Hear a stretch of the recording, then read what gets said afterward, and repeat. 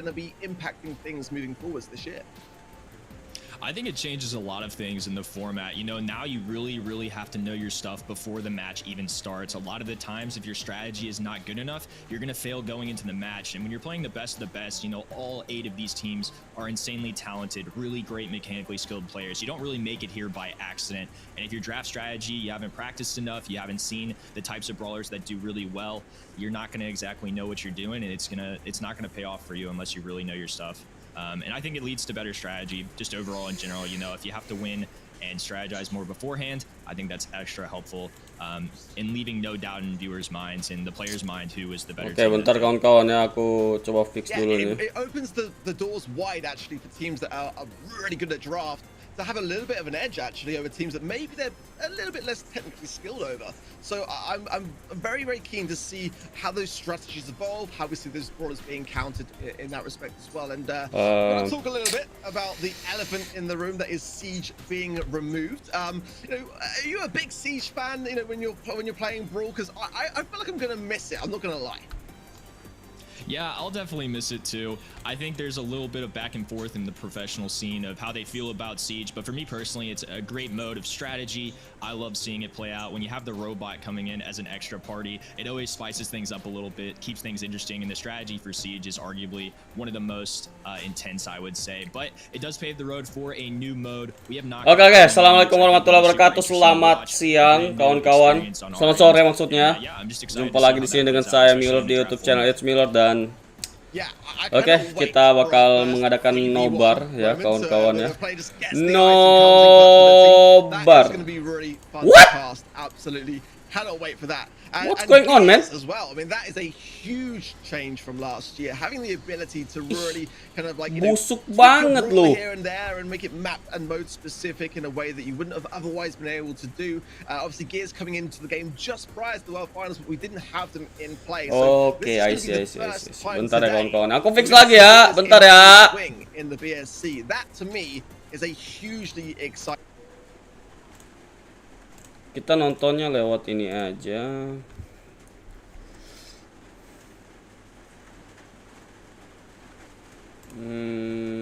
Kita nontonnya lewat Mozilla aja, kayaknya Mozilla aja. How they craft their brawlers.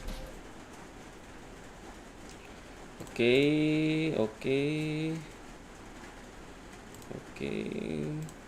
We did.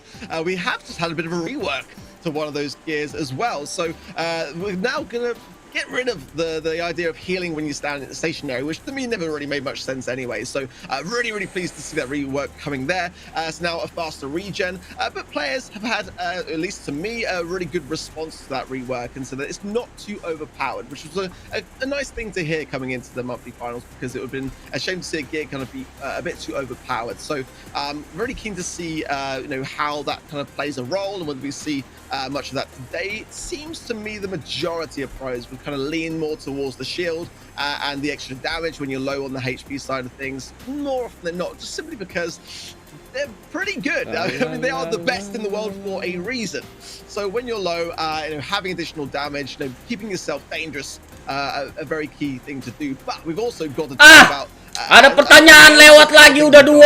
Meta itself. We've had so many balance changes, a lot of reworks in the most recent update, as well as 10 new gadgets coming. Ada pertanyaan lewat, biji banget lo.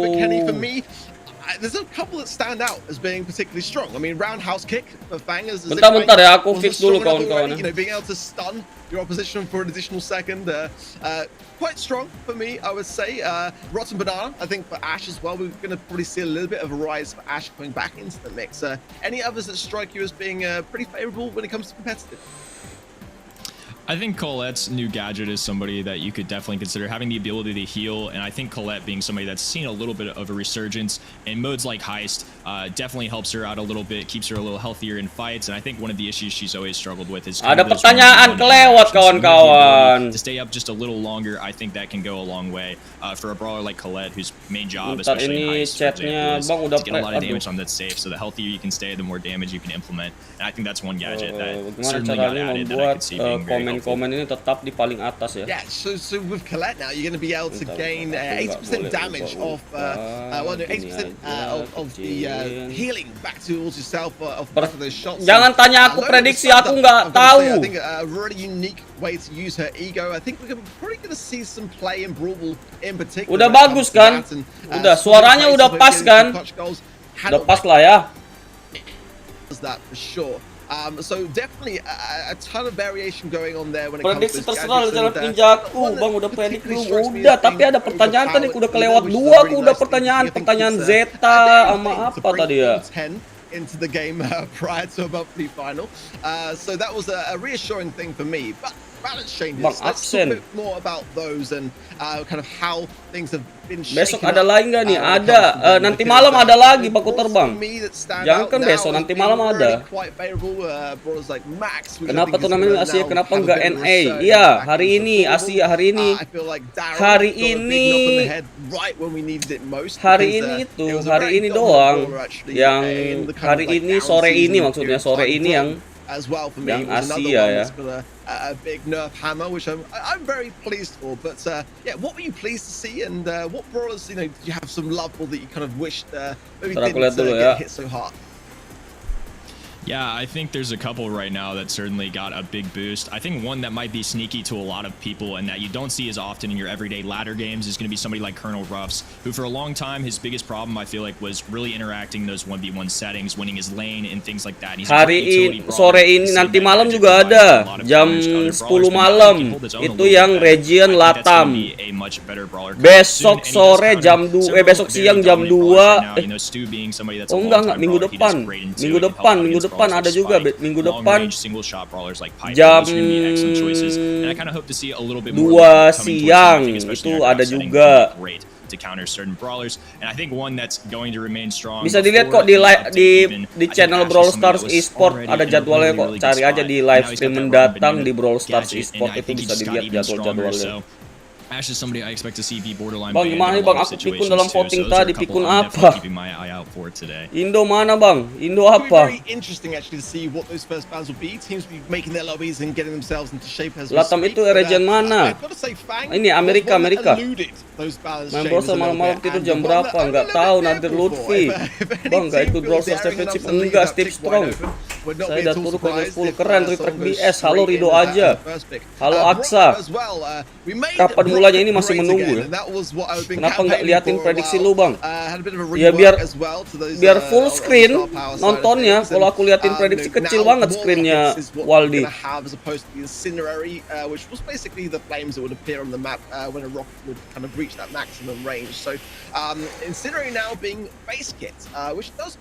Latin Amerika iya men.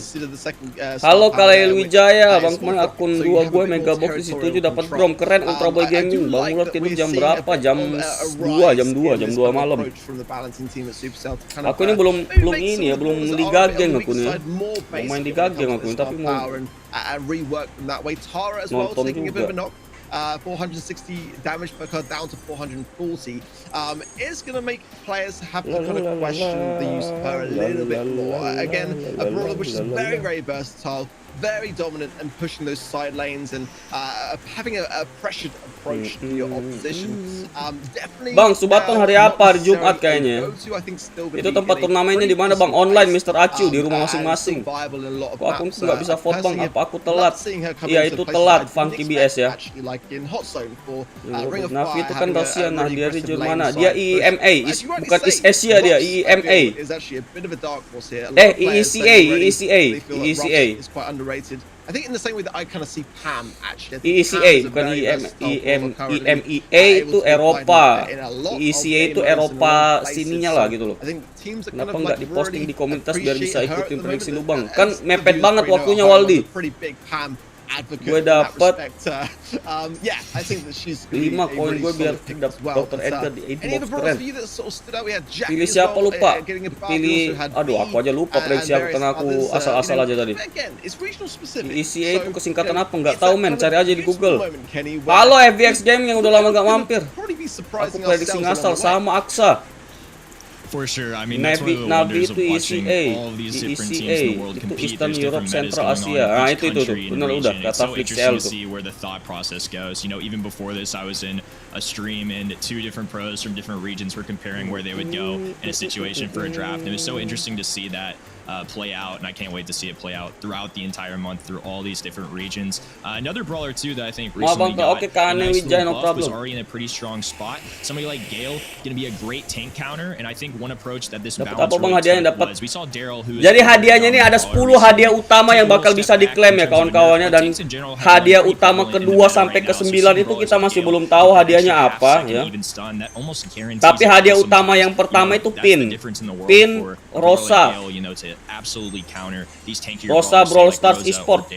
Another one too, Griff, another tank counter that maybe he hasn't seen as much in the power match format, but I think he's already a pretty decent brawler, and with a little extra damage increase can certainly be an argument here, and we might even see some of these throwback kinds of compositions. Bang Muller rendah hati. Halo Kane Wijaya, rendah hati gimana? Halo Mr. Acu, kalau SESA ANZ itu Southeast Asia. I think the doors are open wide for a lot of different types of combinations and strategies.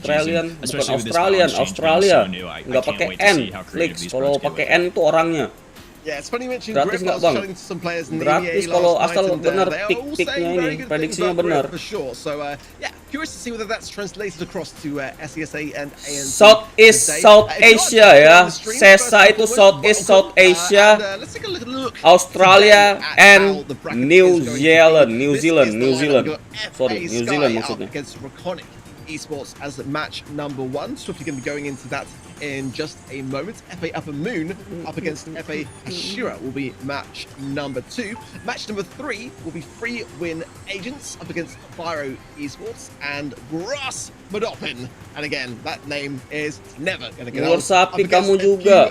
Pin Paula kali maksudnya. Banyak ngomong Ken. BSF kemarin tek di rumah sampai dimarahin emak. Keren pokok terbang. Kok nggak ada tim flash bang? Tim flash udah nggak ada.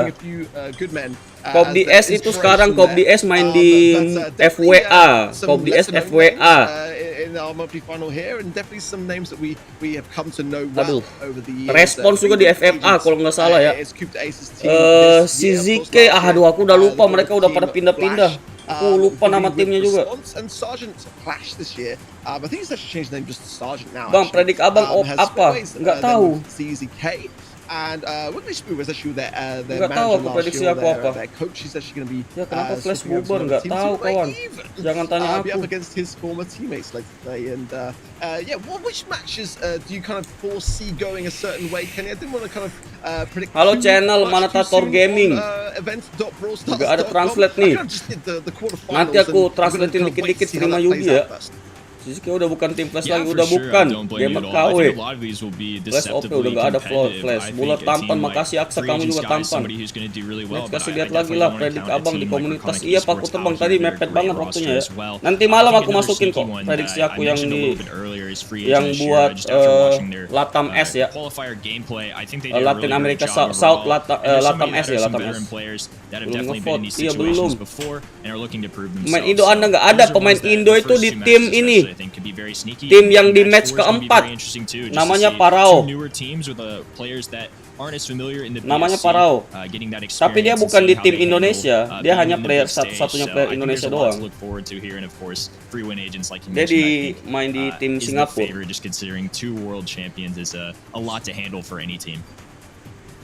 Yeah, cannot underestimate them in that respect. Bang, jawab gue dong, gara-gara rame cok. Halo Nosibeles. Decent experience under belt, but we're gonna be soon going into our first. Tim apa? Tim yang di match keempat yang GWD itu. First draft ever in the Brawlstars. Latam S gue kurang tahu bang, sama gue tahu. Up against Reconic Esports, and ini FA Sky sama Reconic Esports SESA. Aku nggak tahu Reconic Esports ini apa ya. Nanti kalau lihat pemainnya aku baru tahu. Kalau belum lihat pemainnya nggak tahu aku. But I think coming into this year, pretty much bang on time realistically, and paling suka itu not to be underestimated. Oh ini prediksi yang tadi. Kind of gonna lead it towards my predictions. Oh ini Sky ya, Sky kemungkinan besar menang nih. Persentasenya 65%. Some great experience. I mean, in particular, CC was known as Toxic in 2021. Played 7 monthly finals with Kick's team. So they do have some good credentials that can't be denied. FA Sky, again, for me, a little bit of an underdog here. I'm going to put my FA ini banyak banget sih. Ada FA Tryhard, prediction FA with them. inilah, FA What about Sky. yourself for this one? I'm going to go with Free Agent Sky too. I think they're a very underrated team, and anytime Coop de Ace says that there is a dark horse candidate, it's somebody you obviously have to pay attention to if anybody knows their stuff. It's going to be him since he's playing against them on a frequent basis. But they had really great success towards the end of last year, especially the last 2 months. They have that team synergy coming into the new year, especially in a first month with a brand new format. Really anything can happen. So member pemain aku udah nggak tahu kawan-kawan semuanya. So I'm going to go with Free Agent Sky as well here. Karena aku udah nggak ngikutin lagi ya. Pertandingan ini kompetitif. Kenny, which is good to see. I expected nothing less. What I will say as well, though, is that it is going to come down to that draft. If Reconic Esports can just kind of find themselves in a place where they are a little bit ahead of the game, maybe they've got some insight as to what FA Sky like to kind of go towards, and if they can get their brawler ban. Bukan. I'm going to go out there and suggest that players Copy S itu di sini, Copy S. One of their first choices, but nonetheless, map are most specific. So Copy S got to bear itu that in mind. di We're going to be seeing different bans across the gamers as we go. So I think that for me is what if Reconic Esports can get right, then they might place FA Sky in a position where they wouldn't want to find themselves and maybe take it to that set. Bang, itu dari Asia kah? Again, you've got to be Apanya dari Asia? careful. One of the big feedbacks actually Bang, masih ikuti Maltrigo udah enggak, Mr. Black. Halo Habib, thumbnail dapat dari mana? Dari yang may aslinya. seem when you're kind of doing your scrims and you're doing Tinggal your tambah power league and that tulisan kind of bahasa thing, Indonesia doang. something that's quite a casual process. It goes by quick. Udah bisa when it tombol di comes down pojok to ya kalau nggak you are placed ngepredik. on the spot and Iya, nggak bisa. things can obviously happen in real time that you were not necessarily expecting, so you've got to be prepared. And it's a great thing when you can just kind of think to how the players are reacting behind the scenes. It's nggak bisa an bahasa Inggris, ever-evolving sabar. process, and sometimes you can prepare as much as possible for every eventuality, but then something comes up and it's not what you're expecting. It throws a curveball, no pun intended, tools despite star power, and you've got to rethink everything through and kind of play it as it comes. But in regards to that draft, when you've been playing yourself, Kenny, what Nggak bisa lihat draft pick ya? tips would you give to the viewers at home when it comes to making those? Padahal mainnya yang power match gitu, yang ada draft I picknya. think just getting as much repetition as possible. I'm sure a lot of these pros have had to scrim against each other and see exactly what the mindset is. I think the more drafts that you get into, the more situations you find yourself in, the more matchups you find yourself playing up against. And again, just scouting out and doing that strategy beforehand, taking the time and making sure you're drafting appropriately goes a long ways. I mean, like you said, Reconic Esports is a team that maybe we aren't predicting to win this, but if they out-strategize the other team, I mean, they're definitely mechanically skilled enough players, and any of these 8 teams for that matter are good enough to pull off an upset if they make the proper draft choices. Understanding how each brawler plays into your opponent and understanding the order when to draft brawlers in particular too, I think is something that goes a long way. Kawan-kawannya Brawl, for example, is somebody that was really strong, but now maybe not quite as strong. And drafting a thrower early, very easy thing to address, something they can counter. And drafting a tank, for example, really early is maybe something you should be a little leery of, just considering that the other team could pull out a Gale, an a Griff, and immediately counter that brawler and render them useless. So I think understanding how the matchups work, understanding what brawlers' strengths and weaknesses are is so important in this process. Sky. I think we're going to be going straight into our first matchup there. Oh, ini Reconic ini mantan si JJ, mantan FVS Funstar sama Askecat ini dari mantan pemain dari Kicks Team ya. Kalau Sky ini nggak tahu ya, Sky ini dari mana ya. Di ending bulan lalu itu udah mulai muncul sih mereka tuh. Apa namanya? Untuk tim Sky ini ya. Tapi setahu aku ya FA itu dari India, tapi nggak tahu ya. Kayaknya dari India mereka nih. Ini draft picknya GG sih, ada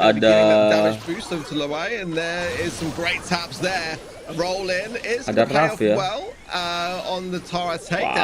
gadget barunya ini. Ini white ini. White ini Singapura.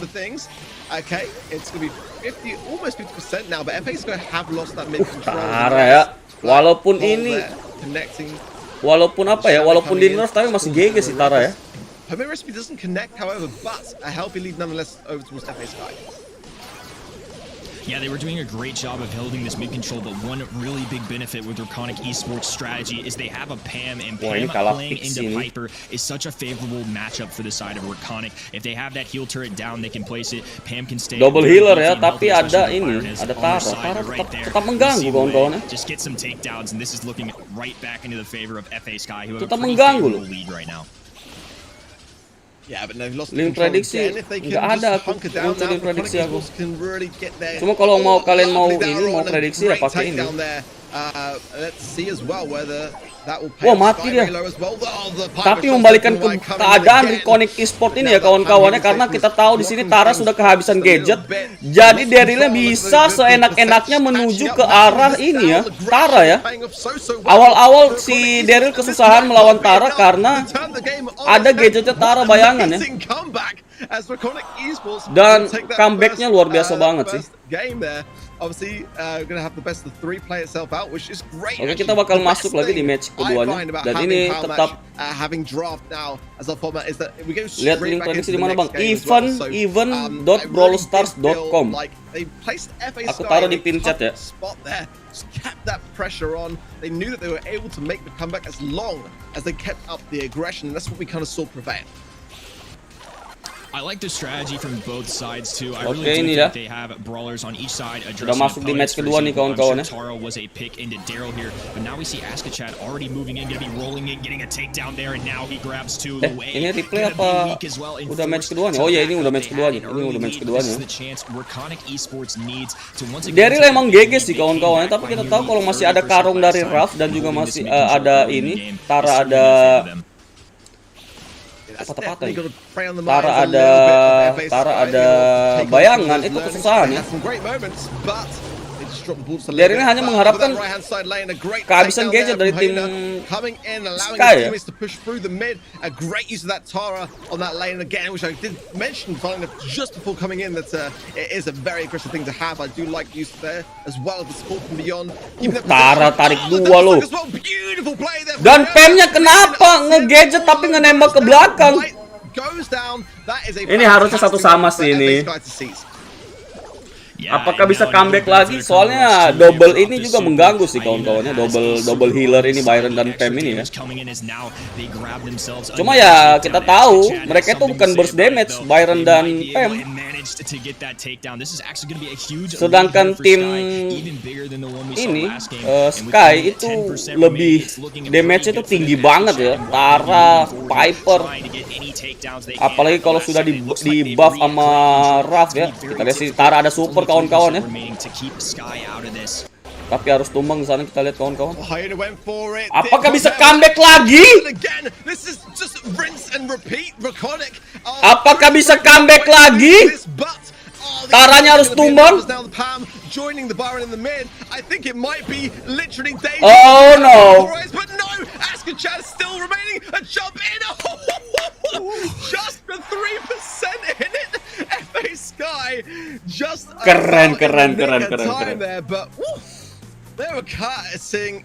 Keren banget pertandingannya. Sayang banget tadi Darylnya itu tiba-tiba nge-roll ke arah Piper dan Pipernya meloncat ke arah lingkaran hot zone.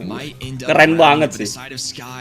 Hanging on for dear life, only needed 3%. Piper jumping in the middle just to get the job done. I mean, that was just some beautiful Brawl Stars right there. It's finest. I love to see the intense competition just like that game there.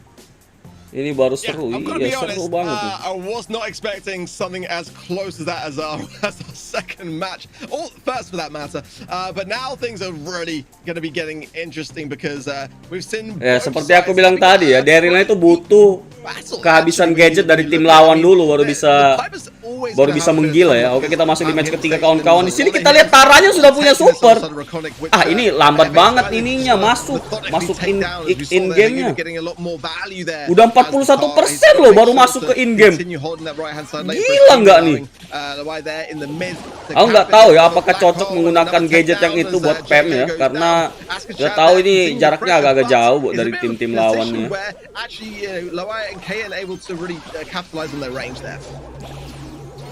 Yeah, now they've got the Nah, tuh, sandbag lihat. set Sia-sia too. lagi kan. Looks like JJ's gonna be moving forward as Aska Chad gets a nice roll there, take down onto KH. Pem ini hanya tanky aja. Chunk of this middle area here in order to claim their hot zone. The way though, getting very close range, gonna go ahead and break open that side. The more this map opens up, I really do like it for the side of Lue and FA Sky. You know, the more free range Nggak that mampu Piper tim has to ini. land those shots, as now we see JJ at a very weak point as well. KH being forced to back off too. This has just been a back and forth the Nggak tahu entire gimana set. caranya mainnya. Strateginya nih agak membingungkan buat aku ya kawan-kawannya. Kenapa? Kalau aku sih Byronnya harusnya fokus nge-heal Daryl ya, bukan nge-heal Pem ya. Tuh, lihat ya. Darylnya pasti mati terus. Tarannya tumbang.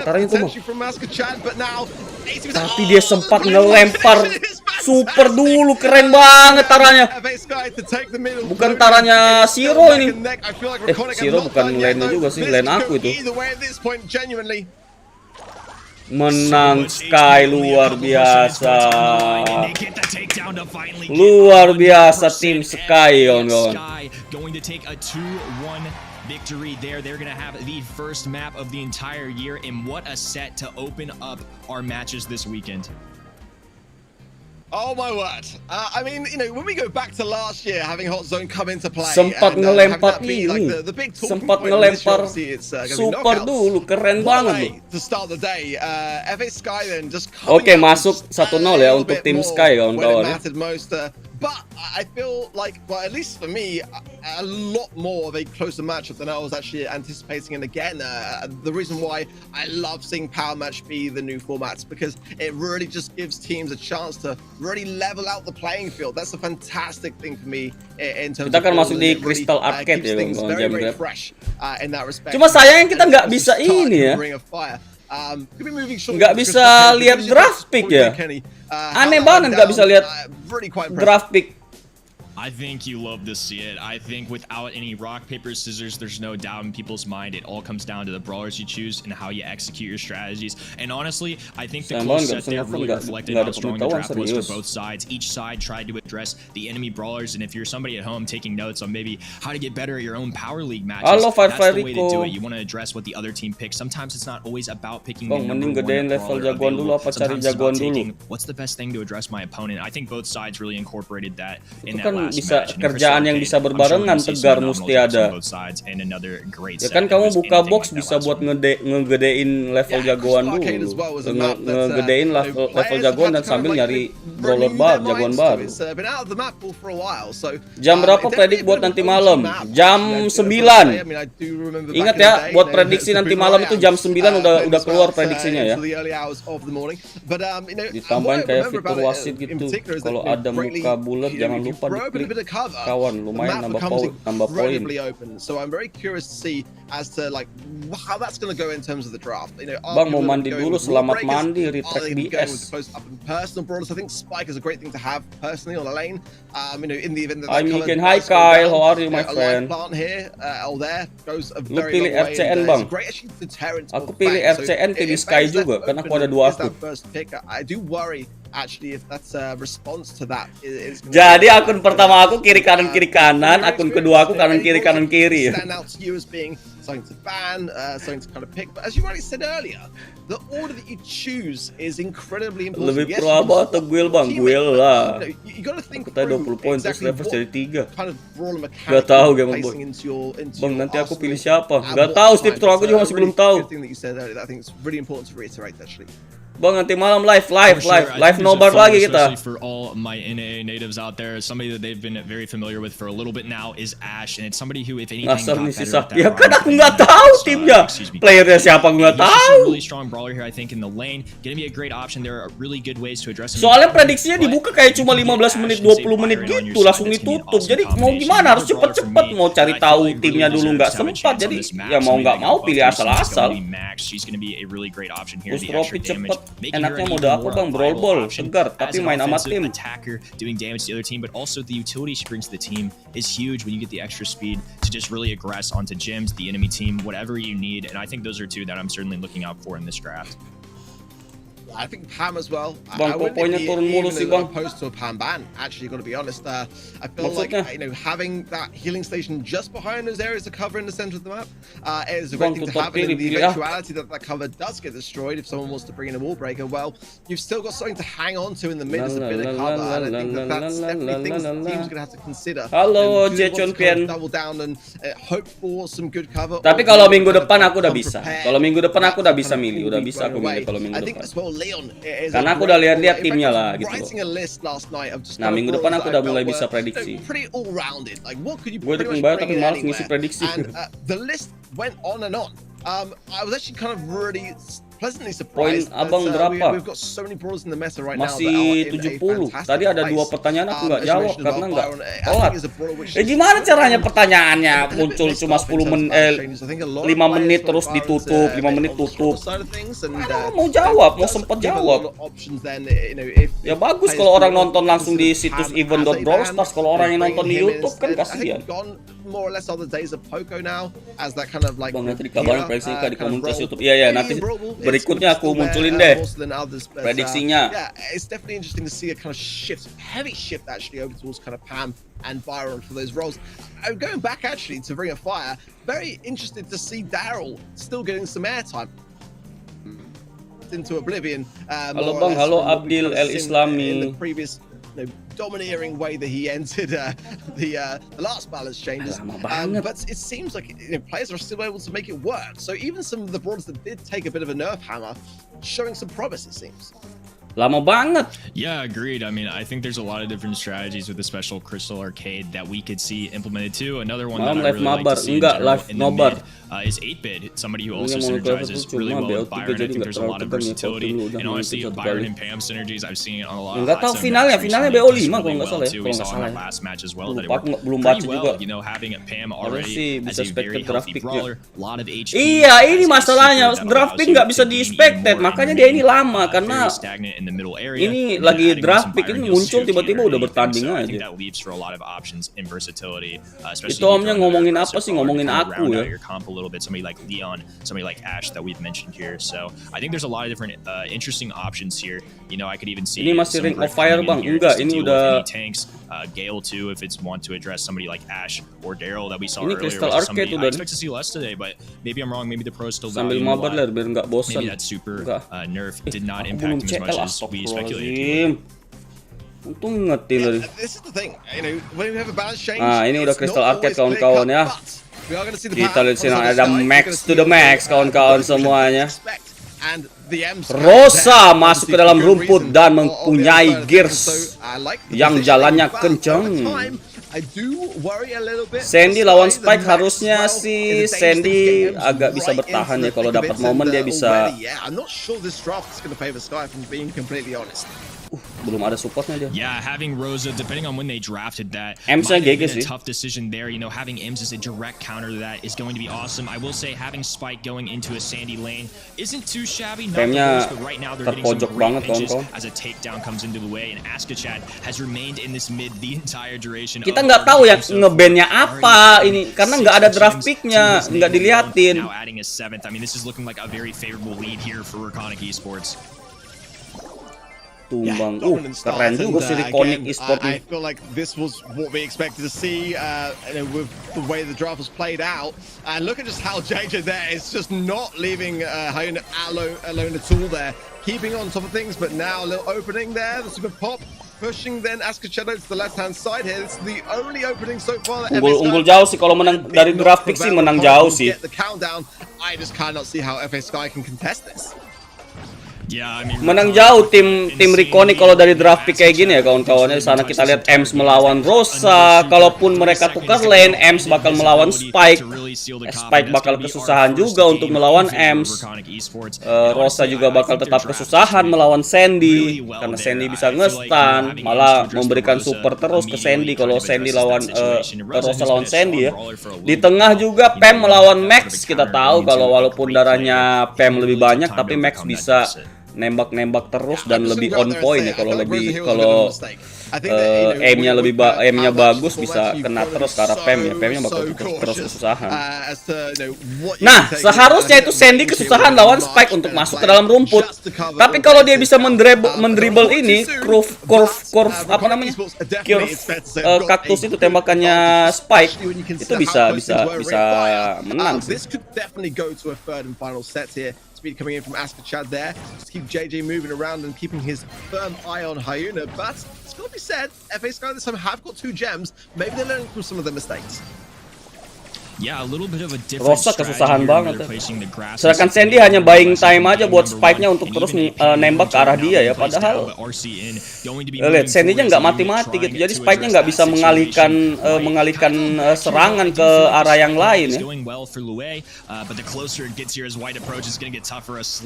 Dan akhirnya Spike-nya pun tumbang. Gadget yang sia-sia tadi dari Ems.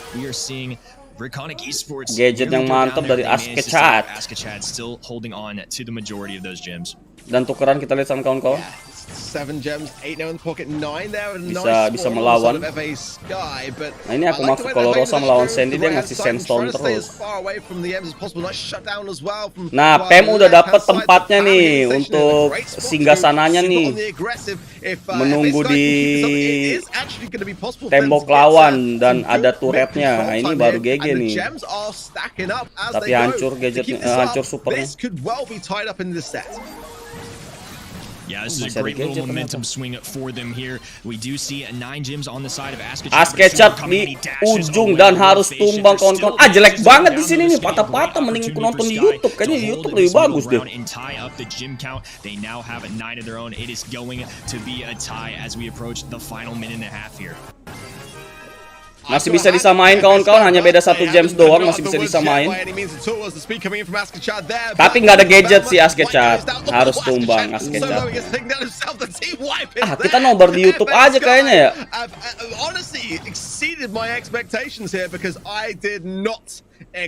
Nonton di sini kayak agak patah-patah gitu.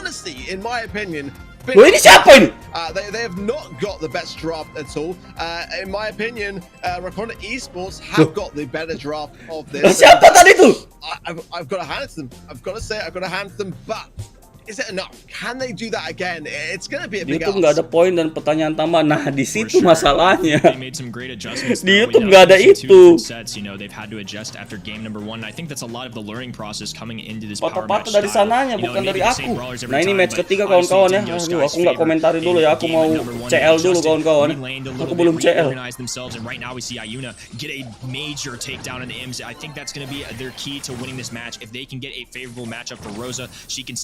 And really hide in these bushes, take shelter, and get really aggressive like we see her do here. Great bounce back from JJ as they get another takedown there. Ayuna, though, kind of wasting a super there a little bit. Going to be tough for them, but it's still going to remain up.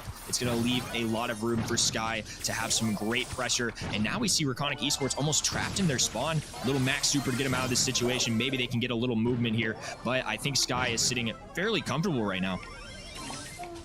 A little shout out there as well to our player joining the stream.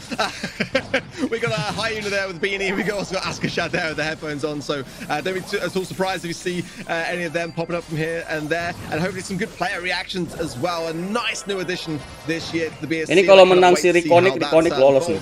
At the moment though, 7 gems are with FA Sky with the lead, but that Reconic ini FA. Sky. Kalau Sky menang lolos sudah nih.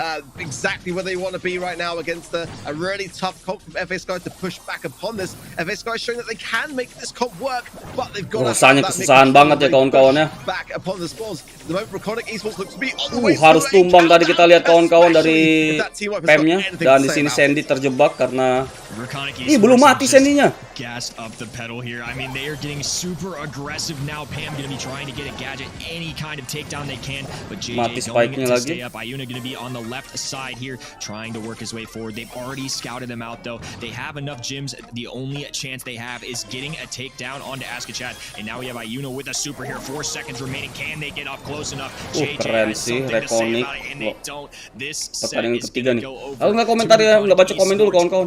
Loh ini siapa ini? Taruh nama loh di bawahnya biar tahu ini siapa. Aku mau CL dulu kawan-kawan. Ini lagi bakal vote-vote lagi. Lebih ke bukan vote-vote lagi sih, jawab-jawab pertanyaan ya. Just to keep him cool in the eventuality that things get hot and heavy. I've got to say, I felt looking at the draft that it was going to go this way.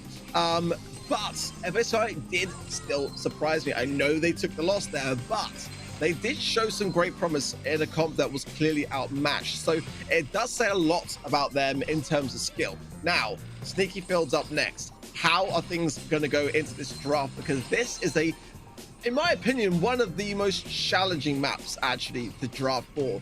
So much has got to be considered here. So many brawlers that are actually incredibly strong, especially when you consider the fact that we now have the speed gear in play, which I fully expect we'll see a decent amount of playtime with. But Max now coming in the balance changes in a really positive place, adding to all of those factors to consider. Tanks, you know, Shelly, I know was a bit of a meme last year and kind of pretty much every year, I think it's fair to say, in the BSC, but I don't think that this is that year. I think that Shelly is actually a really decent pick to consider to have a hard counter to a lot of tanks. So, you know, it's going to be challenging. And I think that this could well come down to a draft. And as we saw in that previous set, you know, if Chronic Esports are able to get the edge there, they might actually cause an upset here. Yeah, I mean, this is such a hard map to really put your finger on and understand exactly what's going to happen. There's a lot of different strategies, and especially in last year's format, I feel like a lot of the times it was teams really considering only 2 to 3 certain types of compositions, but here you get to see a little bit of everything, and, you know, I could see it going a few ways. You could see Ashe and Rosa being types of brawlers that get banned here or attempting to be played, those tankier, really aggressive brawlers that when hidden in the bushes, it's really hard when they get up close to you to deal with them. But I could also see this going in the direction of, say, brawlers like Ems or Gale or Griff. We're going to be able to address those tanks more, and I think it's going to be a little bit of back and forth. I'm sure it'll be more of these balanced compositions, right? And, you know, Max is somebody you mentioned too. I could easily see a Max mid here. It's something we've seen in the past for Brawl Stars. Maybe we get those old tried and true types of compositions with something like, say, Max, Sandy, Ems, and Tara, who have all been intermingled in the past a lot, especially when it was in more of the traditional format that we've had in past years. I think you've made a really valid point, actually, is like, you know, brawlers like Griff coming in with the piggy bank. If the bush and the speed gear and all these things stacking up is a thing to consider, get rid of the bush, you know, just like eradicate it. I don't think we're gonna see Brock, but you know, I still think there's a definite liking towards the fact that he's going to be coming back into the mix a little bit more than he was last year, for that same reason. Like, you know, brawlers that can really eradicate a lot of that unknown in Sneaky Fields are going to go a really long way. Ems, we saw there already. What a strong counter she was in Crystal Arcade. I think maybe not going to be as good in the Sneaky Fields, simply for the fact that I think that it's easy to get crept up upon in Sneaky Fields. Still very good if you're able to keep your distance. And bentar ya kawan-kawan ya. Lagi CL. It's going to be like the best brawler to counter. Ayo RCN atau Sky, siapa aja lah. I feel like Shelly, for that same reason of being able to destroy some of that cover, could be more the go-to actually when it comes to some of those counters, and just being able to creep up and, you know, you're basically just getting super and then just like waiting to find someone, and it's a one button tap. So but again, you know, that drop could be playing a very key important role here. I do personally like a lot of Rico, but I'm biased. I don't think it's probably the best brawler to play. It's a very fun one though. We have seen a bit of a drop off actually regarding Rico across the board really recently, since the balance changes and such. His super bouncy star power definitely hit him pretty hard. But, you know, again, I think that Max here is a worthy ban, in my opinion. That then opens the door, doesn't it, to brawlers like Fang that have been showing no playtime at all yet today. I'm sure the players are definitely considering him as being right up there in terms of those bans for that exact reason. So, you know, do you ban Fang? You know, do you ban Max? You know, do you ban Rosa? Like, what are your thoughts going into the banning process, and where would you take it? Because inevitably someone is going to get missed out of the mix there. I think it depends a lot on how much these guys value tanks, really, because somebody like Ash is somebody in other regions that I've seen been picked here a lot. Even banned. If you have that first pick, a lot of teams are kind of looking out for that tanky brawler that can get really aggressive. But to me, it also makes a lot of sense to say take somebody off the board like Max, or somebody that's a really great tank counter, or somebody that's just gonna in general address a lot of different brawlers. You know, if you ban a tank and leave that option open for the other team, sabar lah kawan-kawan, itu hanya hadiah yang ke-1000, masih ada hadiah di poin yang ke 2000, 3000, 4000, 5000, 6000, 7000, 8000 sampai 10.000. Bang AE nggak main, AE udah nggak ada. Divisi Brawlstars AE udah nggak ada. And some others that I'm kind of curious to see how they play out here. You know, in our monthly qualifiers when we got to see these teams most recently, Grom and Daryl say were two brawlers that showed up a lot on this map, and we even saw Daryl earlier, which is something we were a little surprised to see. You know, I'm not anticipating, especially to see him on a map like Ring of Fire, which to me was not something I feel like we'd see him too often unless he was as strong as he was. But now Grom was somebody that was played a lot here on this map for his ability to scout out the bushes, be really pesky, annoying, hide behind those walls, difficult to deal with because you couldn't creep up on him. And Daryl, somebody of course, very tanky brawler, very aggressive brawler, up close and personal in those bushes, easy to get to the enemy, deal with. Karena di sana masih draft pick, mereka itu masih memilih brawler ya. Still remain here, or if they decide to go a different route with some of these newer brawlers that say got a little bit of a buff in our most recent balances. Yeah, I fully agree with Daryl. I think that Tar Barrel as well is a great gadget to have, that additional slowdown, and definitely, you know, the bushes do lend itself well to kind of those assassination brawlers up close and personal to close the gap and have that kind of additional cover along the way. I kind of wonder whether we might see as well any of the new gadget for Squeak Residue coming in and having some additional visibility in the bush. I'm not too convinced, but I've got to say, at the World Finals, I was really impressed seeing Zeta's division. Draft picknya nggak diperlihatkan, iya nggak seru kalau draft picknya diperlihatkan kan lebih seru, bisa. Ini komentator juga jadi ngomong kosong. Kalau diperlihatkan draft picknya kan bisa dikomentari draft picknya. It's Squeak. It's lu lagi nonton di YouTube bang. Aku lagi ini CL. But at the same time, aku lagi Liga Geng. I think that again we are in such a position now with the current meta where everything is up for grabs. I think Pan would be even the worst position here, especially if you're running something like Mother Squeeze on the star power side of things to have that additional tick damage if someone is to enter the radius. That is something that you've got to consider, and that could lock down a lane. It could basically play a pretty key moment in keeping things shut down. I've seen brawlers like Jessie be actually kind of drafted in this position here as well, and I think that she's not as much of a meme as she has, and I know we love to give her a lot of stick, but she did crack last year as well, so that's considered. She's definitely on the edge, or kind of gone past the edge now. But you know, I think that you're right. I think when it comes to strategy, you've got to be so cautious around the draft process and really making sure to consider your strategy. Yeah, if you want to really go in with an idea that you want to prevail. Now, this is interesting already. Okay, we've got the Shelly band on the side of FA Sky. We've got the Spike ban on the side of Reconic Esports. So already it seems like the tank counters are really coming out to play on the ban side of things. Oh, ini udah ada draft picknya. Akhirnya ada draft picknya kawan-kawan. Side of FA Sky. That is exactly what we were discussing playing out in motion, Kenny. I almost like having the second pick here, particularly in this situation, but a lot of times on this map, I feel like it's very solid because now Reconic Esports is in a spot where they've seen Rosa get picked. They can address the situation by either grabbing another tank that they like of their own, say somebody like Ash, which I'm a huge fan of here, or they could go the route of just taking 2 straight tank counters, which is looking like what they're going to do. They're going to take Ims here, which can be a great way to address Rosa. We've seen Ims be used here in the lane or in the mid here as an option. And we do once again see Daryl here, somebody we mentioned that might not see as much today, but I think these teams definitely evaluate, especially the side of Reconic Esports. So now it's going to be thrown back to FA Sky to really take a stab at what they think is going to be valuable here. I think there's definitely some brawlers they could go for. I imagine they'll try and address the Daryl here with, say, somebody like Gale or Griff, which are going to be 2 great options. Daryl kawan-kawan ya, Rosa first pick dari tim Sky. Kita lihat Rosa bakal menggila kawan-kawan ya. That might be somebody that does well into Ims as well, just because of the extra range. Tapi ada Daryl dan Ems ya, udah untuk mengcounter Rosa. Kita lihat pilihan dari tim Sky apalagi. If they really wanted to address both the brawlers already picked.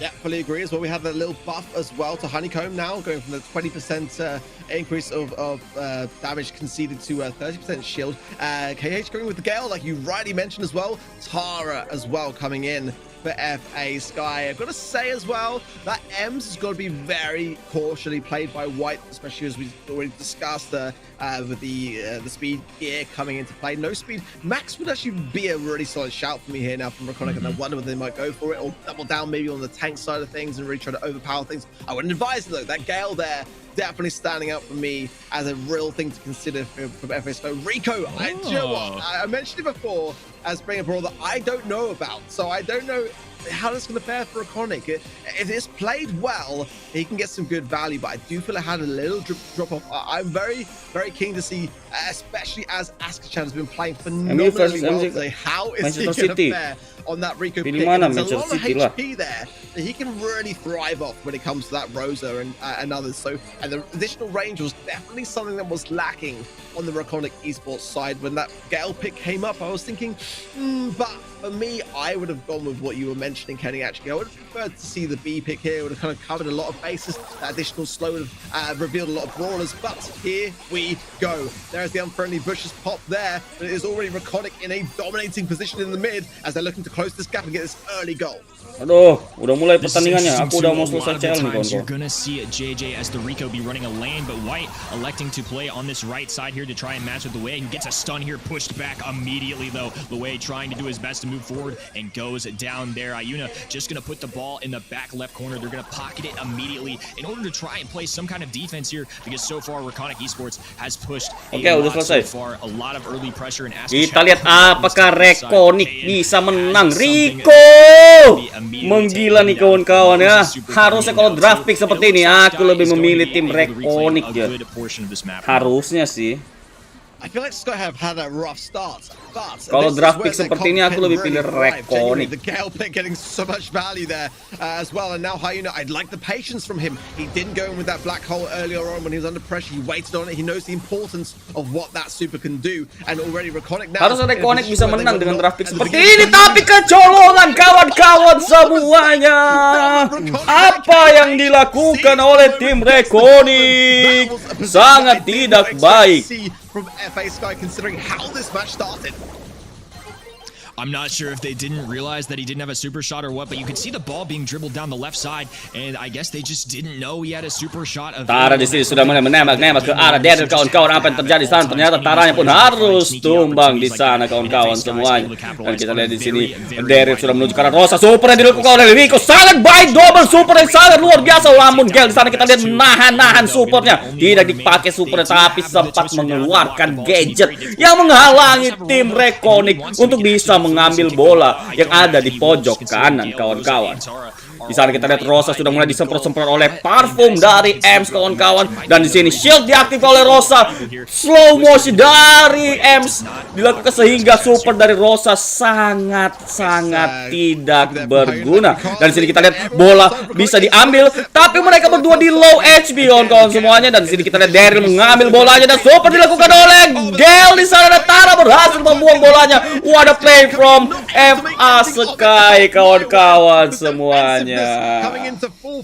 Luar biasa. Whoa! Oh, they played that so amazing. They are now on match point. Hyuna there though, still being very, very cautious to not get too emotional under the circumstances. Got to stay composed. Got to get through this, but terlalu fokus bertahan sampai lupa bola. I thought that was going to be so one-sided. We seen this from Sky today. Bukan fokus bertahan, fokus ngekill. Terlalu fokus ngekill, lupa bertahan. Di sini kita lihat sudah berhasil di kill di sana Gale, kawan-kawan, dan Taranya pun di sini nampaknya bisa membuang bolanya kembali, kawan-kawan. Tapi kalau ini dipaksa sampai di overtime, aku rasa sih tim masih tim Reconic yang menang. Di sana Zober keluar, pantul-pantulan sudah mulai keluar, tapi di mana Rico telur? Kami menunggu Rico telur. Dan di sana kita lihat Gale mengaktifkan gadgetnya, kawan-kawan semuanya. Bola akan dipas, tapi di sana Daryl pun harus tumbang, kawan-kawan. What almost was a guaranteed goal for Reconic Esports is now a Sky push towards their own goal. Gotta be honest, you know, I often forget just how dominant that girl 1,5 detik itu lama banget ya kawan-kawan ya. Daryl berhasil full lewat, nggak bisa, nggak sempat lewat. Ini pertandingannya rusuh banget kawan-kawan ya. Gale gila banget sih karena di buff SP1-nya.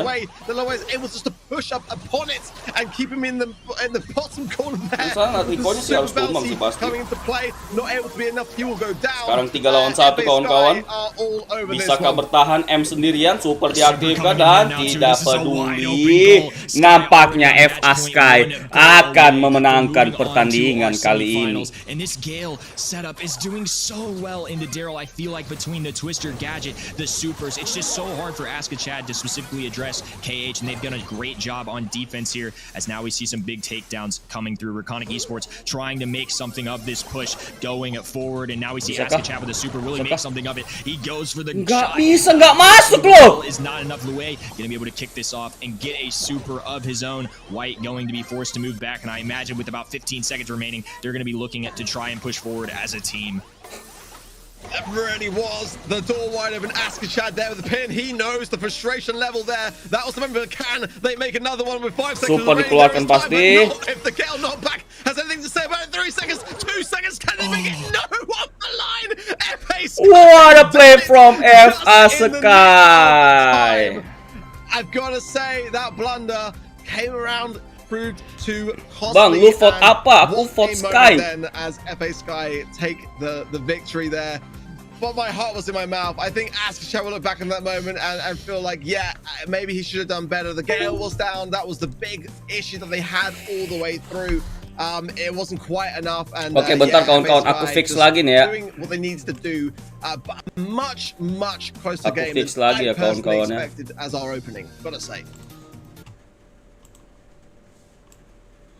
Who was the MVP this match? Aku kasih ke Naruto. Ini Luai.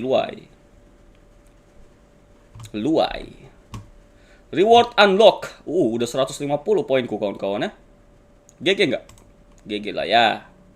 Kalian udah berapa poin kawan-kawan semuanya? And right there, good enough to be in those semifinals. This really could have gone either way. So I think we can definitely anticipate this being a really good day. I mean, we're already poin dari ini belum muncul loh. Poin dari I feel like went through just so many roller coaster of emotions just watching both these teams battle it out. So if that's any reflection of what today's competition is going to be, I am so incredibly excited for this region. Nge-pick Sky belum muncul. Absolutely, I think a great testament again to what we were saying earlier about Power Match being our format for this year.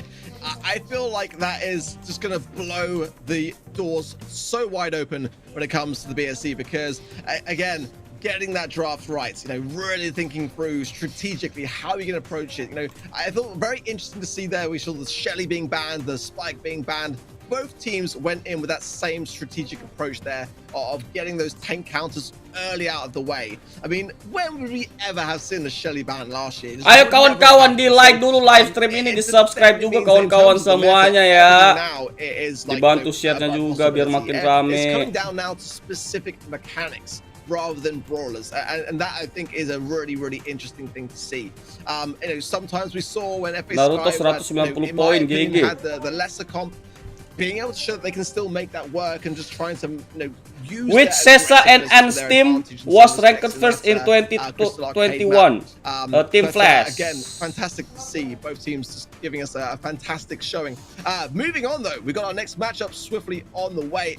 FA Upper Moon up against FA Ashira. Jangan lupa and I untuk feel like, ngepick. again, if that opening match is anything to go by, that we're going to have fireworks on this one, Kenny. Yeah, I mean, I think FA Upper Moon is probably the favorite coming into this, but FA Ashira is somebody definitely I've had my eyes on, and if that last match was any indication of what we've got going on today, I think, again, anything can really happen. I mean, if Shelly can get banned anybody can win in this format. And I think a lot of the times, you know, things like those targeted bans like we saw last year, sometimes you just don't want the enemy team playing a certain brawler, maybe it's a brawler. Pertandingan berikutnya aku nge-vote untuk and that's just something a lot of teams aren't going to want to deal with, and that's something I can very well see still happening this year. You know, it's very much a case-by-case basis. Every single draft's going to be a little different. It's all about how these players adapt, and I think FA Ashira definitely has that in them to be able to deal with a very, very strong team and FA Upper Moon to make this a really, really competitive match. Yeah, and you know, I've got to say, you know, FA Upper Who will win this match? They've got CZK on their Moon 51%, HSR 48%, 52% Moon. Ya, turun lagi 53, 47%. A key component I feel to this roster. Orca as well. I've heard. Oh, Upper Moon ini FA juga ya. Hashira ini FA juga, buset, FA semua loh. Tim India semua loh. You know, they did win the September monthly finals while playing with Kick's team last year. So definitely some big front runners there to take into consideration. And again, you know, as we saw, kenapa my predictions. Max cuy? Yang mau join membership boleh kawan-kawannya, link ada di deskripsi. Yang mau donate juga bisa, ada link saweria kawan-kawan semuanya di deskripsi. Keep with my gut feeling on this one. Gonna side a little bit more with FA Upper Moon, in my opinion. Where are you placing your bets on this one? I'm going with free agent Upper Moon too. I really like this free agent. Sini sudah ada di ban Lola dan juga yang di ban adalah Jesse kawan-kawan semuanya. No Lola, no Jesse. Di sini kita lihat Legend X. Oh, Legend X si FH Hashira, tapi bukan tim India. Tim CZK, Moon CZK. Ini keras banget ini kawan-kawan. Ini match keras banget. Wah, Fang dipilih kawan-kawan. Lola banned. Somebody I saw a lot alongside you in the EMEA region during qualifiers in general. So these more mid-range fights, it looks like the team of free agent Upper Moon is not wanting to deal with aku Hashira. So I do really like their draft in general, and let's see how it plays out here. Hashira ini GG juga sih kawan-kawannya. What a play by Fang kawan-kawan, gadget yang bisa nge-stun juga itu luar biasa banget. Tapi di sini kita lihat bele-belenya harus tumbang di sini. Colette nggak bisa menjaga Eggbit tadi karena ada ininya, ada turretnya kawan-kawannya. Dan di sini kita lihat Colette harus tumbang lagi. Ya benar, Colette harus tumbang lagi. Fang menuju ke arah tengah dan menghancurkan segalanya. Amazing juga Fangnya ya. CZK di sini harus tumbang kawan-kawan semuanya. Di sini kita lihat JK dengan PM-nya mulai menembak-nembak ke arah Fang. Double turret keluar di sana kawan-kawan, tapi langsung dihancurkan semuanya oleh Colette. Dan Fang di sini harus tumbang kawan-kawan. Apakah PM bisa menghancurkan Colette di sini kawan-kawan? Colette di sini sudah ada mark dari Bell ya, udah masuk di Colette ya, harusnya damage-nya tinggi banget kalau nembak ke arah Colette. Tapi kenapa marknya supernya ini Bell ini nggak bisa keberangkas ya? Pasti GG banget tuh kalau bisa. Aku rasa Legend X harusnya ninggalin aja sih untuk CZK-nya dan masuk ke arah kiri. Nah bener banget. Tapi pantulan dari Peng itu gila kawan-kawan ya. Nah kita di sini tim Hashira fokus banget ke arah ini ya, ke arah berangkas ya kawan-kawan ya. Insting di sini apakah harus tumbang, pantul ke berangkas? Enggak. Kita lihat ya strategi dari tim Hashira itu ya. Pam and Eggbit always together. Mereka selalu bersama-sama mau apa ya? Lebih keren banget. Woi, kameramen! Come on! Bawah! Wow, akhirnya hancur luar biasa dari tim Hashira. Bang, kok aku nggak bisa vote malah time up? Iya karena telat, Tara kalah. Vote-nya cuma beberapa detik, bener Acan, cuma beberapa detik doang. Lola di ban, iya itu karena ini aja ya. Karena as now we see them hopping in. Heran kok nggak ada Brock ya? Brock tadi nggak di ban kan? Apa Brock ini di ban anu, ban anu ya? Ban global. JK pressing forward now going to be able to help pinch even CZK a little bit as Rizal comes in to help as well. And the whole entire Dan nggak ada Piper. Playing this very interestingly, it looks like they're going to try and make this almost a base race. Wow, lihat mereka mainnya itu kawan-kawan ya. Luar biasa banget. That just came in there, the 8-bit booster from the super, allowing them to begitu apa namanya tekniknya kayak gitu kawan-kawan. 8-bit sama Pem itu barengan. Dan di sini bel-bel itu nembak ke arah brankas buat memberikan damage pantulan doang tuh. Nampaknya ini strategi yang luar biasa sih dari tim Hashira. Seperti pick aku ya. Aku pick Hashira. Karena aku picknya kiri kanan. Yang pertama tadi Sky kiri, sekarang kanan kan. Lihat tuh. Legend X di sana menembak ke arah brankas tanpa henti-hentinya kawan-kawan. Dari tadi kayak tuh, dan harus tumbang akhirnya kawan-kawan. Oke, kita lihat di sini. Mulai lagi serangan balasan dari tim lawan. Apa yang terjadi di sini, Bele-Bele? Bisakah membunuh Colette di sana? Harus ada satu lane yang ditumbangkan terlebih dahulu untuk memecah konsentrasi dari tim lawan.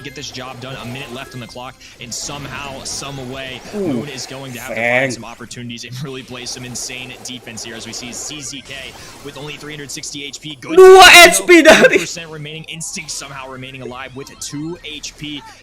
Colette tadi. Ini bisa ke comeback ini kawan-kawan ya. Tapi Feng, trying to reconnect apa ini? Oh, tapi menang. Apa itu try to reconnect? Penipuan.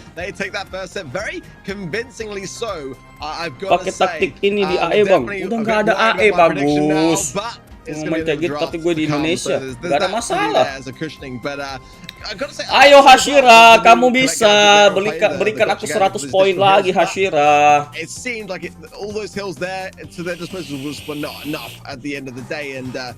Apa Moonpick yang nggak bisa, yang nggak banyak damage ya? Yang nggak banyak damage aja. Kok koneksinya putus nggak tahu. Oke, kita masuk di belum 1-0 ya untuk Hashira kawan-kawan ya. Who's expecting to see Pam in heist? But again, a brawler with a lot of versatility, one that seems to be evading the bans. But we're seeing a lot of playtime for Pam. I wonder when teams will start to kind of consider her. Tim Jepang terkuat hanya Zeta Division. Kalau ngomong yang terkuat emang pasti satu. Namanya aja terkuat ya pasti satu doang. Tapi kalau tim kuat banyak banget ya dari Jepang ya. Aku dulu dukung AE dan Koke bernama Muller tapi dulu. Keren di Mas Hamsyah. Sekarang kamu nggak usah dukung aku. Ya dukung juga sih channelnya ya, tapi nggak usah dukung di turnamen karena aku nggak ikut turnamen lagi. Ini apa sih trying to connect? Mengganggu banget kawan-kawan, apa sih? Padahal dia ngomong aja nggak ada putus-putusnya.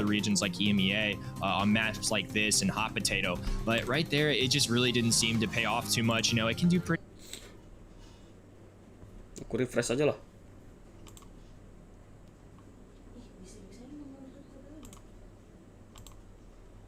Much as they probably wanted to. And now we're going to hop into parallel plays and see if they can change things up. Looks like a Feng ban on both sides. Nobody is messing around with him as we approach this map. And I can't say I blame Mark. I think it's a really, really tough brawler to face right now, especially as you're trying to hold down a hot zone. And it looks like we're actually seeing roughs come in. Not sure if that is the very first pick or maybe we're getting this all in, but I think Rush is definitely one that you could certainly see here. I think it's going to be a great brawler to address a lot of situations and an excellent defensive option, especially for that left side zone. Ini apa sih ini? Yeah, well, we didn't really see necessarily play as much really in terms of this meta last year. But again, as we discussed earlier, enggak. Yang ini turun apa enggak? Ini gimana sih? From many of the regions regarding those balance changes to rough, so I do like that pick. From JK there. I've got to say it's definitely one that I think some players still are warming to and realizing the strength of, but again that attack damage was increased from 500 Ngilang bentar selesai misi. Oke siap. Poinnya kadang ngebug, iya gamer KW ngebug parah nggak jelas. And again, you know, having the supply drop over to his teammates there could be quite decent. Ada PEM lagi kawan-kawan ya. Mereka suka banget sama PEM ya. On the side of FF Moon, the Gale, as we saw, so strong today in Sneaky Fields. Will it be strong again in parallel plays with the Pam, which I do really like. Rosaldo going with the Stu pick, which we saw a lot last year in the meta parallel plays. So I do like the way this draft is forming. I've got to say already, Upper Moon's pick, I think I prefer a little bit more, Kenny. Yeah, it's interesting too. I think Gale is a pretty good preventative choice along with Pam. They're really going to be trying to address any tanks that could possibly come up. But it looks like Legend X for the final selection for the side of Ashira is going to go with Crow, which I think is a very sneaky brawler here too. I feel like the side of Ashira is ready for a lot of different combinations. Yang match pertama belum masuk poinnya nggak jelas. Even Gale into brawlers that aren't on the beefier side can do pretty well. As we see CZK for the final selection go with the Tara here. I imagine that is to try and address the Stu on the side of Rosale. So I think back and forth they're going to have some pretty good counters. I think the Ruffs is going to be a very balanced brawler. I'm sure they want to prevent anything like Stu or Pam or any long range single shot brawlers from really getting a lot of value. So I imagine on the side Stu bakal kesusahan lawan Tara that Colonel Ruffs on the left side of the map while Rosale moves forward to be more of an aggressor. I'm still worried, actually, a little bit for FA Ashira here because that Gale pick is going to be a tough one to shake, and distinct lack of range, I think it's fair to say, from Hashira. Yap, itu strategi lama kawan-kawan. Gale melompat seperti itu. Dan sini kita lihat Legend X di mid, JK maksudnya di mid. Advance up here, and CZK having to come into support just a little bit. In fact, amazing banget ya skillnya kawan-kawan. Gak usah ditanya lagi lah. Pasti fast hand, pasti. Gila, bisa beberapa persen dia kasih tuh. Obviously, it's being capped on the right-hand side from Legend X as well, but nonetheless, very rare to see that kind of aggressive play from a Stu on that left-hand side lane in parallel plays. Yeah, he was just bobbing and weaving through all these different shots, and I think Hashira has a real understanding of how this map is meant to be played, as we see Rosale go down there, unfortunately. But if you can keep tapping onto the enemy hot zone, it's going to help you out. You want to hold yours as long as you possibly can, as we see Legend X attempting to do here. A little bit of a wall break coming in there. Stunya agak susah masuk karena Gale udah di dalam rumput. Mereka mainnya nggak terburu-buru menginjak zonanya karena mereka yakin kalau di zona bagian mereka itu lebih gampang untuk dikuasai. The Gale pick, so I think that was actually a very creative. Gale kalau tumbang nih bahaya sih. To see that come in to get to the safe a little bit quicker. Yeah, it's definitely an idea. Tara nggak bisa ngapa-ngapain kawan-kawan. Karena memang Tara harusnya melawan ini. And it did work out very well in those opening moments to get everyone in quickly, but the pressure, it seems, still continuing from Hashira. JK on the zone now, and Instinct can't contest this, so CZK coming in there to help out just a little bit here. Quite a close scoreline. Tara ada super, nggak ada yang berani mendekat. Harus tersandar lagi. More support when it comes to the defense, but look at that as well. Orca doing a fantastic job. Wow, amazing banget. Right hand side and staying alive still. Enough time for CZK akhirnya to come Taranya in berguna now. Upper Moon are in a fantastic position. Bang, gue lupa ngevote gimana dong? Nggak bisa. Kalau udah lupa ngevote ya udah. In their hands, they now have a lead on their side. It's going to force JK and Rosale to move forward. They can't advance until they take these enemy brawlers down, or else they're going to lose. Orca has another. Loncatannya pas banget ya. Langsung mati Taranya lo. That's going to be huge for the side of Ashira. They now need to find an opportunity to try and push forward to the safe a little bit. Tapi mereka nggak bisa nguasai. Gale itu luar biasa banget kawan-kawannya. Gale itu luar biasa banget. Nggak bisa. Now we see JK going down once again. Free agent Upper Moon going to be in a really good spot here. Only 30 seconds remaining, and they're going to have to act fast on the side of Ashira. Nggak bisa untuk melawan Gale. It really is from Upper Moon as they approach now. JK, all that stands between him and getting more capture moments on that position there. 94% 17 now. detik terakhir. Bisakah? And I've got to say, I love the use of his star power. Bloodstream Blow getting so much value there from the start. Dan Gale harus tumbang ya, tapi tetap surely now going to tie nggak bisa. things up and Luar end this biasa. early early. A great performance. Ini si ZK. A lot of teamwork, a lot of Temen synergy ngopi there. aku. ZK is in the black shirt to be red shirt for JK. So if you see that shirt change color, that's the man that will be in the red shirt. Temen ngopi. ZK, we met as well Gigi again temen ngopi. at the World Finals. Very, very nice guy. Oke, match kedua kawan-kawan ya. Looking incredibly focused. Masih sama. But, this one is still all to play for. So going in yet again straight away as the power match format lends itself so nicely too. Not missing out on any of the action again, and a chance for FA. Dan sini tapi taranya udah ke kiri kawan-kawan. Akhirnya taranya udah different approach, I think, from free agent Moon off the start here too. They're ke gonna like to keep Tara on this Arastu side ya. alongside the Gale. We're gonna play defense Dan PEM-nya yang lebih ke arah membombardir tim lawan. Wow, what amazing untuk match kedua ini. Kayaknya udah Moon ini menggila sih. And they're gonna be trying to find any angles they can to take out CZK as the side of Itu bakal kesusahan bakal lawan Tara karena ada gadgetnya kita tahu ya. Amount of hot zone percentage there. Orca there with a lovely little cheeky shot. He was low himself and wanted to Gimana orangnya bang? Ah, baperan orangnya. Males. Rizal there just dancing forwards, trying to again continue the aggression. Kadang main domino sama aku main gaple itu loh. A bit of a switch around. It's going to be said from Upper Moon, leaving Orca actually now on the left hand side lane. Instinct coming into more of a mid roll. Oke, satu selesai. But let's see. I mean, it seems to be working out. Dan di sana kita lihat harus tumbang Razael. Rizal now finally going down to Bang, Orca. poin aku 35 soalnya baru tadi ngejawab. Aduh. Things nicely. ZK there with a nice healing station, and again the stun there coming full force. Bro, itu not enough damage ya kawan-kawan, apalagi kalau ini kita tahu apa namanya. This is looking really good for him right now. I imagine PEM one of the bisa other reasons they nge-heal ended up terus. picking Crow here was to try and siphon off the amount of health with the poison attacks from Crow on how much healing this team can get as JK Gale itu setelah di buff star power pertamanya orang nggak pakai lagi star power keduanya karena stunnya lama banget, udah pasti mati. Kalau kesandar tembok itu ya mati. Crow mau bertahan juga susah kawan-kawan karena kita tahu dia ada turretnya PEM ini.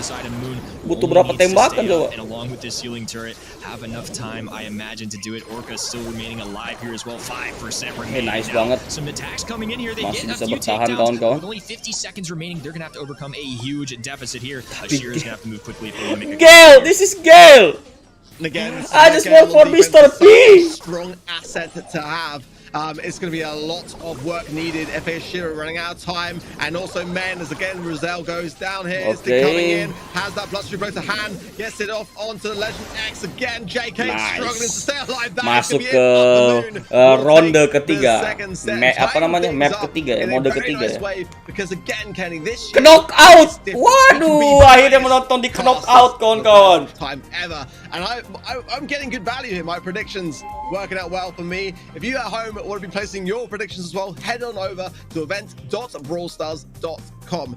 That is where you'll be able to earn those rewards, and also an exclusive pin. The Brawl Stars Championship Rosa pin exclusive is up for grabs over there. Go in there, log into your Super ID, get that all going. Again, there's a lot of rewards along the way leading up to that exclusive pin. But again, earlier today, you know, I had some good fortune with FA Sky. I was silently cheering there, Kenny, there for an outcome that I was hoping for. Yeah, it worked out so far. We'll see if we go 2 for 2 here, Ark, because now we're in a 1-1 situation, and we get to see knockout for the first time in the BSC, which is kind of crazy to think about a brand new game mode coming in. And I feel like knockout is a mode where the draft is a little more on the straightforward side compared to some of the other modes, but I'm curious to see how other regions say that kind of adapt to it. You know, I feel like there's a lot of different strategies, and especially on a map like Bell's Rock, I feel like there's several different mids, several different lanes. You know, there's a few different options, but I feel like in terms of brawlers, I see some played pretty frequently here, I would say. Yeah, there's definitely kind of like a game mode meta forming a little bit. Like great to have, and one that can definitely turn the tide, allow some of those healing puffs to go towards your teammates. So something along those lines is always a good thing. Pam, good for similar reasons, but I think I prefer the Gene myself, despite the Pam healing station being a good deterrent of that magic hand. But you know, healing definitely an important factor. Fire of that same kind of reason can play a big role, but Tick is a great thing to have for that kind of slow-paced play style. Getting those tick heads, cycling them through, definitely a favorable thing to have in knockout, and definitely range, I think, is a consideration, as well as tankiness. We didn't see a lot of Daryl in the knockout meta. but Daryl just got hit with a nerf hammer. So are we going to see Daryl kind of continue to be a dominant force, or are we going to see route ban on both sides? So it seems that both FAF and Moon. Di like dulu kawan-kawan semuanya, di subscribe YouTube channel ini ya. Draft though still to come through. Gonna see that first pick, and such an important pick as well, Kenny, to get that first pick just right. Definitely gonna be an important thing to have. F artinya apa bang? Yeah, Free honestly, agent. I think Sprout's a pretty wise ban in personal opinion. I think Sprout's a very sneaky brawler here. A lot of the times you'll see teams prioritizing in terms of throwers having a Tick or Grom first, which you could anticipate seeing either of them show up here. As a first pick though, I think you have to kind of tread lightly if you go with the thrower. I think those are brawlers that it's more favorable to you to pick towards the end. If you don't want to get really countered here, I think there's a few great options though. With the first overall pick, I could see something aggressive like Leon being picked, or a solid mid here, maybe like Gene or Bell is somebody that one of these two teams favor. Ini map paling sapi lah ya. Makes a lot of sense. Great brawler overall for this map, very pesky, very annoying to deal with. As he can no Sprout, dua-duanya nge-ban Sprout, dan kita lihat di sini tim Upper Moon udah dapat thrower 1 tick ya kawan-kawan ya. Dan udah ada thrower di map ini ya, cukup mengganggu banget ya. Apalagi kita lihat di sini Byron sama Bell itu sangat mengganggu kalau lawan tick ya. Kita lihatlah, kita masuk match pertama kawan-kawan. Harusnya Tick ini menjadi primadona sih di sini. Sayang banget mereka tuh sama-sama nge-ban Sprout ya. So definitely some strategic side of things going on here with Hashira. So I'm definitely looking forward to seeing whether they're going to be able to put that into play. But you know, FAF Moon have got the advance of having, you know, a longer game approach, and you know, as the smoke starts to advance on the map over time, Oke, jadi begitu tekniknya seperti itu kawan-kawan ya. They will stay on their feet in these early moments, and getting that bang super is going to be lawan such an Tick kayak gitu important thing kawan-kawan. on the side of Orca. He's going to be very much hitting everything that he can possibly hit, and Rizal low, but should be enough to retreat here. But ZZK, Feng kalau ada super mati lah, ini bahaya banget. Right to push, and he's even considering a magic hand there. I don't know that's the play, but he's going to need a bit of support, and that support is there from Instinct. Orca going in though. Oh my word, Orca! I didn't give you a word, Kenny. Tekan, udah tekan tadi kok tebak. Loh. Hey! Yeah, wait, knockout it away! As they hop into round number 2 here, but I mean that's one of the things with Fang, one of the most dynamic brawlers you can possibly pick. They're gonna have supers on that side, and if aneh banget kok pada cabut, dia pikir ini main mode apa, knockout lo. Ini Moon kuat banget sih kalau kayak gini nih. Gak ada Tick mengganggu banget buat mereka nggak bisa maju. Jin sudah bisa narik di situ kawan-kawan. No hope banget sih. Badan lawan 3-3 nggak bisa. Tick itu nggak bisa, mau gimana lagi? I would cheer for JK, really. Mau gimana lagi coba? It's not going to be enough. FF Moon will take the first game then, and again, no knockout stages of rounds. So if you look at, pay attention to the like upper part of the scoreboard as well. It will tell you which round's been won by which side. But yeah, as we kind of anticipated, nggak bisa lawan Tick. Udah lah their composure. They had a really great opportunity there, going into the swing of things to really you know, cause an impact.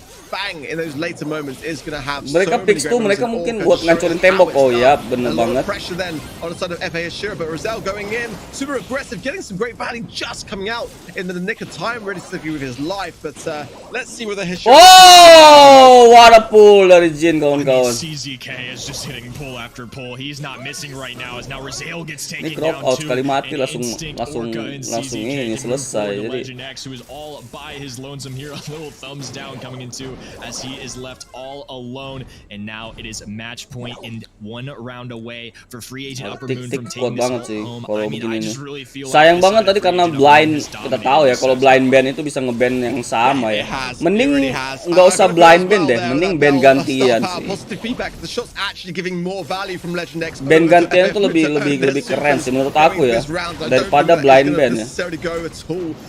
For the side of FA Hashira here. Oh, a great magic hand there from CZK from the absolute maximum range. And Orca going into the roundhouse kick. This one is done, Kenny. Oh, leave them alone, guys. They're already done. Nah, teman ngopi aku nih. I think that's the most emotion we've seen. Oh, guyu ini teman ngopi. the impact of those Iya, nanti malam main domino bentar ya. And I think that was by far the most dominant set we've seen today. I mean, CZK was not missing on the gene pools, even at the max range there, like you saw in the final moments of that round. I mean, absolute craziness ensuing. And I think this side of Free Agent Ashira chose some great brawlers, right? They're really strong brawlers, good in the meta and everything, but I just feel like in terms of impact and MVP CZK, teman ngopi aku. Those are the things that Gene and Fang with the roundhouse kick now just demonstrated that goes such a long way. So in Knockout, I'm going to be keeping my eye out for Gene and Fang the rest of the night for sure. Those are brawlers you have to imagine that other teams in the future are kind of keeping their eye out for and being like, hey, maybe we don't really want those in. You know, I don't want to deal with these insane pulls and these insane kicks just deleting me immediately. So I think that's going to definitely impact and set a tone for future Knockout maps here through the rest of the night. Yeah, I couldn't agree more. I think it's again one of those decisions between do you go for healing or do you go for those match pertama aku belum masuk. And you know, Gene, a great thing to have and Bang for that exact same reason. Aku reload dulu. Match pertama aku belum masuk poinnya.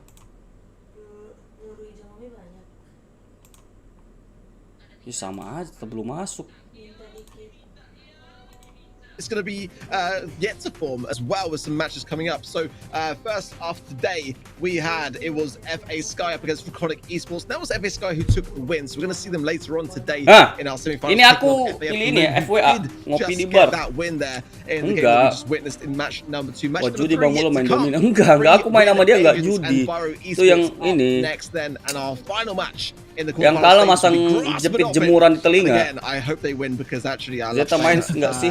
Zeta minggu depan, beda region, Mr. Aciu. Poin gue udah 500-an saja, cepet amat, keren gamer kau. Menurut abang siapa MVP CZK? They are definitely coming in today with some anticipation, let's say, but nonetheless, we wish them the best in their match 4. But it is match 3 up next. Free win agents then, Burrow Esports. I mean, I was going to come out there and say, can I start things off? Free win agents. Ini aku pilih FWA kawan-kawan ya. That we have known for a very, very long time in the Brawl. Tapi Bayar bukan tim kacang-kacang juga ya. I think it's fair to say that Burrow Esports are going to have a lot on tim their kuat plate juga. They're going to have to be very, very cautious. FWA ini nggak ada Kaup di Ace. Yeah, and Biro Esports is still a great team too. It's no accident that you make it to the monthly finals. You know, they clearly demonstrated some great gameplay throughout the qualifiers to make it here. But Free Win Agents is definitely a team that I think the Brawl community, a lot of respect goes towards Coupe d'Ace and Response especially, and Sargent being one you definitely can't count out either. He's joined these two players who have won world championships. He's an insanely talented, mechanically skilled player. I mean, I just think Free Win Agents overall is a very, very strong team. Definitely one of the favorites to make it out of this region.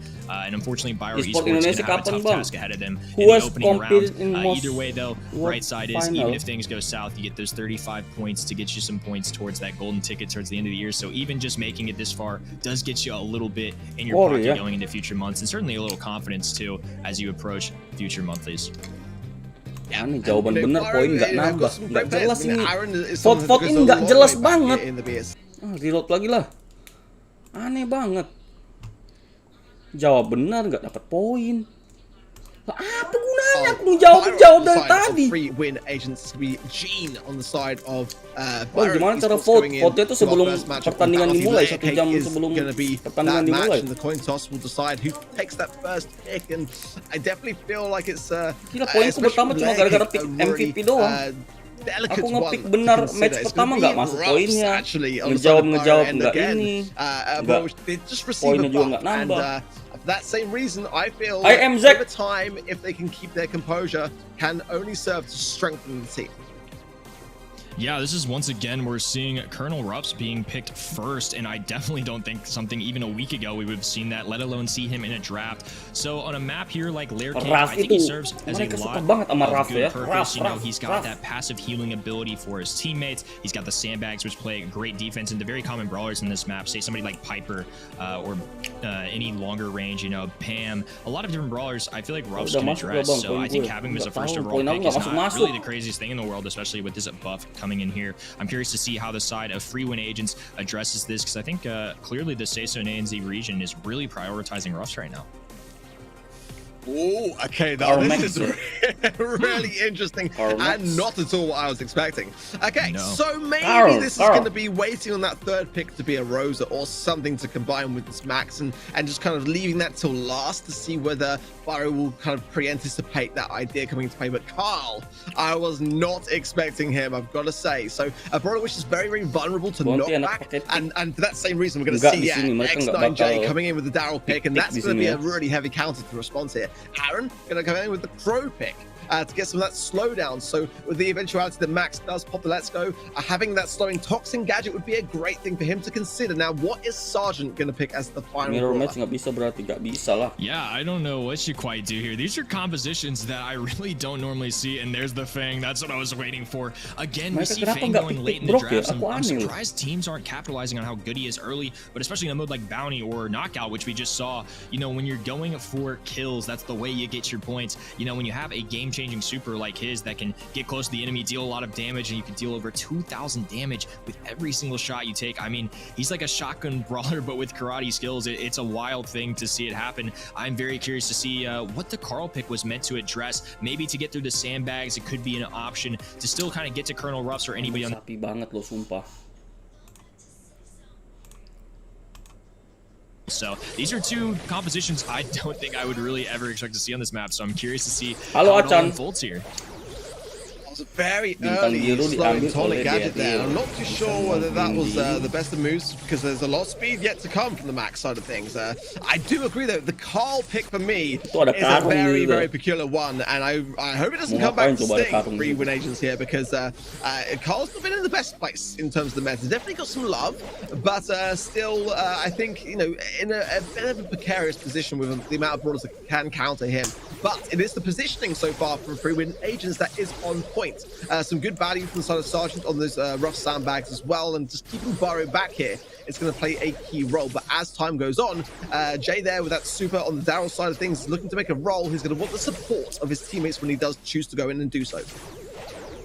Yeah, this is going to be super interesting as we're a minute in and really no transactions yet, no huge deficits, no major damage coming in as both these sides I think are electing to charge their super. I'm sure the side of response is going to be looking at Coup Ace to combine that max speed alongside with response's super to try and get one really good push in here as now the sandbags get dropped. Sergeant going to be able to delete those immediately. Coup Ace response now moving forward. A super coming in from Aaron. He's trying to get the jump taken down immediately though by Sergeant's response. It's one of his own, and now wow, response! Amazing! A huge swing here. They make the most out of their supers with 30 seconds to go. They just need to play some great defense and hold this 5-star lead now.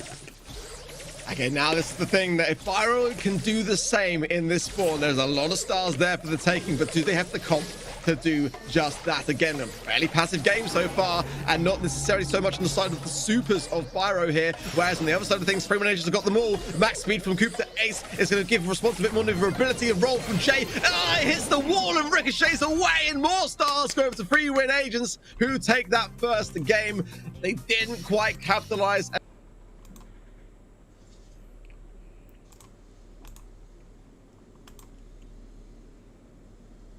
Alah, nggak nambah poin gitu terus. This side of free win agents were just trying to charge their supers, and they knew if they could just get one really solid push in, they could get the kills they needed and almost a team wipe and just walk away with the stars, hold on for that final few seconds. And that's exactly what they did there. I wouldn't be surprised to see Byro Esports maybe try a different approach here, but now seeing the on team wipe immediately as we hop into game number 2. Power ya Allah. What a wonderful start. I mean, it is not near the aggression I was hoping Byro would give this. I feel like they're almost forced to at this point kind of move forward. A minute and a half still on the clock, plenty of time, but Response now with 5 stars to his name. This is the thing, isn't it, with teams that have got so much experience, but Jay coming in with a nice pickup, a lot of stars there shifting over towards Byro and just playing it safe and sound, keeping just the star deficit at the 2 for now. But as I was saying, this is the thing about Free Win Nations that is so dangerous. They've got so much experience in competitive that they're able to keep these slow, patient squeezes coming in and pushing back Byro into their spawn. The Carl again, I feel like it's getting decent value actually on the rough sandbags, and with this kind of comp can make some big super plays, and that seems to be their approach, isn't it? Just kind of herding back Byro Esports into a perilous position and then just everyone going in for the jugular. Yeah, and Carl does pretty well against lower HP brawlers, so could be serving a little bit here into Crow as well. But I imagine it was really targeted at that Colonel Ruffs. You know, this isn't really a matchup I've seen play out in other power match formats, but it's really interesting to see how it goes here. Response does have a super alongside Coupe Days and Sergeant, the entire side of Free Win Agents with 30 seconds to go as a 2-star lead. All of them are charged up, so if they need to get on the offensive, they can. Jay going to be moving in now as Coupe Days phase shifts away. He's going to be able to dash out of that situation, and Sergeant continuing the onslaught from this right side. Sergeant going in for the dash, getting a kill there. Another one on the board as he goes down. Tapi tumbang. Kalah. Some way, Byro Esports now has an advantage, and Carl's gonna be forced to move in. Sergeant going down, and somehow Byro just came away with a game that looks Halo like tayo di mausin Tono Sugiono. Ah, ini kenapa sih di-connect terus? Oh my word.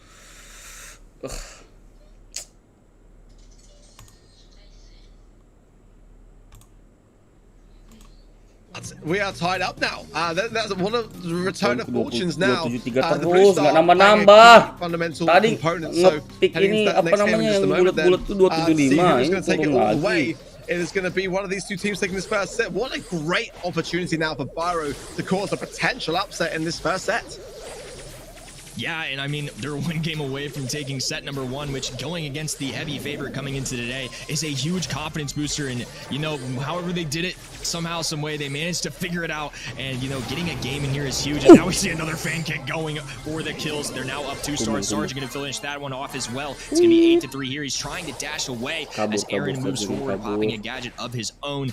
And now we see another 8-3 lead here. Free Win Agents with a small margin, 5 stars ahead for themselves. And they have another super on the side of Coupe Days that they can activate at any time here. Do you like there a little bit of the use of the damage gear there from Sergeant, just knowing full well that he can stay on low HP and actually get value from the back of that. So we're going to see that strategy kind of form itself over the course of this year. Actually, brawlers and players intentionally staying low to get more value, but the cost of being a bit more vulnerable. So at the moment now, another rough supply drop going down, giving the buff over there. And that's going to be something which is going to be welcomed in these final moments. But Free Win Agents going on the aggressive, it seems, despite having the lead. Will that be something that's going to go for them or against them? JK has the roll on the right-hand side, but is getting a lot of attention. And yeah, Free Win Agents saw that one up and saw it coming.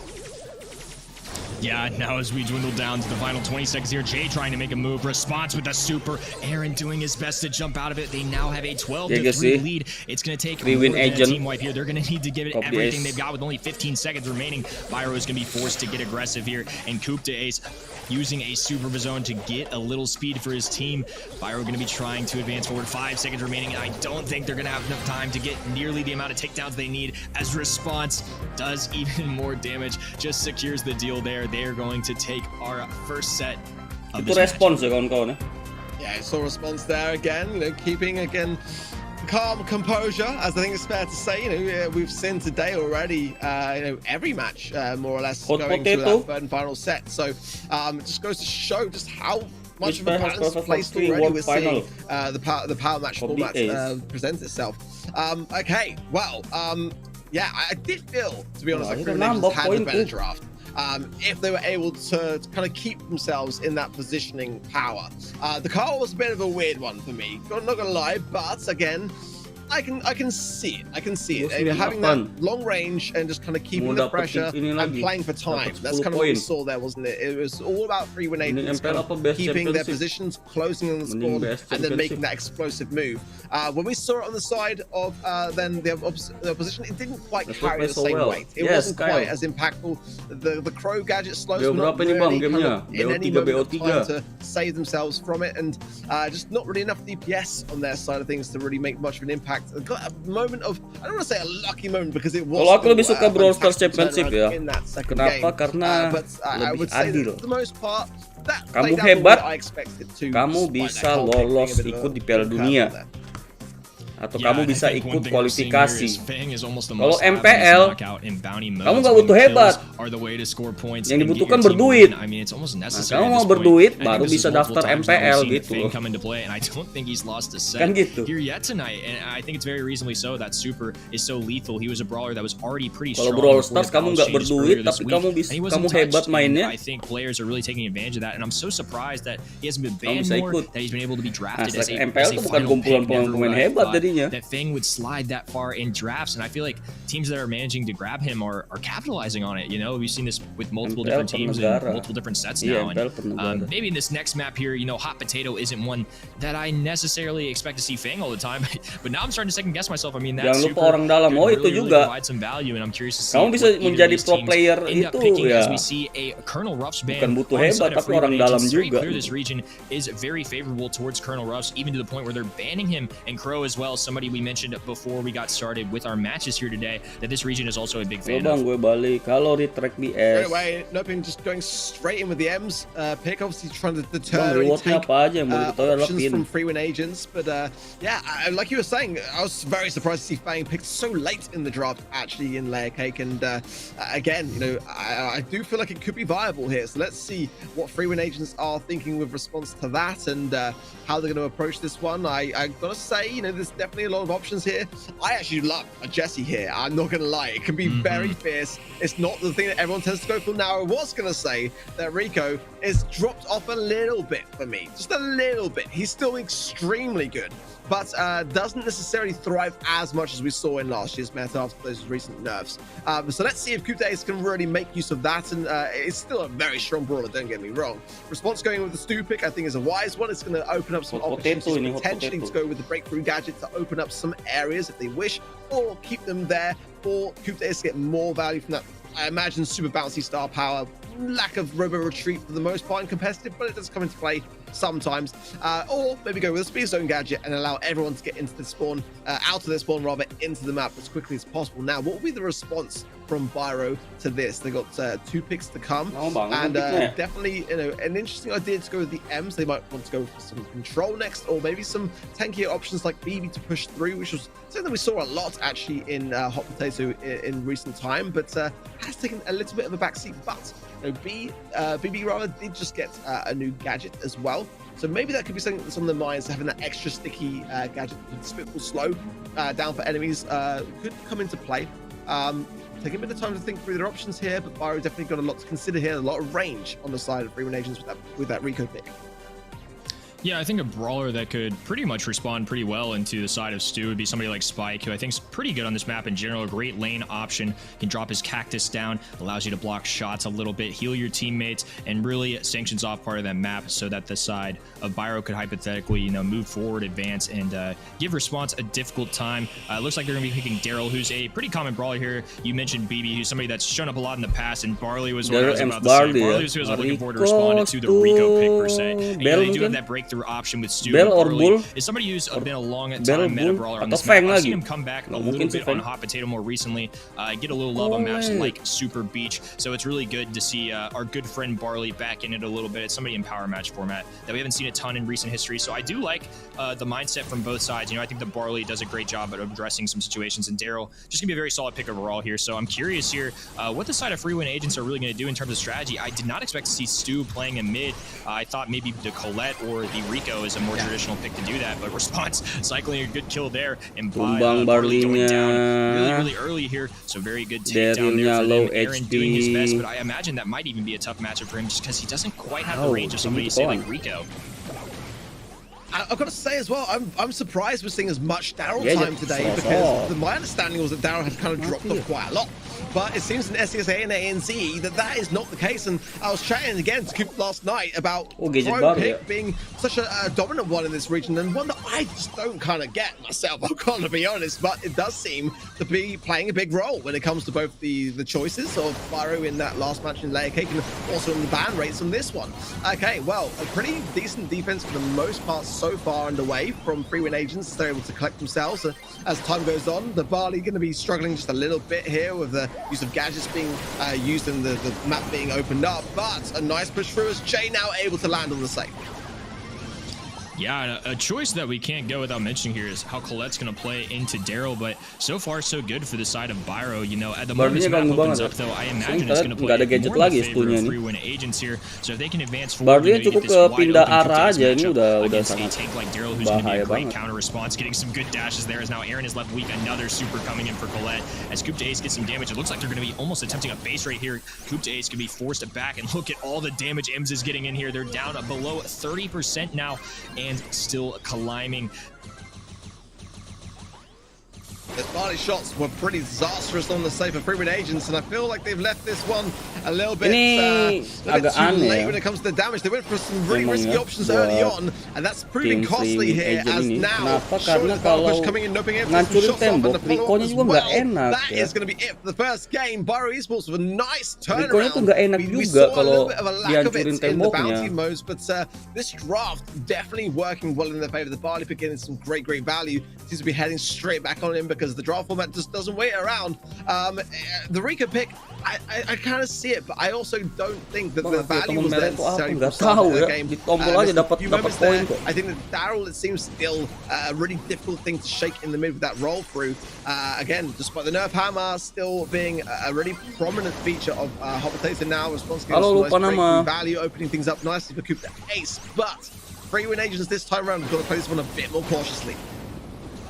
Yeah, and honestly, in terms of draft, I really felt like having the second pick on this map would be a little more favorable just in general, and picking the Imps pick first is almost a dangerous one to me, because what happens if they don't go tanks? What if they elect to go with these more long-range brawlers to try and deal with that way easier? But it's working out so far for the side of Biro, who just have a lot of ways to deal a ton of damage on the safe. Probably going to be a sneaky option for that too. That's one of his main goals, is to deal a lot of damage onto the high safe here, as we see him do now, getting almost 10% there for their side. It's going to be a slight margin in the favor of a Biro Esports. Biasanya Kop itu suka banget pakai yang tanky gitu.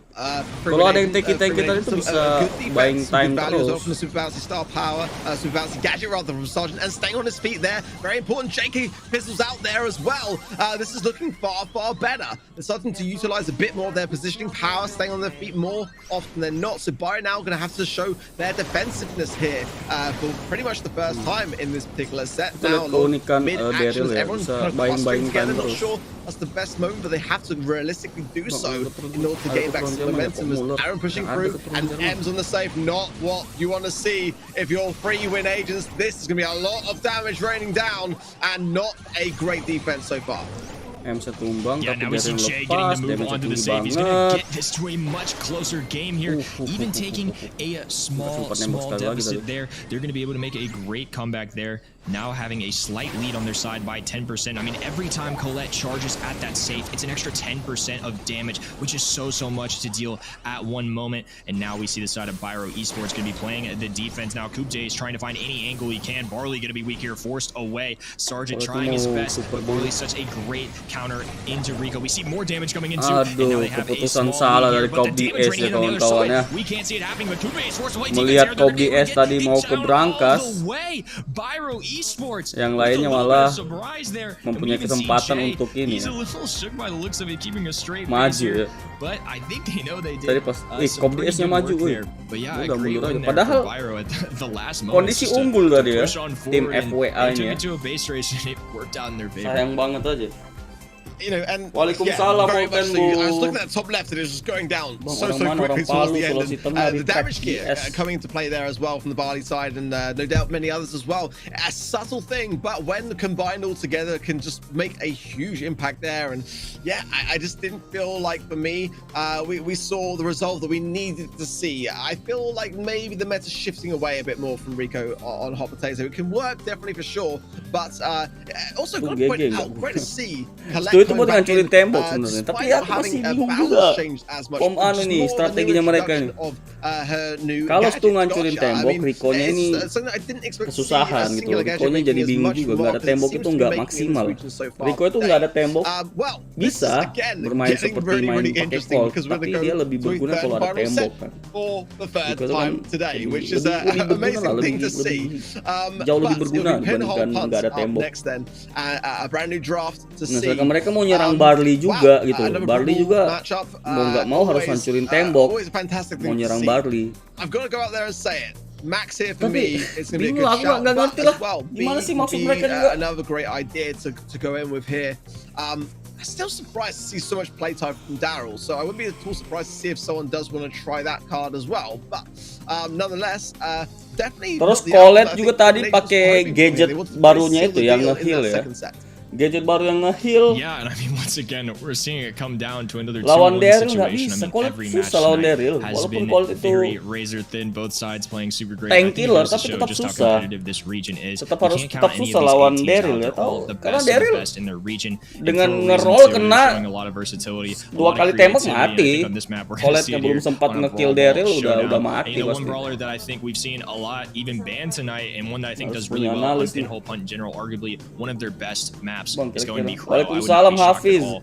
It clearly seems that SESA and ANZ does not like dealing with Crow. That was something before the show even started that I got word on that they really like right now. So a ban here for Crow Abang, wouldn't surprise siapa me. yang A menang? really Kalau menurut early aku sih pick, masih FWA yang somebody menang. that it's just going to really struggle to be dealt with on this map. There's not a lot of FWA, counters in the kita Crow tahu per ya se. respon On sama Pinhole si Punt's ZK very itu wide kalau main open. There's di some bush in the middle. He does a great job of scouting. He has Brawl range. pasti menggila He sih. can take down the enemy tanks with a little slow toxin.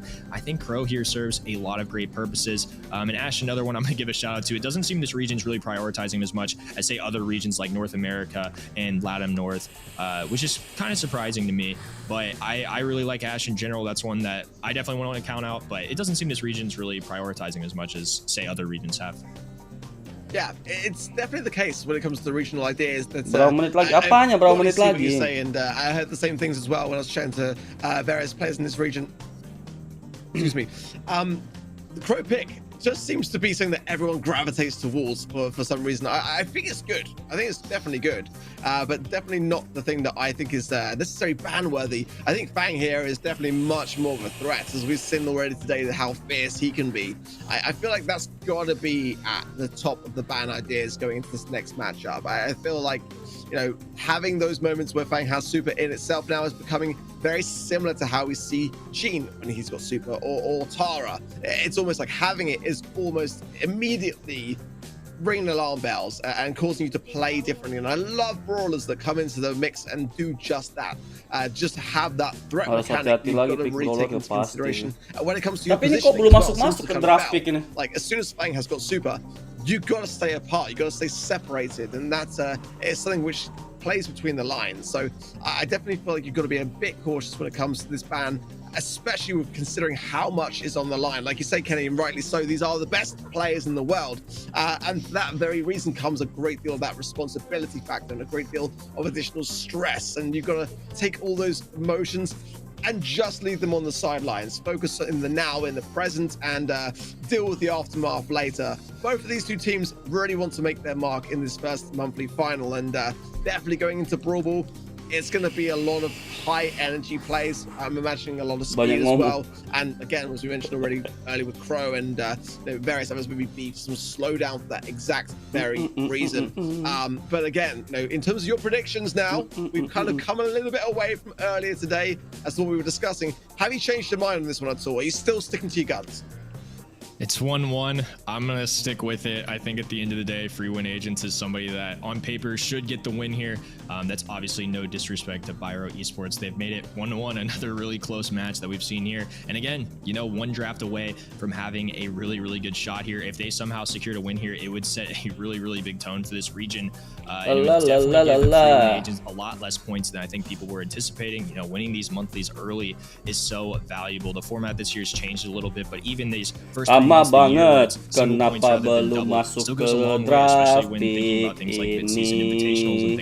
So this is really going to set a tone here. I think this match for how the rest lama of the day is banget going to ya, kok lama ya? If Free Win Agents gets a win, it's what was expected, but I think it goes to show how strong Byro Esports has been. And if Byro Esports comes away with an upset here, I mean, it goes to show that anything can happen here, that we should count absolutely no teams out. And this is one that definitely could be scary if they get a win. I mean, what a confidence boost it would be to beat two-time world champion, two players that are, world champions. So yeah, exactly that. It really is. It would be a huge upset, but again, this is why the draft is no so spike, important no to get crow. right. And I'm definitely sticking to my guns. I'm biased, Kenny, here. I need Free Win Agents to pick up this win. Again, if you're doing your predictions, head on over to event.brawlstars.com where you can place those in, earn rewards along the course of the stream, all the way up into that final first tier, pick selalu that tuh pick yang BSC pin, aman-aman aja gitu, yang this time kuat round. Okay, the bans are in. Crow on the side of Byro, Spike berbahaya on the kalau side of nggak begitu banyak counternya, jadi dan yang biasa-biasa aja selalu seperti itu sih. I do like that. The Halo Bang, saya baru pulang sekolah. is Halo gonna be Angga yang baru Ams pulang and sekolah. Ruffs on the side of Byro Esports.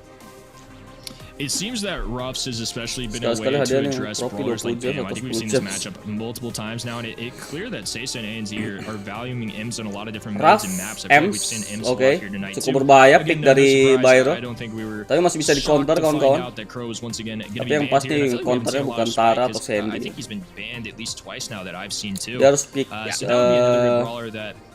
nggak bisa nge-pick tank juga sih. Like now it kind of eliminates a lot of, I guess, tankier options for the side of free win agents. You know, you see an Ems there, you kind of have to tread lightly. We've seen Daryl a decent amount here tonight. I know Oke, ganti aku. Oke, tayo di motion.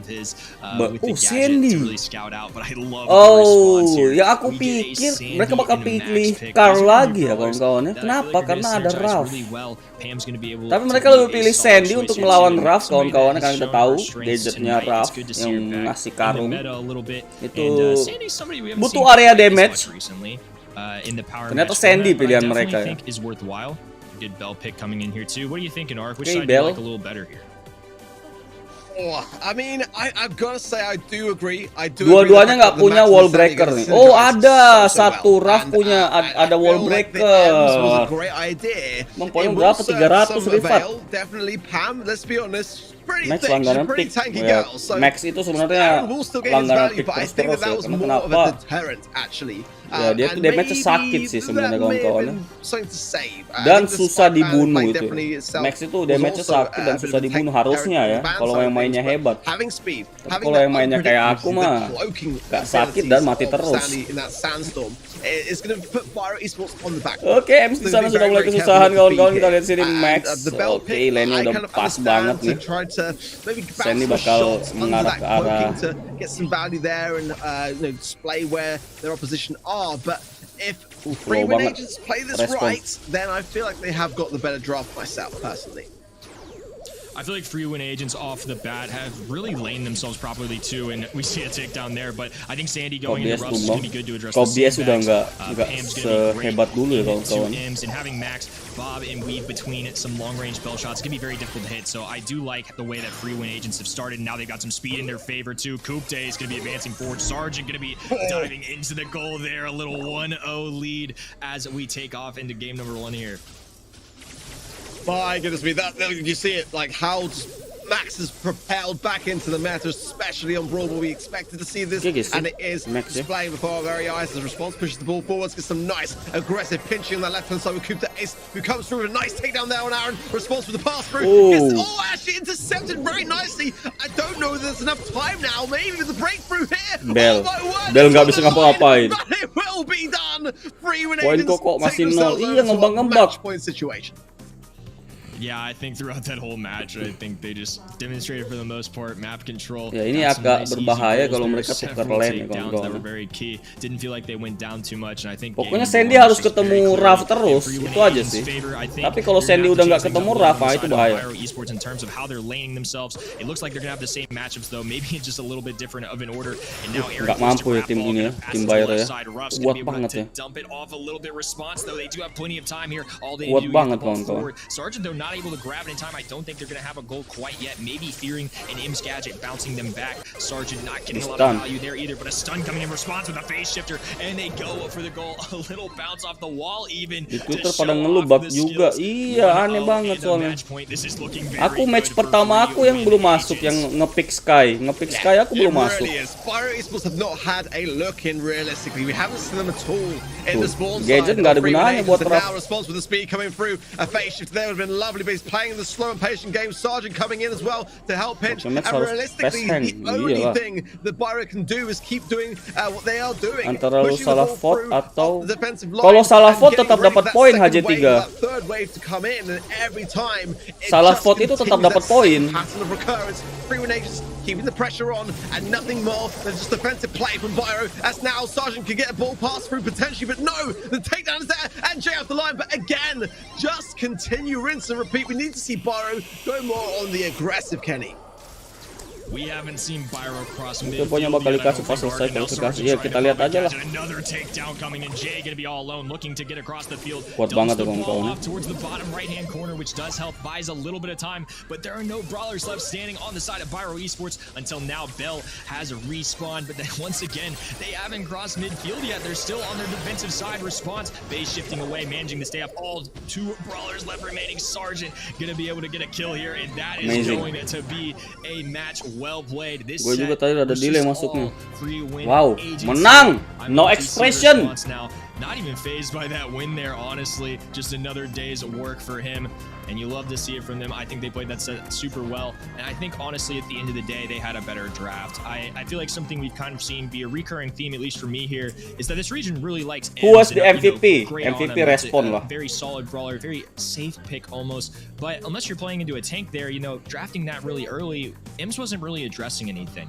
I feel like that IMS is a solid brawler, very safe pick, but it didn't provide them any competitive advantage, and I think, you know, something like Max or Pam did help the side. Salah pilih bakal salah di semifinal juga. Kind of the draft differential. Yap, kita akan melihat player Indonesia ya kawan-kawan ya. Akan ada player Indonesia yang bermain di Mondi Final bulan Maret ini. Halo Bahasa 5 yang terlambat, no problem kawan. I think it was also them which banned the Crow, which kind of only served to harm them actually when the max pick was shown, because you want some slowdown in the eventuality of speed. So again, Max for me would have been a far better ban. I feel Siapa like bang? Parao namanya. Especially in Brawl Ball, I think we're going to see a lot of Max bans now. That many are cottoning on to the fact that she is incredibly strong now since the balance changes. I think still decent, you know, in the respect that not overly. Parao. I think it's fair to say, but still now very much a viable option. Well, again, my predictions are currently 3 out of 3, so I'm doing pretty well, Kenny. How are you getting on? 3 for 3 so far. We're looking good. Hopefully we can go 4 for 4 here. And I know for match number 4, these are 2 teams bukan tim Indonesia ya, tim Singapura. Cuma ada player Indonya. So we have very fun team names for both sides. Grassmedop and a few nervous men. I mean, I would be pretty nervous too if I was competing at this stage in front of this many people here. Siapa so we'll have to see what ini happens Parao here. namanya Parao. Sure, which is always great to see and shows that this region is still pemain really, lama really sih, competitive udah and lama dia main. continuing to evolve every single year. This is where our predictions could come under heavy fire, Kenny, because like you rightly say, these are 2 lesser known teams. Parao namanya, Parao. Ya Allah, susah banget bilanginnya. This could go either way, but you've got to be following everything at home as well as we are, because you know, we need to kind of compare and exchange homework here. Head on over to event.brawlstars.com. That is where you can do just that. Tim mana? Along the way. Halo Ezekiel Oshia, tim ini, tim apa namanya? JWD. Apa sih nama timnya? By your email, the code that comes through. Nanti aja kita lihat. Purposes, and then Parao, head on iya, down those tiers. Parao. You try to get towards the end to earn that Parao tim BSC mana? exclusive pin Tim there. yang pertama, Those yang pin pertama. is waiting for those that can Tim get kiri, the tim kiri. predictions right along the way. Di mana Sabi? Sabar, aku lupa namanya. Even dapat apa bang? Dapat pin. Halo Endang Nusoleh. Again, orang Singapura bisa bahasa Indo. Nggak bisa orang Singapura bisa bahasa Inggris. Struggling along the way to getting my skin, but definitely today going better. But this again, like I said, could be the moment that we kind of come unstuck. What are your thoughts on this one, Kenny? Who are you going to place your prediction on? I'm going to go with Grassmedop in here. I think it's very close. Obviously, we don't know a ton about either of these teams. We're doing a lot of speculating at the moment. You know, we get to see a little of them in qualifiers final bang. Nanti yang malam aja. I think having one thing in the side and favor of them is having tim GMD. last season for Team Flash, which was super Buset, successful. tim He's GMD now come yang back. vote He's a cuma player. 29%. And even if they're rotating players Serius. in and out, it's nice to have a mind that's very familiar with how this region plays out, the strategies that get incorporated with it, and obviously this is a team that had great success last year. So just having that brain on your side, for me, just gives you a little bit of advantage coming in here, especially since we don't know a ton about either side. So that's where my head is at in terms of predictions. I'm going to go with the Grassmedop in here. Yeah, and I did the same. I looked that one in on event.brawlstars.com, and this is what I'm hoping for, actually. And that was my mistake last year. I kind of went with what I wanted and my heart wanted, but not necessarily with my brain. And your prediction was correct. Winner 100. Mana yang match pertama aku nggak dikasih-kasih.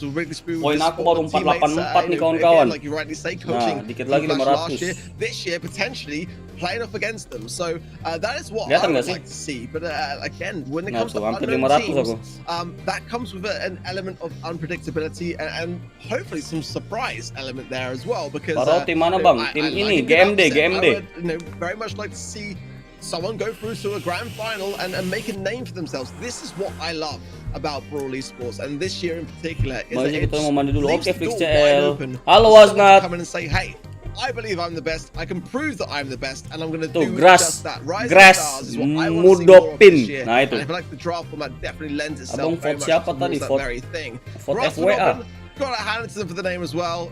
Straight up kudos as far as that's concerned. A few nervous men, Kok lama, Bang? I think, Ya, have masih definitely preparation got ya, sabar to ya. turn their name, or at least put it to the side. Gak ada Focus on their pertanyaan-pertanyaan nih. positivity and their game plan going into this match. Yeah, and I almost love seeing that these two teams are facing off in round number 1. It guarantees that one of these teams will get to face off against a really, really strong competitor, obviously. And we're going to Padahal di top lokal nomor 23 ya guys. Ya, bener banget Hezeki Oshia. Abang paling suka tim apa? Nggak ada. Belum ada favorit aku ya. Nggak ada Sika bang, Southeast Asia. Lah ini Southeast Asia semua nih. How they do against each other and how at least one of them is going to fare into one of the insane tournament Singapura kan saya. So I'm very excited to see this match play out. You know, I think it's going to lead to a lot of Abang great competition. We've seen all night long, every single match. 2-1 so far, 2-1, 2-1. So I'm expecting a lot of highlights here, a lot of really good plays, and I'm excited to see some new talent try to make a name for themselves, especially in month number 1. Bukan DGM, GMD. And establish themselves for the year.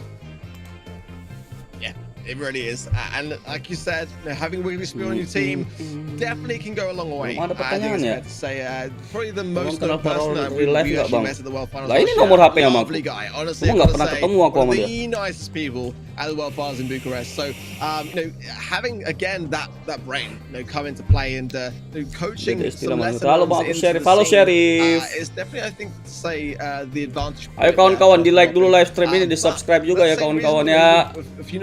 Dibantu share-nya. Looking to make a name for themselves here today. And jangan lupa kawan-kawan semuanya yang mau join membership, linknya ada di deskripsi. Yang mau donate juga bisa, link Saweria ada di deskripsi juga kawan-kawan. Besok legend apa bang? Besok nggak ada, nanti malam ada. Nanti malam how good would it be to be able to get to that next stage of the competition? Latam S. And knocking down arguably the favorites. I think that is what everyone fears but also wants at the very same time. Yeah, I mean, even just having that opportunity, it would be a huge, huge moment for either of these teams. I'm sure they both are hungry and looking to prove themselves here. I mean, just the opportunity to play against free win agents would be huge for either of these teams. Abang Obviously, very daunting and very scary thing. Apa tuh Endang? You have two world champions you're facing off against, but I think they're obviously a good team. They made it here for a reason. And once again, I think we're going to see some really, really good players in this region try and take a stab at this, really prove themselves. And getting, anything the difference from 35 to 50 points is a big deal. Kita lihat di sini. And if they can go even Nah, itu further, Parao tuh, Parao. as well. We're gonna hop in here though to Flaring Phoenix. We're gonna see a tick ban and Sprout. Latam itu apaan lagi?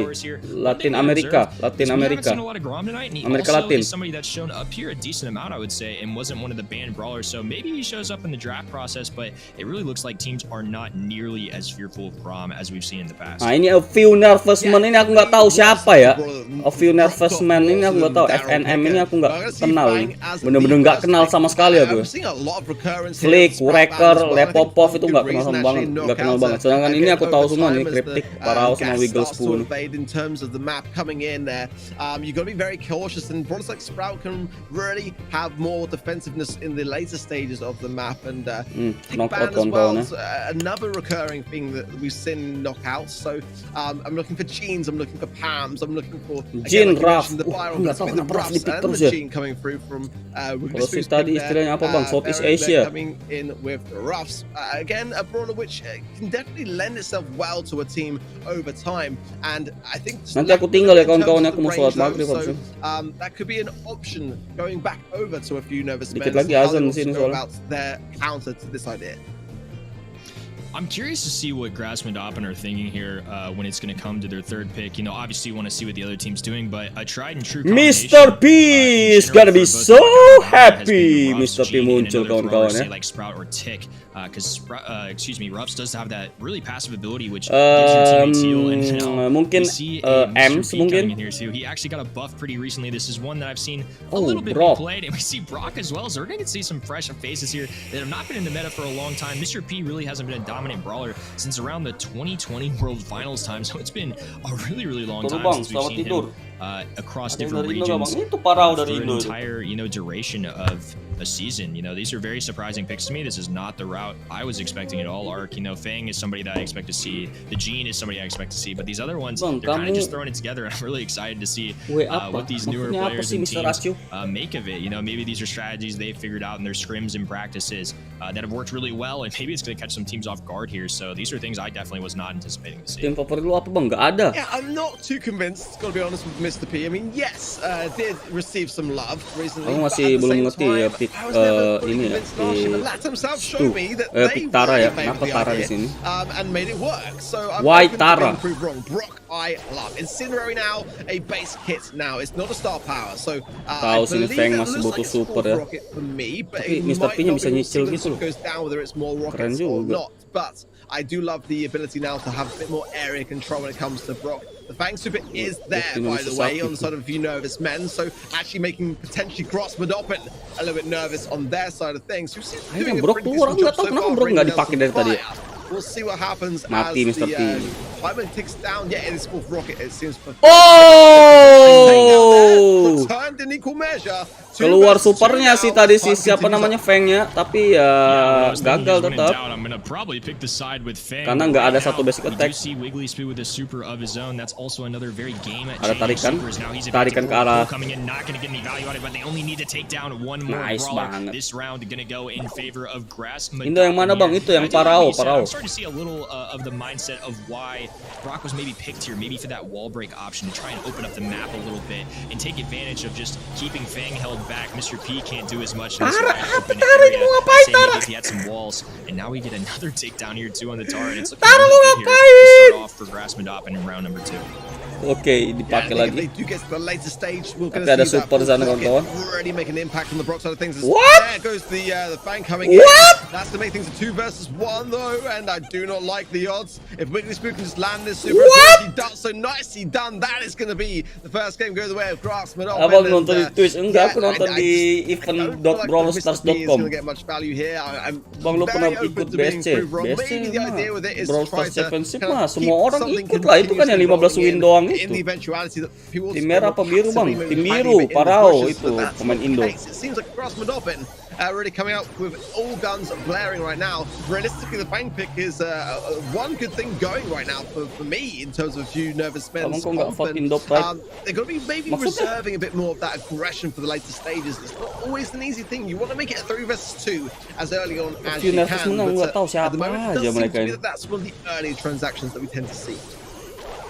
Yeah, my thought process is maybe Mr. P is left to address the Gene situation. That's something that's been a matchup very common in the past, but I still don't feel like Mr. P, like you said, is really too strong of a brawler. Mr. P bisa Tara ini, aku nggak tahu kenapa mereka pick Tara ini loh. We are going to get to see this just kind of be a more passive one than we saw last time. Both sides being a little more traditional. What a wall break there, though. So much being mati Mr. P. They get a takedown and a pop off, and we see Tara being pinned into the back corner, looking for one more kill. Now Wiggly Spoo with the super of his own as well. It's gonna be a really good situation for them. Fang left all alone. Can he get Fang nggak bisa bunuh Raf, ada karung.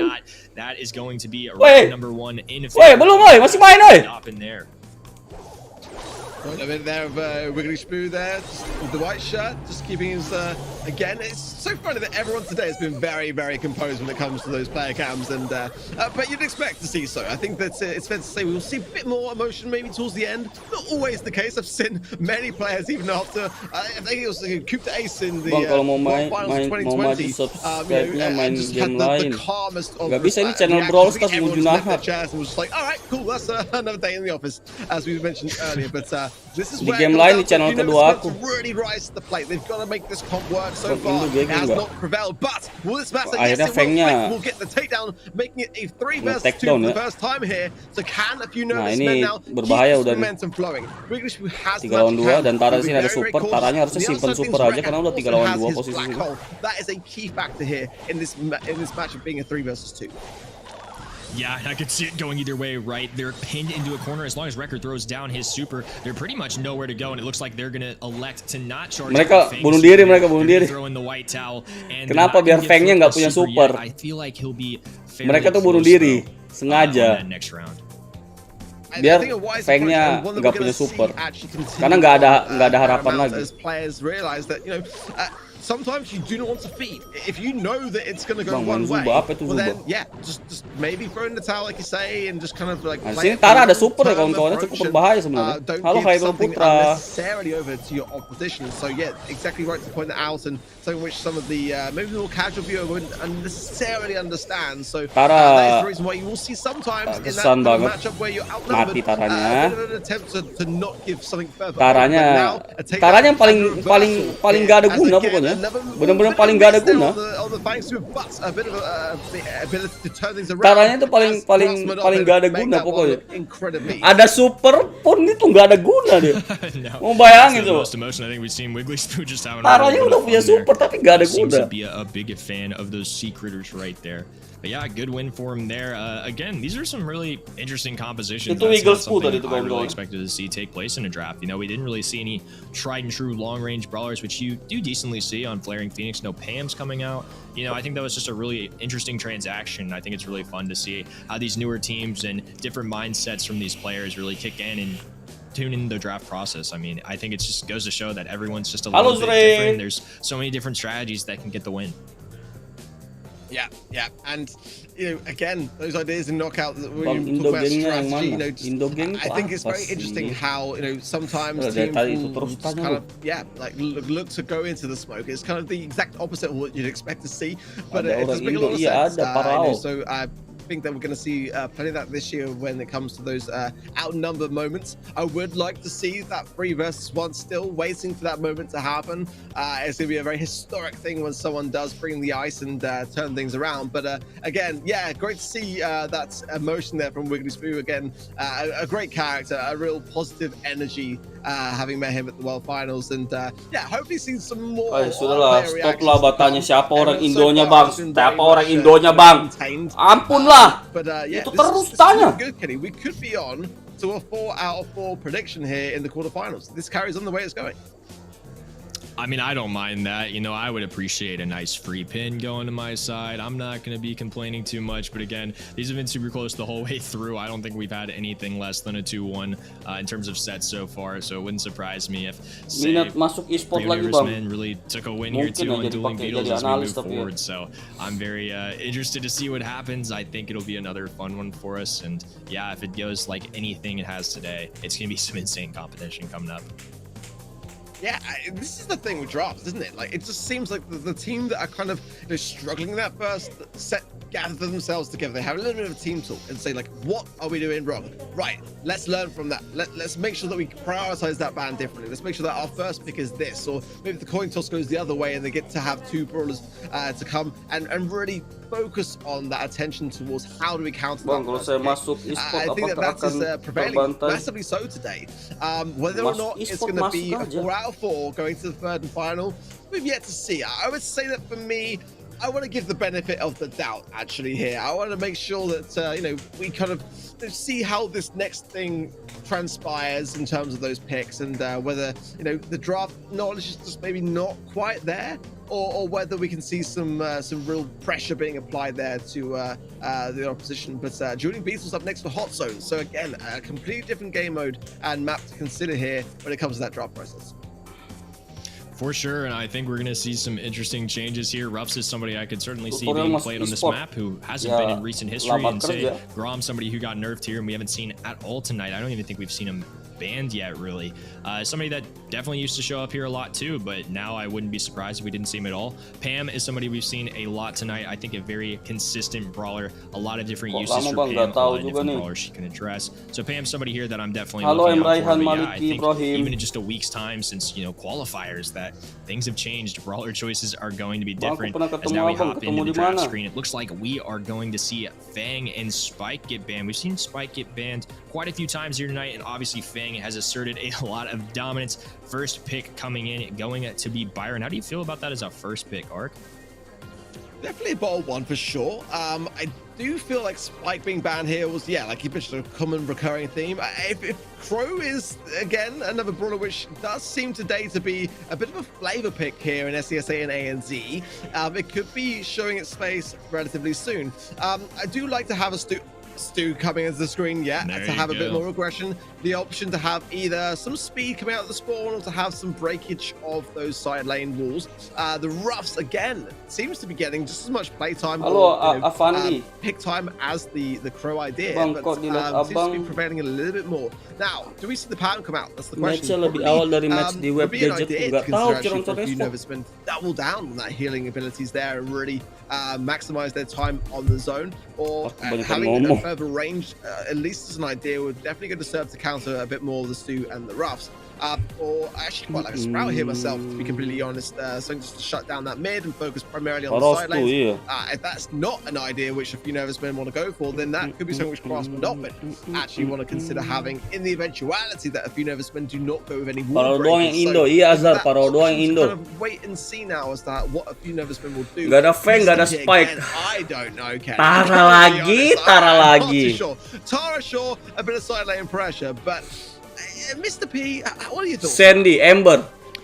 Mr. P, I'm not too Barley. sure about here. I don't really know what they're trying to address. Maybe there's a good combination here where Mr. P can address brawlers like Stu pretty well, but I'm not sure. Tara was the first one that actually came to mind as being a brawler that could address both Pharaoh and Wiggly Spoo's picks here. Tara gonna be a great choice to shred through those sandbags, and also is in general a great counter into Stu. We now see the Sprout pick coming into. I would have preferred that over Mr. P. I'm not really sure what the region is seeing so far in Mr. T. We've seen a few nervous men now go for this a couple times now, and I don't know, it didn't pay off for them as much as I think they wanted to in that first set.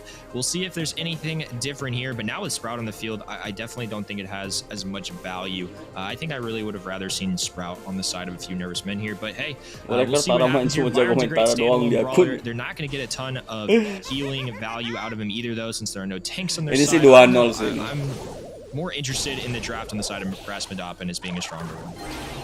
Yeah, that's the one I'm favoring as well, for sure. And I do, like I said, love a good Sprout. Really shutting down the lanes. It's a difficult thing. And that was, again, another thing which I didn't see much consideration for on the side of a few nervous men. Just that Tara super realistically is all they have their advantage to break open things. Ada bebek. Ada bebek cukup mengganggu buat Sprout ya. Nice placement though, so to be said though, on the side of the pop on the left-hand side there for the border spawner. Mr. P-nya sih GG sih. If they are able to make that work, dari tadi aku lihat Mr. P-nya GG. Taranya yang selalu bobrok banget taranya dia. I think it's really interesting that Pharaoh chose to go for a wall break there too, because Wiggly Spoo's entire strategy is going to be to hide behind these walls, to use them as shelter to get these nice easy tags, and now there's one side of their spawn that they can't necessarily do that on. And I think it's going to allow for a few nervous men to really apply some pressure. Typically that's not the Stu gadget. I see run here, I see a speed turret being run to give a lot of range. Di sini kita lihat sini sebelah kanan agak hancur ya kawan-kawannya. Sproutnya pasti kesusahan banget sudah kalau kanannya udah hancur kayak gini. Nice move by Parao kawan-kawan. Di sana Tara ada super, ya cukup berbahaya. Tara ada super. Wah, play. Bagus banget tadi situ. Tapi Sproutnya pasien juga. Amazing banget. Gitu dong, melawan dong. Mr. P-nya mengganggu banget kawan-kawan. I still feel is the lesser of the two. I feel like you rightly pointed out, a bit of questionable ideas coming through on the side of jangan match ketiga dong. Right hand side. Yeah, I'm with you. I'm not too sure that was the play. Sholat maghrib dulu aku nih. Prefer to thrive better. So I still feel like for me, Grassmanopin got the better of the drafts, but a few nervous men are making it work at the time that they've got to do so. I think Grassmanopin need to sort of like just rethink things through a little bit more, because if they play it better, then they've got the comp to be able to make an easier time of things. A few nervous men, for me, again, like that draft, not great, but they're putting more effort into making it work. Yeah, I think they've just played their strategy better than Grassmanopin has. I think there's several things that have kind of went wrong for him in that first match. You know, just because you draft the better team, you still got to play it right. You still got to execute the mechanical skills to get the win. And now we see Wigglyspoo getting some really good tags here, Wrecker getting it weakened, and that's the strategy that the Sprout's going to try and incorporate. They're going to try and pin the enemy brawlers either in front of that wall or behind that wall to either advance forward or find these easier tags. Wigglyspoo going to be cycling out another one too. And it's siapa namanya si Cryptic ini aneh juga ya. Take down there. This is going to leave an opportunity for Cryptic, even with low HP, to just kind of hang tight on to the hot zone there. Si Cryptic ini aneh juga loh. Again, so that bush gone down and dia ngancurin rumput sendiri. Maybe garden mulcher there, but not for Simpsons. So like, it's not necessarily going to impact them too much, but it will possibly be a bit. Obviously, Sprout is a grass dweller, so I mean, ultimately something to consider. But it does seem now more like Grassmanopin have locked down the hatches and are starting to really utilize a lot of what they've got going for them. Losing that mid control from the. Nah ini tembok mereka nggak hancur sih, jadi bisa nguasain. Tadi tembok mereka hancur. Mati lagi taranya. Explosive baru muncul langsung Byron muncul langsung mati. Oke, nice sama. Temannya Brawl memang Singapura. Bang, ntar lagi aku 100 poin, keren. Aku udah 494. Is this really the best decision for the entire game or just this single moment? And I think they figured it out there. They left the walls open a little more. They were able to take advantage of Sprout way more in that second game than they were their first. And honestly, Sprout's gonna be a great itu otomatis diganti sama otomatis terganti namanya. Too many hard counters, but if he can't shoot you, Sprout can just kind of hide behind these walls. I don't know how Byron can really deal with it. Second gadget by Tara, which isn't necessarily a brawler that you're going to be looking to heal too often. Is now Grassmanopin get a nice takedown there. Cryptic going down as well, and Wigglyspoo going to be able to help pinch against Flick here. Pharaoh going to be moving forward. They get another takedown. Small lead for them, and the cutoff there coming in at a perfect time. Now Wigglyspoo is going to be able to get a few extra percentage points here as Wrecker's left to go around. A much better start for Grassmanopin. It's got to be said. Nervous men now. The pressure really is on Grassmanopin on match point here. Coming in with a nice takedown there. Gets the supply drop along the way. The wall just now disintegrates, allowing potential for maneuverability through the mid, but Wigglyspoo shutting it down yet again, and this is the strategy that I love with Sprout, and the reason why I think it was a really smart pick there. Everyone doing their bit, Wrecker nice, the black hole in time, and now a shutdown of the mid. Wigglyspoo preparing to say, yeah, kawan-kawan ya, selamat menyaksikan. Aku tinggal buat sholat maghrib dulu ya. Not going to be the case. We're going to get this done and dusted here, and lovely plays all round. I think this is fair to say now, the celebrations are happening. This is in the pockets. A nice attempt though from a few nervous men to really make a difference there. Wigglyspoo, yeah, got his sprinters and looking very much at home there. A smile on the face, and yeah, he's got his friends. He's making that clear. Yeah, and I believe that's actually, I think both of those animals are like a accumulation of what it looks like for their logo, which is something I didn't realize till just now. So they obviously have a little personal attachment to the image they've chosen. I think right there we see. Ya kita lihatlah Parao bakal ketemu Cop DS sama Response ya. The better draft both times, and even though say that first game in set number 2 of dealing Beetles didn't go the way they wanted to, they immediately were able to identify what the problem was. They fixed it. They laned themselves more properly, and from there it was kind of a little more dominant, I would say. So I think Grassmanopin proving they know a little bit more. They're more familiar with that draft setting. I think Mr. P was just a brawler that, you know, a few nervous men really didn't get any value of. I'm not necessarily seeing the connection there of the value that he could really provide. You know, I know he got that nice buff coming in pretty recently, but I still just don't feel like he's up to the level that a lot of these players are seeking to be, especially if you want to take on, you know, a really strong team in Grassmanopin. I fully agree. The Mr. P pick, clearly an idea which they scrimmed and really favoured. I haven't heard the greatest of things from the pro scene about Mr. P, despite really favourable buffs. I mean, handle with care now, basic hits, and, various damage buffs along the way as well with the porters, and also to that you know, overtime occurrence of the briefcase. You know, it's a great thing that there's pay more attention to Mr. B, but I Oke, aku personally maghrib have dulu kawan-kawan ya. is not too dominant in the current meta, at least as far as that matchup displayed has its moments.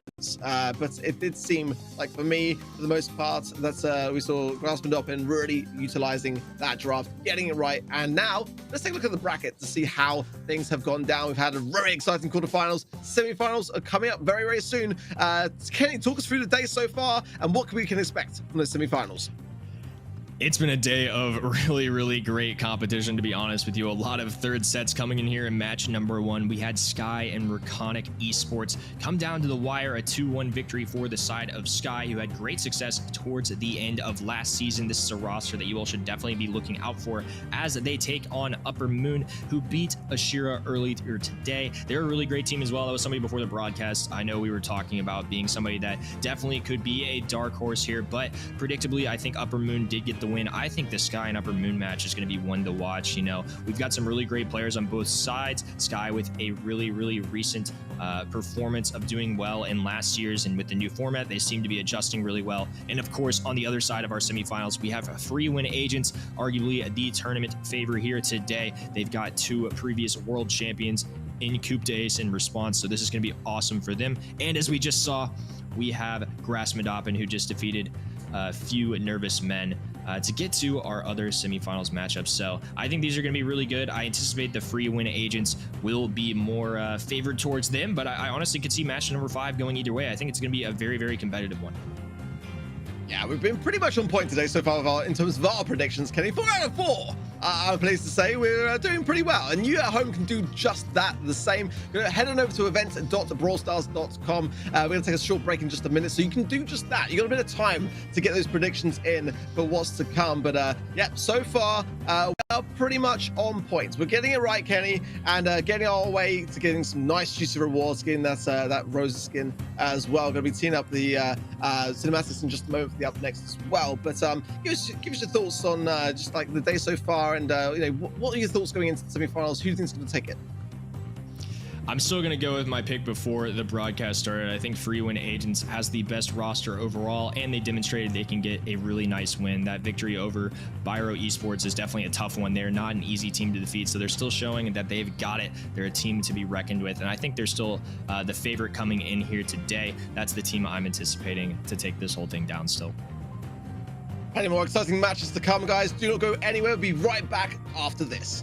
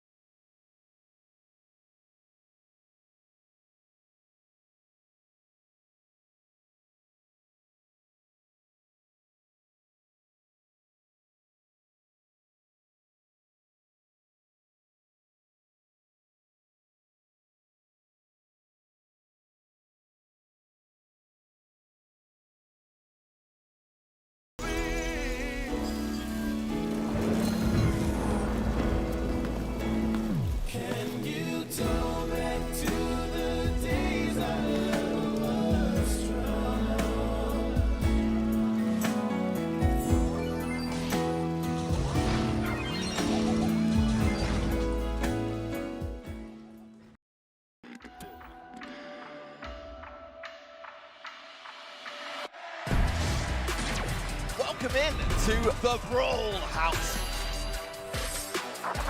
The kick forward, the punch through, that's gonna be it! No way! This is what everyone is here to compete for. So without further ado, let's brawl!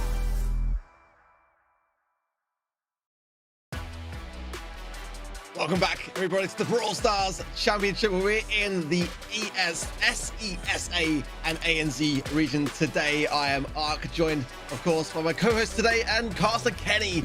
Welcome back, Kenny. Ya, you doing your kelewat predictions dua. in the break? I actually made the mistake of locking them all in beforehand the broadcast even started. So maybe some things change up a little bit, but we were at 4 for 4. So I think I'm going to trust my gut as we move forward here. Pretty good day. I'm feeling pretty good. I think I can get that Rosa pin. I think we can do it. Good to hear it. Good to hear it. I'm rooting for you, mate. All right, let's take a look at the bracket. If you're just joining the stream, this is what you may have just missed and what is yet to come. So first up today, we had FA Sky up against Reconic Esports in match number 1. It was FA Sky that got the victory, leading into that semi-finals. It's going to be joined by FA Upper Moon, who got the victory over FA Hashira in match number 2 of our quarterfinal stage. That is our next match coming up very soon on the screen. Free Win Agents won their match 3 up against the Baro Esports, and Grasmodopin just picked up the victory in match number 4 up against A Few Nervous Men. So that matchup will be Free Win Agents versus Grasmodopin as our second semi-finals. Nanti malam jam 10 nobar lagi nggak? Sky first up against FA Upper Moon. And I've got to say, Kenny, I'm a big fan of how this has kind of all transformed, not just because we're 4 out of 4 in our predictions, but simply because I feel like the matches so far have been so close. So by combining FA Sky up against FA Upper Moon, who both went to their third and final sets, as did Free Win Agents, Grasmodopin, the only team today so far to actually finalize things in the second set. But we are now moving on to the best of 5. So teams will have a bit of a chance to recollect in the eventuality of any kind of misdrafts and any kind of mistakes along the way. It's going to be a little bit more forgiving in that respect, right? For sure. I mean, now we've got 5 whole sets you have to get through, which is a big game changer. You know, that's one extra. You got to make sure you win, and we're going to get to see every single one of these maps and modes come down to the wire. I think these are going to be 2 really interesting matchups to watch. You know, right off the bat, we have Free Agent Sky and Free Agent Upper Moon, which are 2 really good teams in this region. And we also get to see Wiggly Spook go off against 2 of his former mates when he coached them last year on Team Flash. So I think on both sides, we've got some really dynamic and awesome matches coming up, you know, on both sides of the bracket. I'm super excited to see this. I especially think our first match, though, is going to be one to watch. And I think Free Agent Sky is a really good team. Buka link event. I think both of these are kind of right up there in the contenders section for this region. And I'm really excited to see how that plays out here momentarily. Yeah, FA Sky having a really nice ending to their run last year. A little bit late if you want to look at it in terms of their prospects going into the World Finals of 2021. But, you know, it's a different year. They've got a fresh slate. They can really make the most of this opportunity now and really show why they are deserving to be up with the very best in the world. And I think it's a great chance for them to really make an impact this year. FA Upper Moon, probably for me, got a few more familiar names. You know, CCK coming from the Team Flash roster this year onto that team. Orca, a very accomplished player, you know, being joined by TH and Instinct. So for me, I feel like, mate, this is a tough one to call. I've got to put it out there. It really is. A lot of players and teams saying that FA Sky are a real dark horse in this competition. They are not to be underestimated. So it's going to come down to a lot of this draft process and how both sides go about that. Do they get their bands right? Do they get their picks right? And are they prioritizing the order of which they want it? Because ultimately, sometimes, you know, your eyes are glaring towards a pick, but sometimes you've got to take a bit of a risk. Wait on that pick and see what comes up later. One thing's for sure is that if Orca gets the Fang, I'm going to be worried on the side of FA Sky because he was popping up with that one today. Ini yang mana? Yeah, that was a scary one earlier. We now see them picking enggak. Tiap bulannya diakumulasikan poinnya. Byron going to be a ban. Jadi ini masih ngumpul-ngumpul poin. Upper Moon, and we see a Daryl being banned actually, and that's kind of a surprising one to me. I know he is still really strong, but I just did not anticipate seeing him be somebody that was a ban worthy on a map like Hard Rock Mine here. I think there are a lot of really good options. I think Max is one that we've seen a lot tonight, and very deservingly so. I think she's gotten a nice buff here recently. Surprise mid I could see happening here would be 8-bit. I don't know if this region's necessarily as about 8-bit as say some of the other ones, but I think Max is a safe bet here to maybe see, especially with Pam being picked. You're gonna have to be a little more weary of picking those long range of brawlers, say somebody like Piper, who's also played out here as a mid on a decent amount. Spike, somebody I could see coming in here as well, and it looks like they are gonna pick 8-bit too. Okay, love to see that little variance in terms of the brawlers we're seeing. And once again though, we see another Ruff's pick. I'm just so surprised. You know, I know before the broadcast I mentioned him, but I mean, I'm seeing him more than I even anticipated thinking. I agree, yeah. There's some surprising things recurring today. Again, the Daryl pick for me was one that I just felt like wasn't quite in the very strong place now since the nerf, but strong enough to be banned, like you already say. So, and I see ZK going with the Max pick there.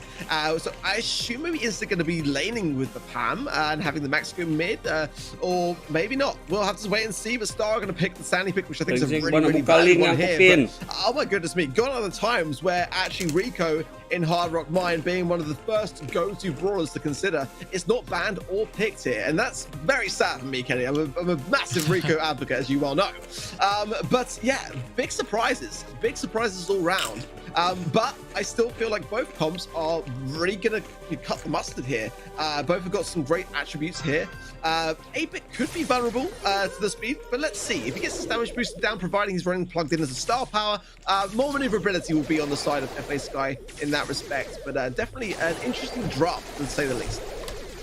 Yeah, I think the reason for Tara here too, already somebody does it really well here, but we've seen this time and time again tonight. Makan kerupuk, Brawl favorit ini Mortis. On the side of Colonel Kenapa Russ. nama lu ikut pemain Jerman? Emang dari pemain Jerman? Now we already see a super being popped by Yuna, and that's going to be really, really valuable for them. 8-bit, the reason I mentioned him, he's such a strong gym carrier right now, and I feel like a lot of people out there in the community don't necessarily understand why or see the reason for it. And he's not inherently the strongest brawler, right? But as you see happening right now, he has a super popped, and he has a gadget that allows him to teleport all the way back to that super, so he can get very aggressive for kills or go for gyms. And at the click of a button, he's just all safe and sound in the back of his spawn. So I really like this choice from them, and I think 8-bit's a very strong one that more people should be considering in general.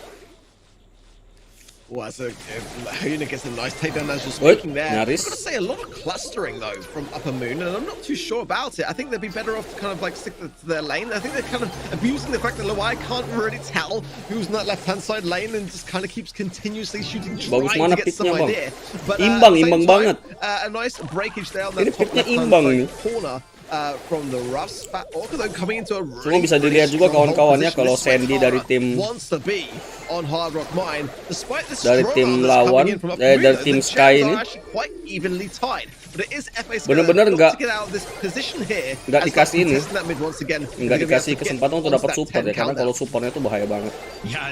Dan Tara di sini ada support, udah Tara ini. Cuma dia nggak bisa nangkap ini. Gonna be throwing down another sandbag there, and the Pam super gonna counter that and destroy them immediately the way. Yap, itulah dia yang paling berbahaya kawan-kawan, Sandstorm. Like Sandy, but it is going to help 8-bit, who's now going to advance forward again. He can get very aggressive. What a takedown too. That's going to be very close. Dan di sini Taranya pun harus tumbang. 8 lawan 10 kali ini. 1 lawan 3 dan 11 lawan 8. Mereka harus ngekill satu orang. Fantastic use of that cheat cartridge gadget there on the 8-bit side of things to come out there on that low HP. It was a ballsy move, got to say there from Mahona, but he went for it. But now the pinch coming in. Nice. Can they survive? Yes, FA Sky will take it. It was a bit of a tight one towards the end, but they timed it perfectly well. You got to be careful to not retreat too soon in general, of course. You know, but ideally, keeping that countdown is what you want to have, especially now. Nobar MPL enggak they lah. are coming with no ammo or very little at your disposal. You've got to keep those countdowns under your fists towards those final moments. But I think FA Upper Moon, yeah, have got to spread out a bit more. Start to really isolate the situation. They had a great moment towards the end where Ultra got into that bottom left-hand side corner. If they can do that again as an earlier position in the game, it will give them a real advantage to go into this next matchup and turn things around. Yeah, great start for free agent Upper Moon too. I feel like on the side of Sky though, this is a longer-term game for them. If they can set up and establish 8-bit, and that's the ideal wall to do it too, they're going to be able to establish a much more dominant mid control than having it all the way in the back of their spawn. They've now powered up 8-bit too, and that's going to be a really nice synergy here, allow them to do a lot of damage, and at any given moment he can use that cheat cartridge to kind of get a clean getaway. And now we see this side. Free agent Moon advancing forward. They still have a small gym lead. CCK going to be very weak here. Getting a takedown on the way though. And Instinct going to be moving forward, trying to advance forward and grab himself a couple extra gyms. Almost getting a little greedy, but he had plenty of HP there. I think he maybe safe and sound. And now we see the side of Sky being all the way in their spawn. Good takedown there though, but they are in a kesalahan buat dia sendiri ya.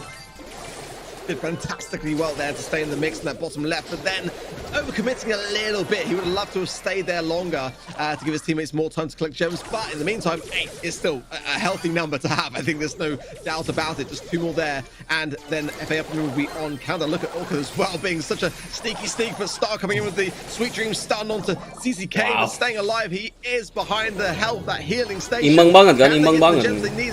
Nice favor to spawn here. Dan sini Eggbitnya belum punya ini, belum punya super ya. Dan akhirnya dia pasang ya, tapi itu kayaknya kecelakaan dia pasang itu keputusan yang salah dia masang, karena mereka harus ngeras ke belakang ya. Nah, tuh itu yang aku maksud kawan-kawan ya. Braked it towards the back of the map 4 seconds ago. Luwei gonna throw out a desperation super, and it's not gonna do a lot of good there. That one's gonna be all in favor of free agent Upper Moon. Very different than what we saw in game number 1. Great adjustments coming out from them, and now we've once again something common we've seen all night, a game number 3.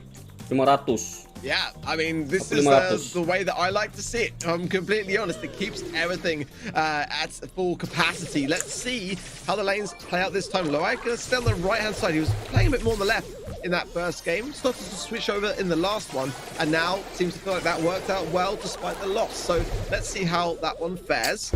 Hyena looking to obviously get that damage booster down as early as ada bot di sini. Stars will stay very much aware that Orca wants to continue pushing this left-hand side lane, and if I were him, I'd pop a gadget. I'd pop like a support from beyond and just power through. Yes, Sandy can take it down quickly, but you can try and bait it and try and get those shots to fly a little bit more. Keep Star under that pressure as ZZK doing a great job of capturing Mati pemnya akhirnya tumbang ya. Say that goes down, not the result that FF Moon were looking for.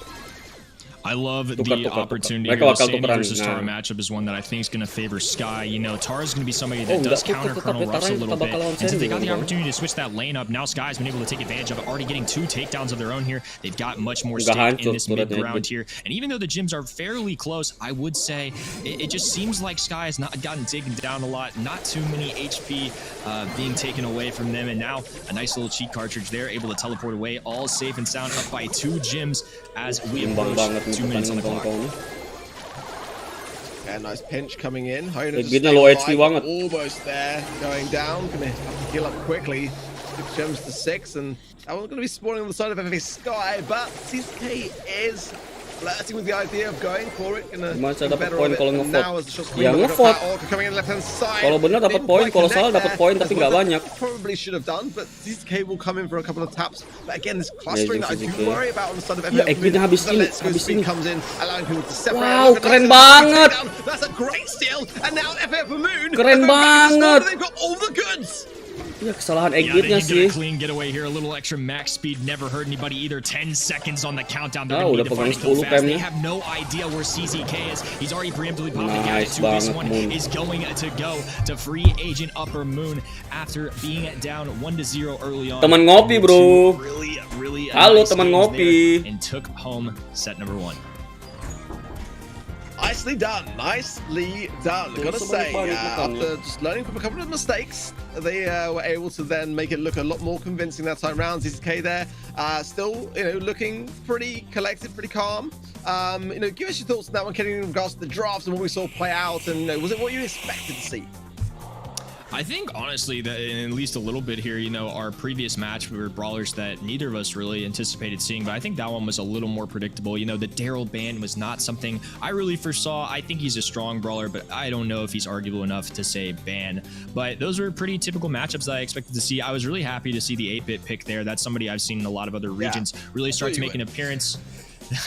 Yeah, and just You know, and Jim Grab in general, he's a great mid. He has that opportunity, the ability to pop that gadget and get really, really aggressive when they choose to be, and then back off at the second they need to. I think it's very valuable. You know, we saw him play in Heist here earlier today. Bridge Too Far, really the only Heist map I could really foresee him in. But Jim Grab is kind of 8-bits mode right now. I think he's a really, really strong alternative in the middle area. You know, for a long time, we've seen Jeans into this world. We've seen Pam start to enter. But I think 8-bit's one that really slept on here. And I was glad to see pros give it a try and it be successful a little bit. They did get game number 1, you know, game number 2 and 3 didn't go their way, but I still think it was a very fair choice, and I think their logic was pretty sound there.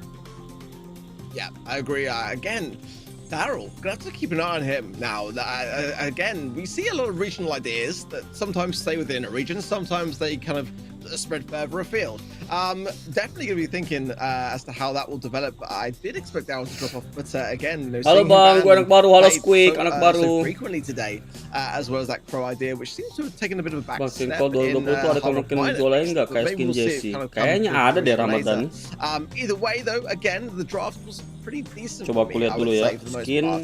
Some really Kalau interesting itu udah ideas archive and atau belum a ya? pretty balanced game. I mean, it pretty much came down to realistically the mistakes the players made along the way, which led to those gems being dropped, and not necessarily anything that's too much of a warning sign for me so far in terms of the draft. But obviously, as things continue on, we'll see whether the pressure gets to any of these teams and players when it comes to making those picks. But yeah, I mean, the thoughts so far, you know, going into knockout next, we've seen a little bit of knockout already today. When it comes to those picks, we see the bands coming in. Enggak kok, belum archive kok. Sprout already. What are your thoughts then? Jadi bakal dijual lagi, cuma nggak tahu kapan ya.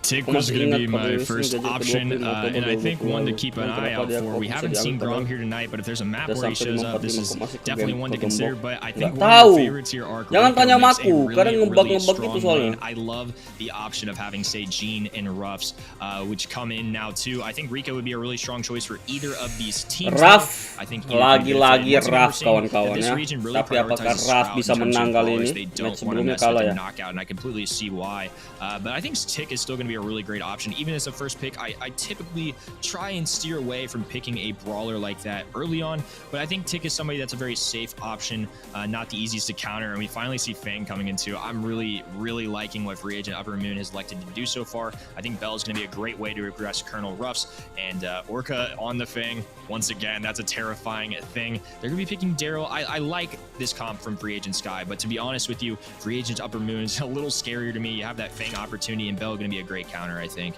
going into the team of Free Agent Sky. So I'm really liking the draft so far from Free Agent Upper Moon. I actually like both here. I think that if FA Sky can make the Gene work and really buy time, that's the thing. When you got that Daryl pick, it really is a last moment thing. Kayaknya menang Sky deh. From ZZK is so important actually for that same reason. It's going to come down to who has got the colder exterior, I think, here, and who is able to stay the most composed along the way. But that Bell pick as well, definitely a great thing to have when it comes to those later stages, getting maximum value when everyone can't go anywhere and is squeezed tight in that gas, and the tick to keep the time ticking over. Mereka kiri semua mainnya.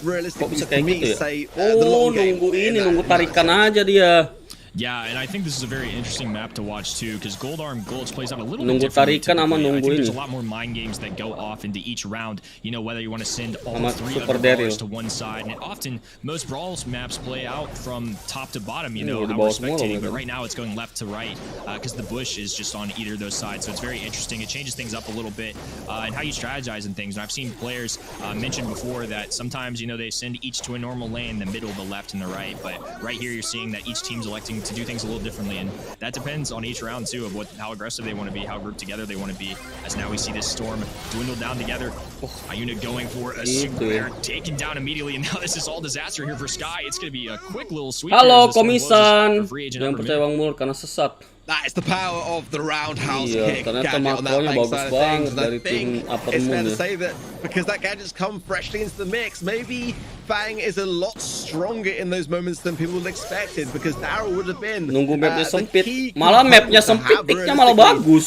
There, and it was a great roll. Karena pasti kena tembakannya. To FA Sky for how they handled it. Hyuna did great getting value off the walls, but Orca just coming in and showing us why Fang is so prominent, and he continues his rain down, getting that going berhasil down nge-kill sih. there and almost staying alive. That goes down in the end, but 2 versus 2 now. Tapi nggak ada Feng, mereka nggak bisa apa-apa. Ada tarikan Jin juga, Jinnya kena buff juga. Now has a Jin pull on their side. That's such a huge difference maker, especially when you're going into brawlers that aren't as tanky. Feng has the most HP on the side of Free Agent Upper Moon. A great pull coming in there too. An instinct going down. Now a 2v1 for a tick here is going to be very difficult. He does have a super on his side. I guess we'll have to see here if CZK elects to do anything crazy here, try and make it come back. It doesn't look like he doesn't want to charge a single super, not trying to give away another opportunity to get a very pivotal pull on their side. Hey, Kita lihat siapa yang akan menang kawan-kawannya. Coming into this next matchup, whether those mistakes have been Tabrakan. Boom. Yap. Kepisah ini kawan-kawannya, kepisah apa namanya? Rumputnya ya, jadi ketahuan posisinya. Oh, what a pull man. Tapi kena stun kawan-kawan, dan di sini kita lihat. Tapi mati Darylnya. Dan kena Markcraft-nya. 1 poin. Tough situation. Looks like he stepped on a nest egg there with some great aggression coming in. Also, instinct hitting the mark there. Now it's going to do extra damage. CZK going to rein in a few shots, and that's going to be all she wrote. Game number 1 going towards Free Agent Moon. Pick siapa kamu bang? Aku pick Upper Moon. That's an instance, by the way, where you're not going to see someone go into the smoke towards the end and try to save that super, because that's the end of that first game. But definitely a strategy we may continue to see in those earlier stages. But at the same time, yep, it's going to be FF Moon getting a nice healthy lead, and definitely going to be feeling very, very good about this one now. Berapa bang? They can get Aku this next game in the bag. There'll be 2 sets up, but that's getting What is Sky doing? Let's see how they fare here and see whether FA Sky can make a comeback. Yeah, it's gonna be Feng new gadget. From left to right. It seems like a lot of the times the brawlers have elected to all go to the same side. Kinda miscalculate for Feng new gadget. Feng new gadget is OP. Each battle plays out, but now we it's like using Buzz, no? Diagonal, a little left to right. It's but so more damage. As now Orca has a what the and I don't know what happened there. But Orca! That's going to be a very, very tough moment for them, because Orca's super is something that is a key part of their strategy. So having that loss there is going to be very detrimental to them. Yeah, he seems to see it in a good sense, in a good light. He goes in now, but again, comes back a bit safe there for the roundhouse, but not going to be enough to keep him in the mix. See? A nice mark from Instinct and a good takedown as well. 2 versus 1, just enough FF Moon.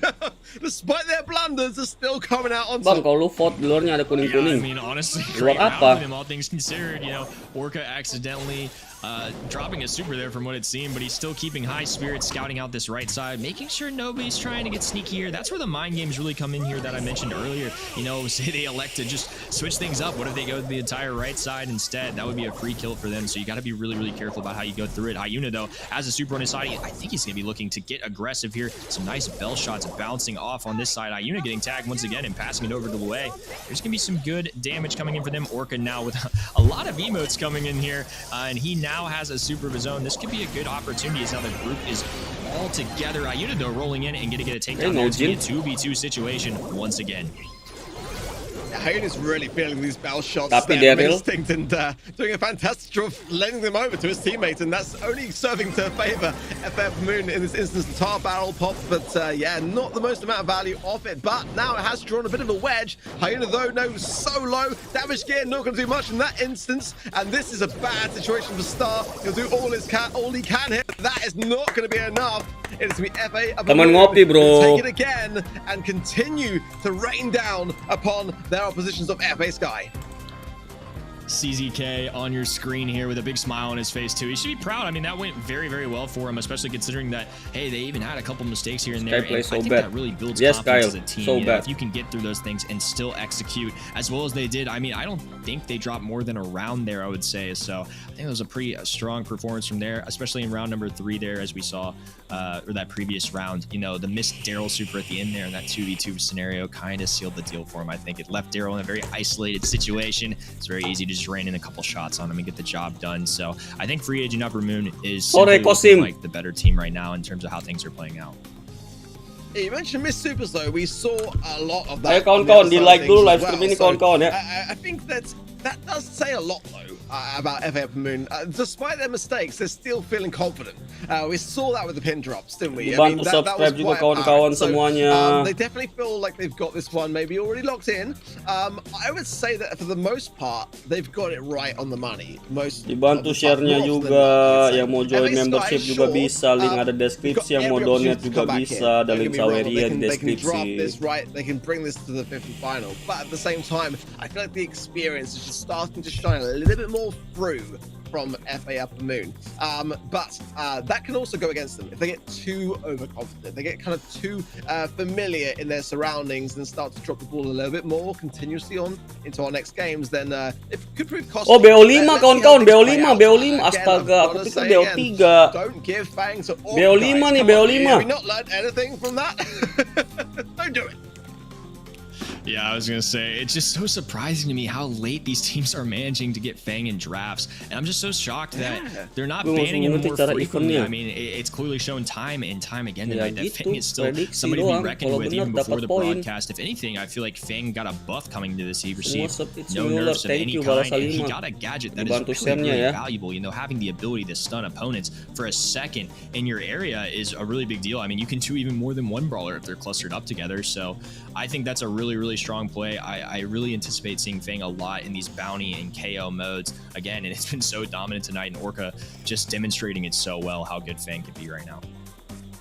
Udah berapa poin? 600. Kung Fu was the first gadget for Fang, and one that a lot of the pro scene said was incredibly underrated. Doesn't appear to have much bang for its buck, but for those who know how to play it well, it was giving them some good value. But now it is just roundhouse kick all day long, isn't it? And I did think it was going to be one of the stronger of the gadgets. We have seen others playing a pretty key role today with like Colette as well. With that gotcha gadget coming in really nicely to play. But it does seem roundhouse is getting the most amount of play time and airtime. But again, we kind of expected that. I think it's probably too early a stage for Fang to be looked at in terms of the balance changes. I think that everyone saw early on the effectiveness of that super. I think that was the most prominent feature, and one that I actually wasn't sure was going to translate into the BSC when I first saw Fang, simply because it's so weak leading up to getting those moments to have in the first place. I felt like it was maybe something which wasn't going to shine and have, and I really wanted to see Fang in competitive, so I'm very pleased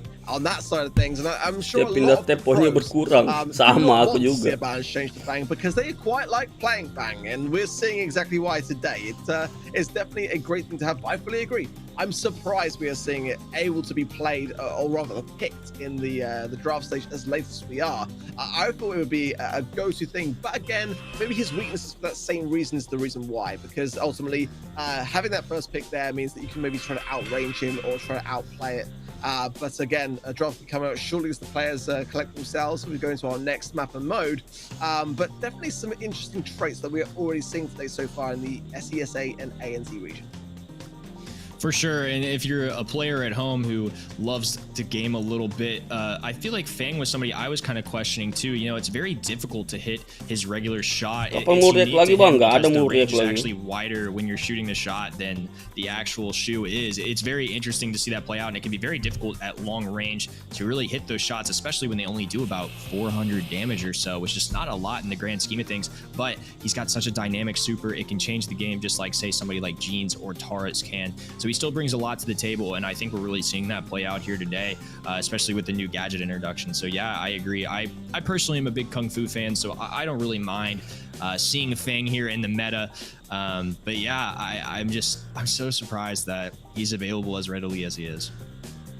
Yeah, I think that's definitely going to be your preferred brawler for that reason, right, Kenny? I mean, you got the branding all over that, so embrace it, go with that. I think we might have hit on some important things here today. I'll take a royalty on that one for sure. But yeah, I fully agree. I think that for me, if FA Sky are going to bring this one back, they've got to place a bit more urgency around how FA Moon are clearly favoring Fang. I'm pretty sure we saw them picking it a lot as well in the quarterfinal stages.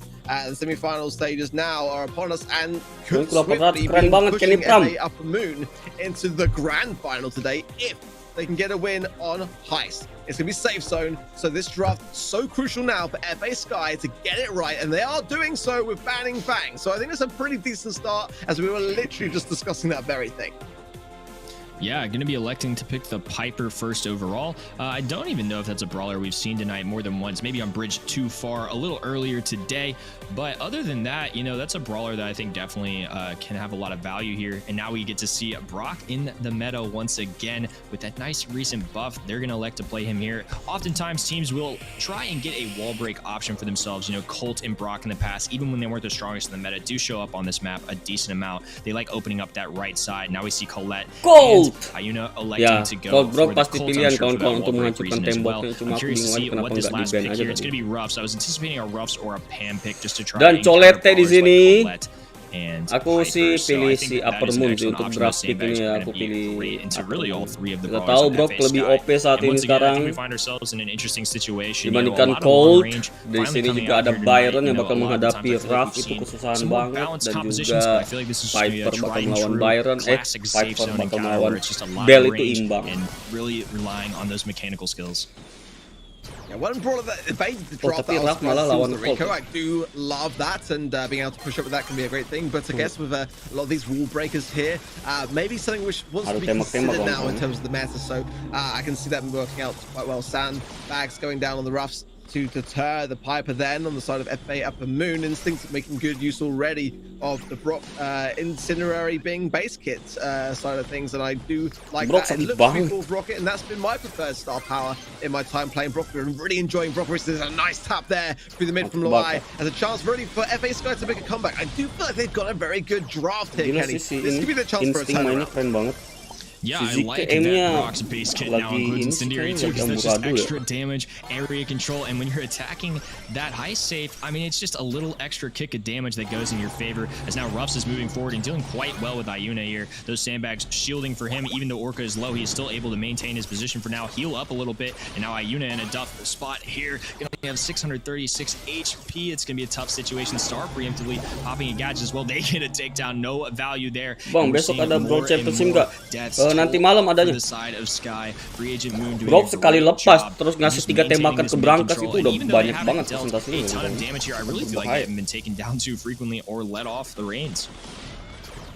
Dari sini terlihat nggak ada brankas lagi, nggak ada karung lagi Ruff nih.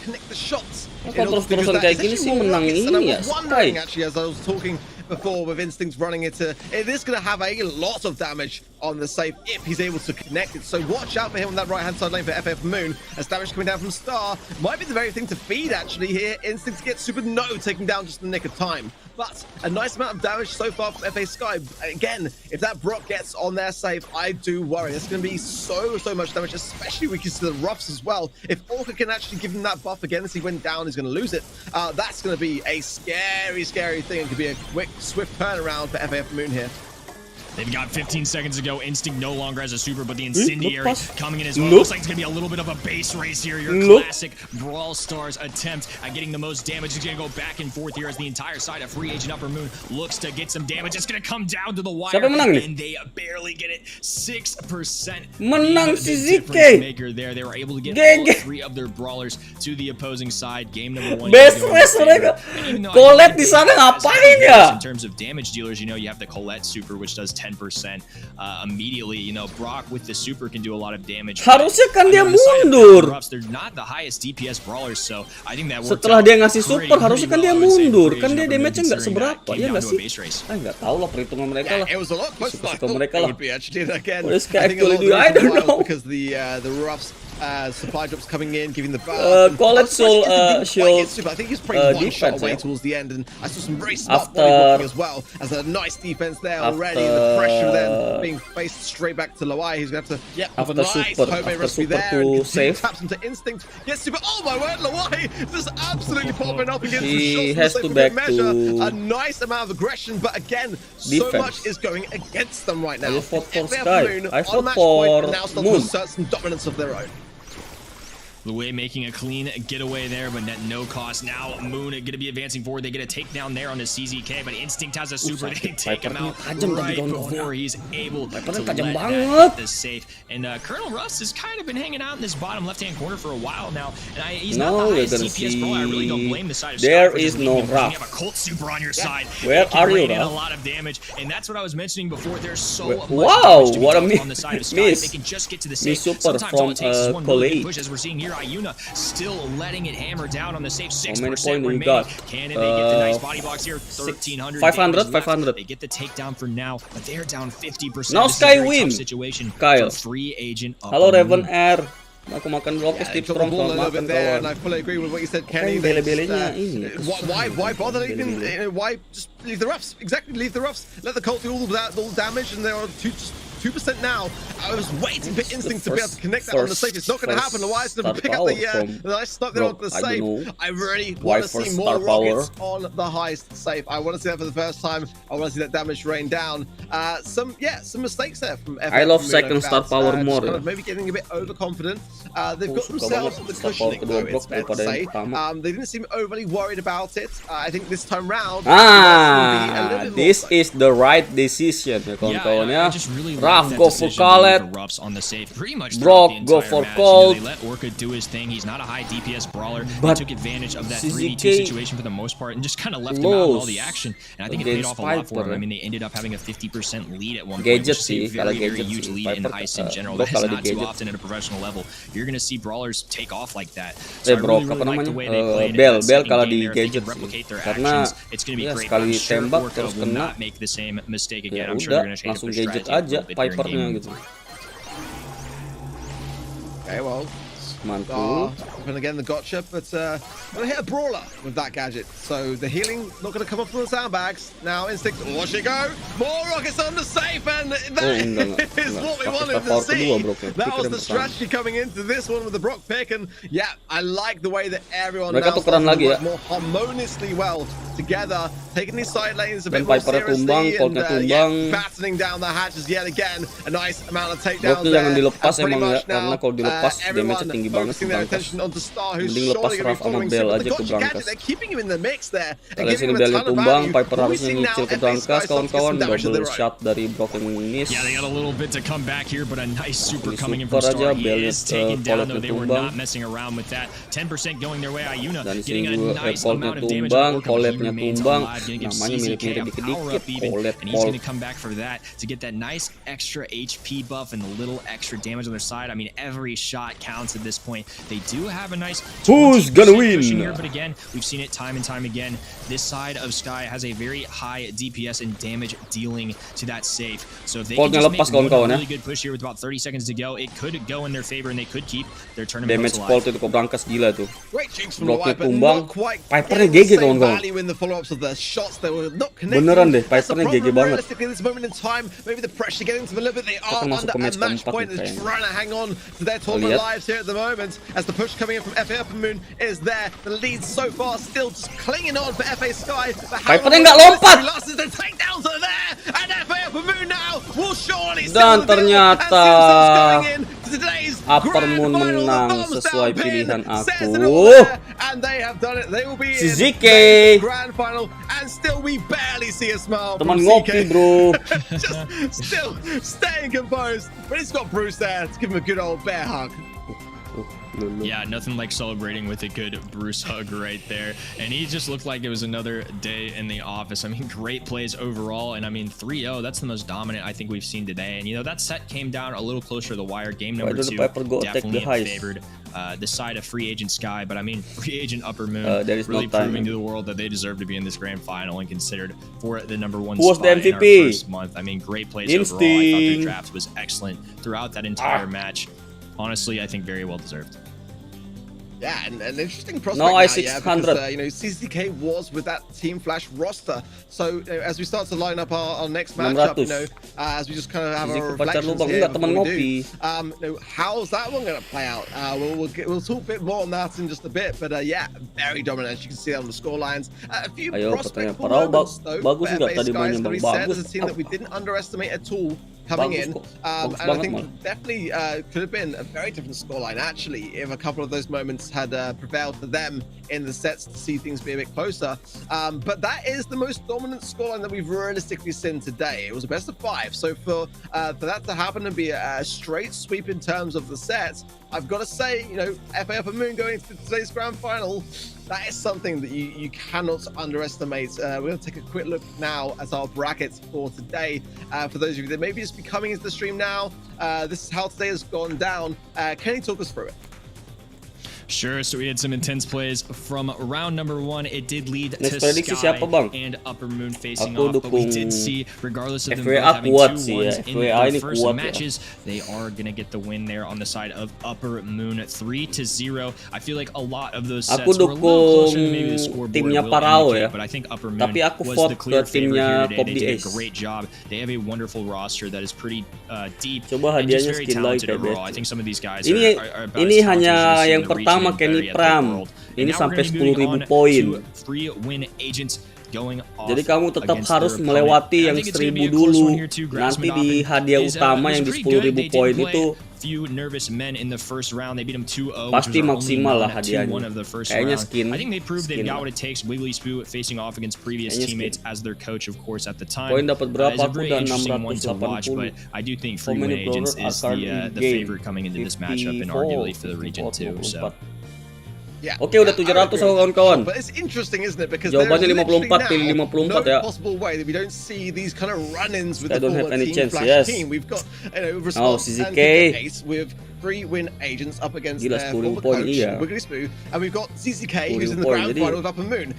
It's exactly what we wanted to see realistically play out as Team Flash, obviously the front runner team for SESA and ANZ last year. A few sort of separations here and there. So, is it going to be Free Win Agents, that core kind of team that are going to be able to take it all the way to today's grand final and maybe all the way to actually secure Kalau it dapat there? Or is it going to be skinnya Wiggly apa? Spoo and Belum upset? tahu Or lah, is it going to lihat be aja CZK to show his former Headset teammates mati that he sendiri is nggak still jelas, got what Red. it takes to go all the Match way? 8 nggak These bisa are the storylines that I love when they develop, and karena a lot of the salah. reasons why my predictions are not always Tetap on bisa point. kalau kamu So, salah again, di I 4 tend match to think pertama, with my kamu heart, bakal Kenny, and what I dikasih want to see rather buat than what I ngepick think is actually lagi pas gonna tapi play pada out. saat Let us know pertandingannya how mau you are getting dimulai. on with your predictions, guys, at home. Head on Do you over think to we'll win? events.brawlstars.com where you can FWA, secure them Free Win in. Agent. It's very important to do so because you're going to be able to Guess, earn some I guess. in-game rewards, and that goes a very long way, especially with new gears in the game and level 11. I'm sure many of you at Kalau home Bang Maftel, are kalau looking to Putra get no to that problem, stage. santai aja kawan. I'm still almost there myself, but still got a bit of a way to go. We're doing pretty well here so far with our predictions, but you want to be able to get through those tiers to earn yourself that exclusive Rose Up pin, championship pin from Kibat hari BSC. pertama So 97. yeah, Keren make sure that you Acan. are really Nanti thinking malam bisa carefully ngebet through lagi everything Acan. you're doing there because you want to be able to Pas flex that ini in game, right? apa namanya? Yeah, 100%. Latam I S, know I Latam definitely S. want those progressions too. I am trying to get all the power 11s I can get my hands on, so any little Yang bit nggak jauh counts. So 54 if you're at keterlaluan. home, definitely participate. And even if you get them 1000 wrong, poin harus still a sampai lot of best hari ini fun. doang. I know I've been there before too. Enggak, My world enggak harus championships hari were ini. not perfect by any means, and even today, I think things have gone a little bit Which better only for us. I'd has say I only think we're one doing team. pretty well so far.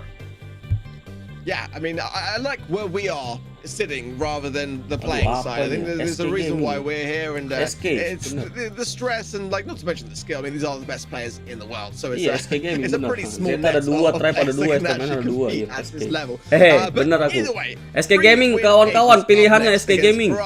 Madopin. It's going to be Coup to Ace response SK taking on Gaming. their former coach. Are the brains going to come into play from Wiggly Spoo on the side of Grass Madopin, or is it going to be the brute force and skill on Bang, the doakan side gue of menang Free giveaway Win Dr. Agents? Edgar. Of course, Amin, Ultra Free Win Boy Gaming. Agents Doakan joins juga aku Sergeant, menang ya a new player to giveaway their roster, Edgar ya, and Dr. one that's Edgar had, ya. phenomenal success Bulan within depan the ada Molly region, Clover sama 15 win. He's going to be coming in this time round Terus to lagi show ya? why he Setiap deserves bulan to be ada. on that roster. Well, the bands are in. Kenny Redemption Crow setiap bulan again, ada. that Setiap favorite bulan we've seen ada. all day in this region. Only final And setiap out bulan early on as ada. well as Kualifikasi Bang. setiap So bulan these ada. bands Brawl Stars excite me Championship quite a lot, Challenge and, 15 it's gonna be win double setiap switch bulan throughout ada. the gem grab. Sampai September. Yeah, I don't think either of Sampai those bands September apa surprised me at all. Oktober But a lupa Sandy aku. first Pokoknya pick sampai overall is itu. actually a little shocking to me, considering brawlers like Gene and Max are still on the board here. Maybe that's the side that Gress Madopin is looking for. But Wiggly Spoo has proven time and time again to be a good coach and brain for this game, and it looks like they're going to immediately take Pam and Gene, which I really like those choices so far. I think Kalau it's di a very sana versatile Sandy option. ini mereka ini You've got Pam, teman-temanan who can semua be loh. very Ini. beefy Eagle and Spoo address a sama lot of Kobe brawlers, itu say, if they wah wanted to go and teman take baik. on the side of Grass Madopin. And then they've got Gene, the game-changing super, a time and time again mid for Jim Grab. I'm really liking so far what Free Win Agents have done. And again, I don't dislike Arajin this and Sandy pick per se. Rosa. I'm just very surprised No. with their Not first good pick enough. overall. I think there are other options out there, say somebody like Spike, maybe that if they wanted a lane option. I personally Pam, maybe would have favored a way little more better, just 'cause yeah. it can address a Because few more Pam brawlers. can- But having the Sandstorm on this map is really, really nice. It does cover a large area of the map, Can so I attack. definitely see where their head's at. Me personally, though, I do really like this start from Free Win Agents. Opponent team on hit the nail on the head. You know, grass. honestly, I was shocked about the Sandy pick. It's a bold thing to put out there as your first one. I much prefer what's going on with free win agents. I'm not gonna lie. I think Ham Lane, G mid. I think use some speed actually on the side of Grassman Doppin, or some brute force with a Rosa or something. Maybe Max and Rosa wouldn't be a bad shout actually to overthrow some of this. But then you may see a response being a Shelly of all things. I know on Devil's Worship, but this is the thing that's for me. Free win agents have got at their disposal. They can see what's going to happen. Okay, not that. They're going to go with the wall-breaking ideas. Mr. Griff buat ngancurin tembok kayaknya ya. See much promise from it today, but I'm open to being proved wrong. Dan And there's Rosa yang no digunakan.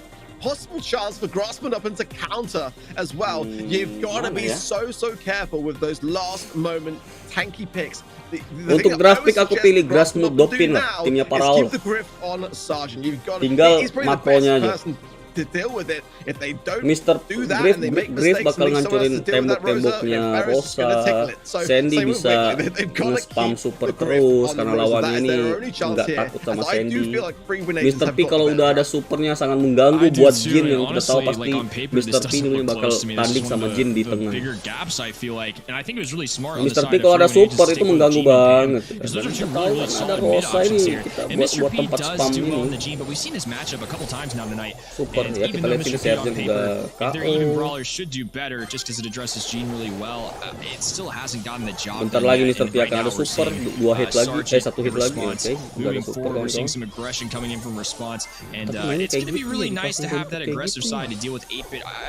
kayak gitu dihancurin sih sama si Brawl ya, bener dihancurin.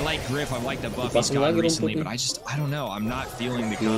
Tipikal mainnya, tinggal makro. Aku bilang ini tinggal makro. Kalau draft pick menang jauh nih timnya Brawl. Last night in the EMEA region was just banging on last night constantly to me about how good Griff is, and I do see it. Now the thing is, we're seeing on the Rosa side from Response a very smart play, bringing in the grow-like gadgets. So he's trying to build the bushes, whereas actually Ferris trying to break the bushes. And I actually feel like Grassman Doppin have got a chance here, but the magic hand would say otherwise from Sergeant.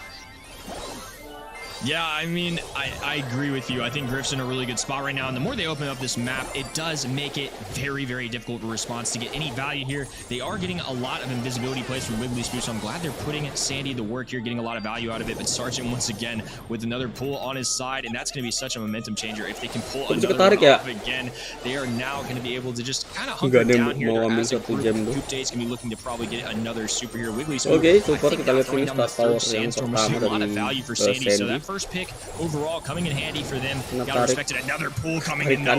Sergeant Class. Sergeant Class ini pemain lama kawan-kawan ya. Dan dia masih muda banget sih Sergeant Class ini. For dear life in the mid here Response though quickly taking out any of the extra penguins rushing at him as now he pops a super of his own. Oke, sana kita lihat tadi Rosanya keren banget mainnya walaupun dia cuma nggak ngekill siapa-siapa, dia hanya buying time aja ya, hanya untuk ngabisin waktu aja ya. Tarikan lagi yang luar biasa. Bilang ini grafik menang tim Beras tapi makronya bagus banget tim free win agent ya. Of opportunity there I did feel towards the end where if they just got a few more heals, the gems were quite closely tied. But yeah, that's what we kind of expected realistically. Free win agents not giving a look in. I feel like the draft is favoring them, but I feel like maybe we all felt going into this matchup that it was going to be very one-sided. I don't think that's been quite the case. Grassman Doppin showing that they've got a little bit of fuel left in the tank, despite realistically having, a more challenging approach. But their strategy for it is working. On some level, it is working. No, I completely agree. I think we got to give credit where credit's due. They played a very intense match there, and it certainly worked to a very large degree. Gene pulls away from it, even going in their favor as Sergeant missing one there. I feel like one interesting thing too that we're seeing here is Sergeant's really letting loose on these Gene pulls, not holding them for too long, which is something you often see just to kind of threaten the enemy. Sometimes not using the super has a lot of value too. It really forces the team to be more hesitant, be cautious, because they don't want to dump off all those gems they've worked so hard for throughout the entire game to just go immediately to Sergeant. Mengganggu banget ya kawan-kawan. Double stun dari Sandy sudah, dan itu Sandy gadget terakhir dari Sandy. Yeah, and the magic hand yet again available, and Sergeant's been really connecting well with them so far. Responsible of the aggression from behind there to Pharaoh. Gak mau terburu-buru Sergeant buat narik. He can realistically do it, but staying on his feet nonetheless. turrets all doing their thing, but Dan tarikan yang luar biasa. Gila predik-prediknya tuh. Dia hanya predik-predik doang. I'm not too convinced. Yeah, I don't think they can get the gems Dan out. 10 gem udah. A reset is a reset. Time is key. Dia tarik-tarik They've got to do doang. another one and probably another one after that. But this is the best outcome so far they can hope for. But can they make another one happen? And the reset will have to happen in the next 5 seconds. I don't think there's going to be enough time realistically to keep the pressure on response. A big tanky brawler. I don't see it happening. Sergeant with another magic hand. And that is all it's going to take. That is going to be it. Free win agents making that one look very straightforward. With what we felt was the better comp, but they had to play it equally as well in terms of their skill. Yeah, you know, I definitely dogged on their comp a little bit there just because it was so surprising. It's not something that we've really seen recently, but I think honestly they played it better than I thought they would. You know, game number 2 not necessarily going in their favor. I think just the side of free win agents played their composition so well, and I just think it was a little stronger overall. But that's definitely something, if they can get an even stronger draft coming in the next one, I think make it closer. You know, they had a pretty strong performance in game number 1 despite what I feel like was a draft difference there. So even if they can make it even, say win the draft, I think you can't count them out of this one by any means. You know, even for a composition that I was so surprised to see, they played it pretty well, I would say. I mean, I definitely want to give them credit for how good of a job they still ended up doing despite what I thought on paper would happen. Yeah, and I think we've got to also really hammer home the fact that, you know, breaking bush now this year is not a bad strategy at all. Last year it was all about like visibility, and that was the only consideration. But now with the speed gear, that's a huge nerf to your opposition if you can eradicate some of that. So, you know, taking away that maneuverability, which is exactly what Rose wants to do, is close the gap very quickly. I'm sure people at home have had the same experience of not really having the time yet to adapt to what it feels like. The timings are kind of all a bit skew-whiff now with that speed gear in play. You don't have nearly as much thinking time to respond, and all of a sudden you got Brawl right up in your face. So, Ban's coming in though for Hot Zone now. Lihat. Up next, Tadi tim Grass juga sempat main di mode ini sih, di map yang ini juga sama persis pas lawan FWA, WM apa tadi? Better for them actually, because last time they had the first pick, right? So this time around they got a bit of time to think through the response, because I felt like it was a very dominant first start last time around for free win agents.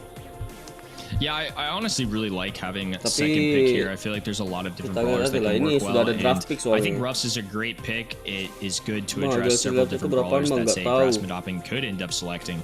But at the same time, I don't think Colonel Ruffs is a dominant enough brawler to where it gives them such a clear-cut advantage to where having 2 really, really good picks here couldn't be enough for Grass Madopping. So I honestly don't mind them not getting this coin toss here. You love to see the ban of Fang here. Can't blame them at all. And they're going to go with Ems and Bell. Once again, we're really seeing Ems get selected a lot on hot zone maps, especially tonight for this region. And being a fairly early draft choice here, I like Bell too. Very versatile kit.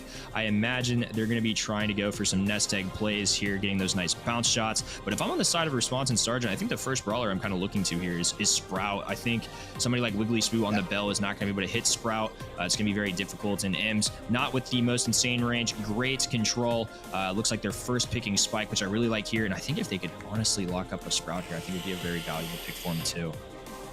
Yeah, I agree. I think Sprout's a really good last pick. So they're going to probably want to try to avoid that on the side of Grass Madopping by taking it themselves. And that's actually a really strong strategy. Sometimes you know what your opposition wants and you just kind of take it from them. But I also like the fact that Grass Madopping were placing a lot of consideration towards the M's, knowing full well that if they left that a bit wide open, maybe it could have opened up the doors to a tank and they'd have to be forced then to pick a counter for it as their final pick. It's going to be Meg, probably not yet Sin today, and one that can perform very, very well on Hot Zone. I really like that from Response. Obviously, you've got to really get your super early on to assert your authority. But now, do we see that Sprout pick from Cryptic or something else? Halo Rafa 11 Mia. One that we've seen favored a lot in this region. I still would like to really see a Sprout pick here. I think that's going to be a great way to address Spike in general. And now I kind of see more where the head of Grass Madopping's at. I feel like, you know, ada Mac dari tim Free Win Agent. Akhirnya kita melihat Mac Kalau dilihat di sini, tim dari Free Win Agent itu tipis-tipis. Tipis banget. Ini diambilin Sprout lagi dari tim Grass ini. Kesusahan lagi tim mereka. Nah, bener banget kawan-kawan, Sprout yang dipilih oleh tim Grass. Dan ini bakal kesusahan buat Free Win Agent. Bahkan Mac-nya pun akan susah untuk mendapatkan super.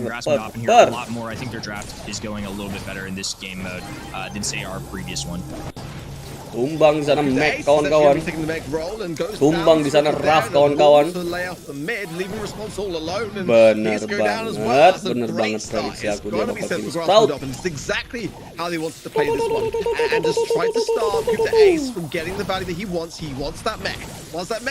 Tadi kalau Mac-nya udah berubah kawan-kawan ya. Tapi kemungkinan kecil aja dia bisa berubah, lihat tuh. Mereka mainnya bagus banget dari tim Grass ya kawan-kawan ya. Dia terus menutup tembok tengah. Nggak ada wall breaker.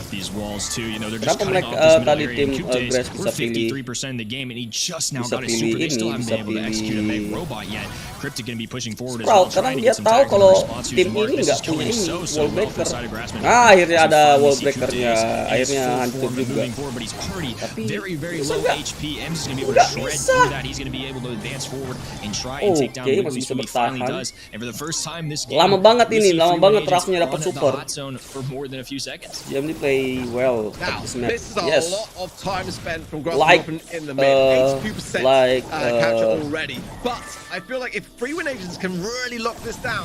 Like round of 8 ya. Oke, ini rencana mereka sebenarnya kawan-kawan. Mau menghancurkan semua tembok, tapi agak lama ya, karena telat super dari Sergeant. Kan Sergeant harus nyari super lagi ya. Dia harus hancurin lagi temboknya ini. Bener banget, dan hancur lagi temboknya. Dan sekarang membalikkan situasi kawan-kawan semuanya. Karena sekarang Sproutnya tidak bisa ngapa-ngapain. Amazing. Ternyata di luar nalarku kawan-kawan. Mereka pick yang kecil-kecil kayak gini. Padahal lihat, kecil-kecil loh. Spike, Mac, dan Mac-nya bisa berubah. Gila. Di luar prediksi aku kawan-kawan. Emang kalau pro player emang beda ya.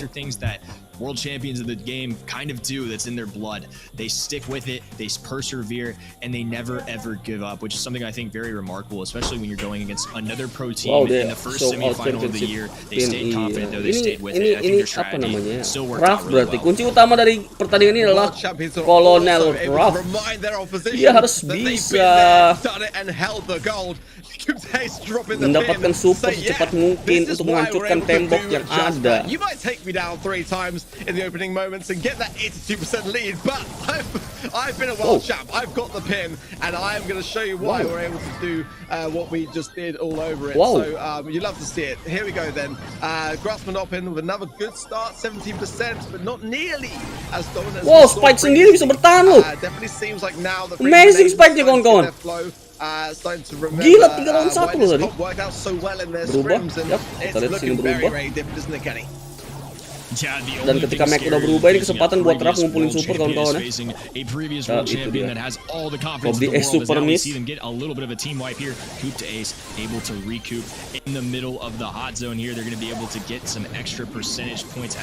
Satu wall dihancurkan.